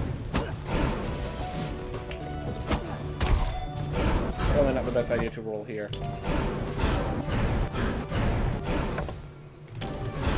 Anything worth lowering my resolve? Nope.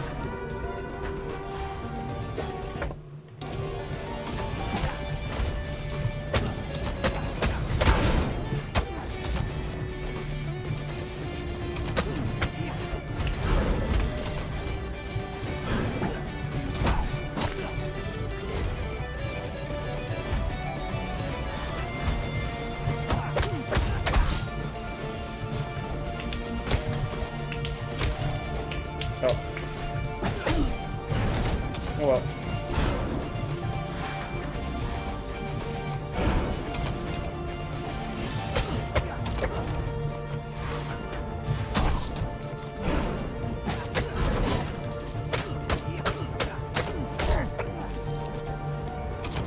Alright, not dead yet. Doing much better on gold, so that's good. All good things.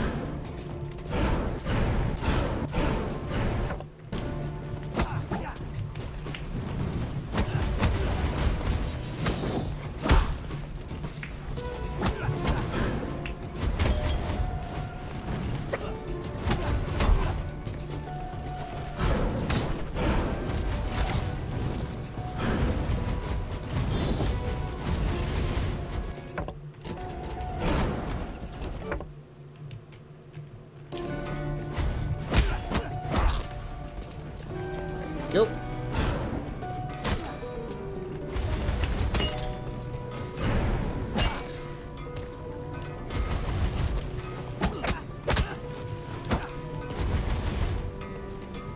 Despite this enemy being in easy position, as well, iron balls are making this enemy a nuisance.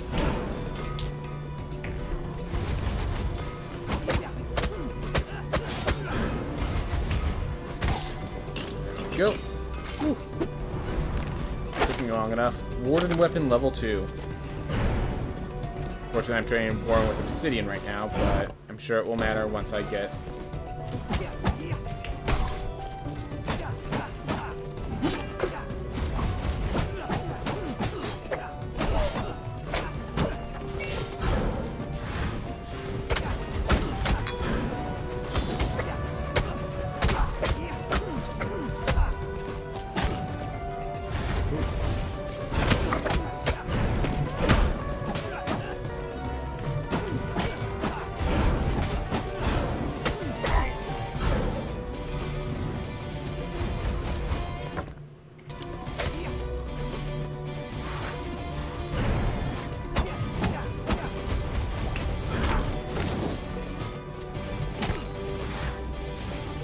Alright, there we go.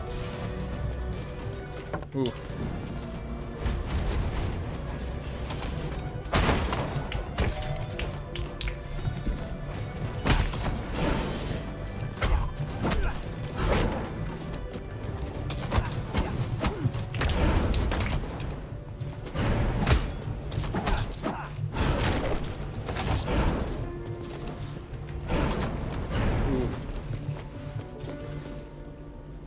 Alright. I'm a vegetarian. I need to remember that. Oh well. Somehow the meat was not murder.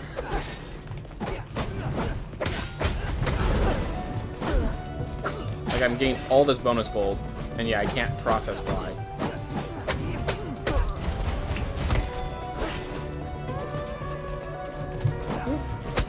So yeah, in case anyone's wondering, yeah, when you make mistakes as a vegetarian, you're not alone.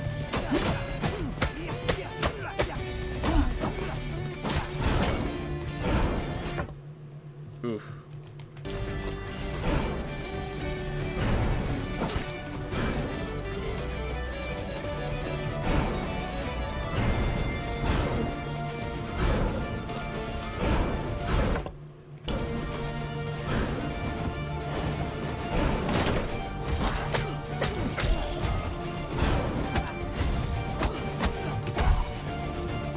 Yep.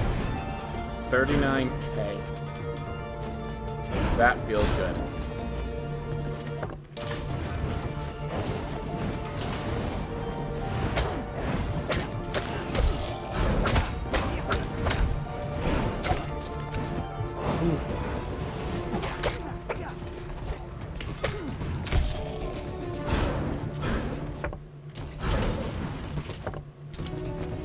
Alright. Do I want to buy this teleport? I think my answer is no. I think even when I get to the Stygian study, I want to be able to take care of the Stygian study on my own terms. And, like, I mean, I want to go, like, there's no harm in going through this area. So, we're just gonna, you know, spend the money elsewhere. This is a lot of freaking money.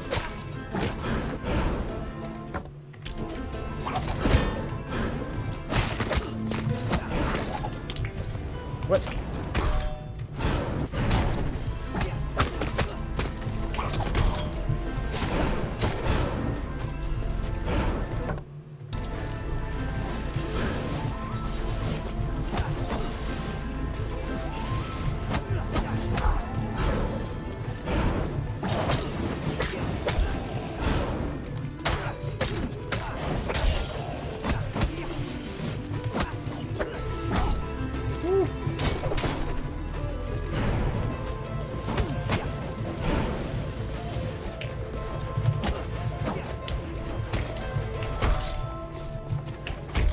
There we are.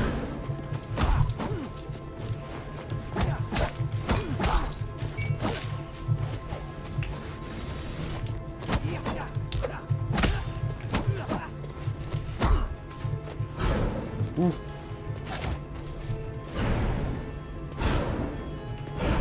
I'm gonna have this teleport ready for me. And if I can beat Lamech with a character that has plus 215% gold gain, I'm gonna feel good about myself. If not, oh well. Sucks to be me sometimes. Taking risks means having a risk.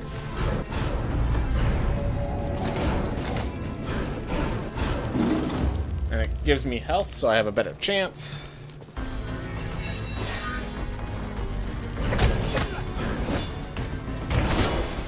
I just shoved gold right then and there.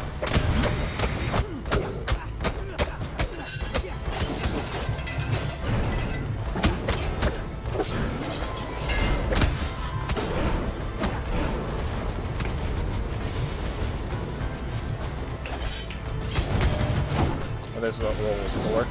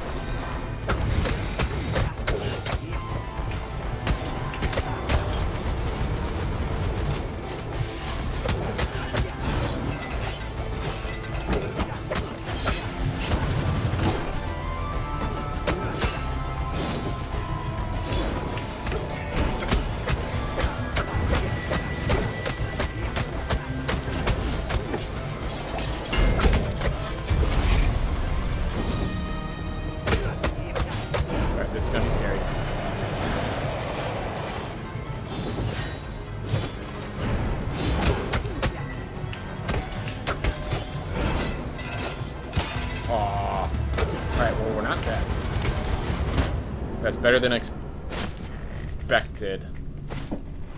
The very tip of the spiked pit traps took me out. Oh well. Well, we are at 4 hours, guys. Whew. We're gonna buy everything with this charismatic gunslinger, and then we'll move on. Well, as in move on, I mean be done with it, with the stream today. Ooh.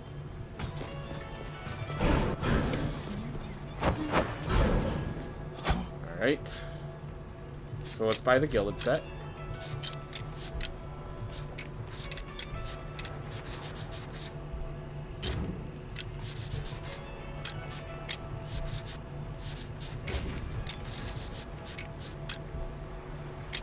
Ooh.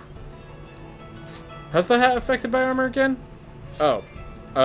Looks like it's not affected. Because, like, if I equip the Gilded Helm, hat still looks the same. You're right.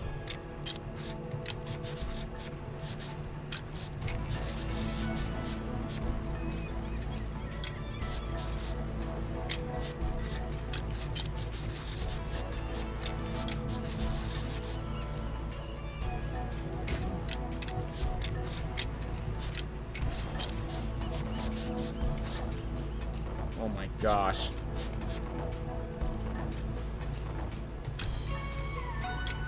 Can I get an obsidian upgrade elsewhere?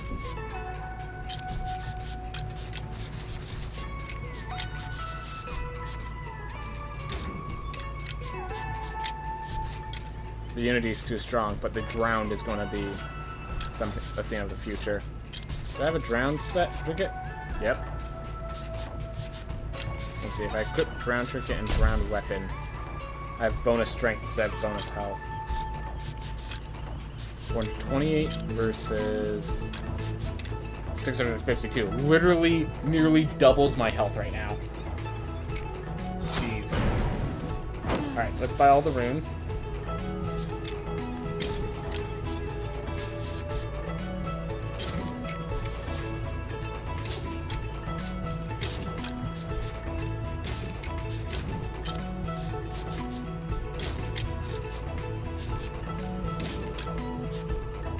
Ooh, we have a Magnesis room. Didn't even realize.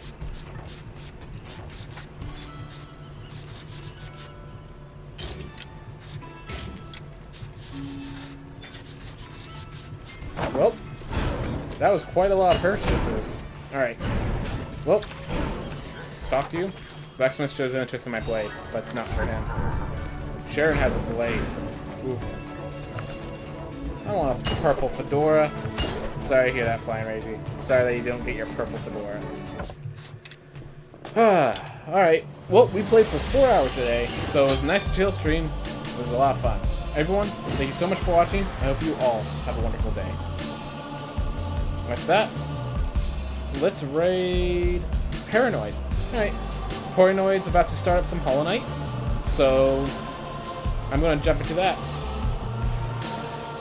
Ooh. But yeah, hope everyone enjoys it. Have a wonderful day.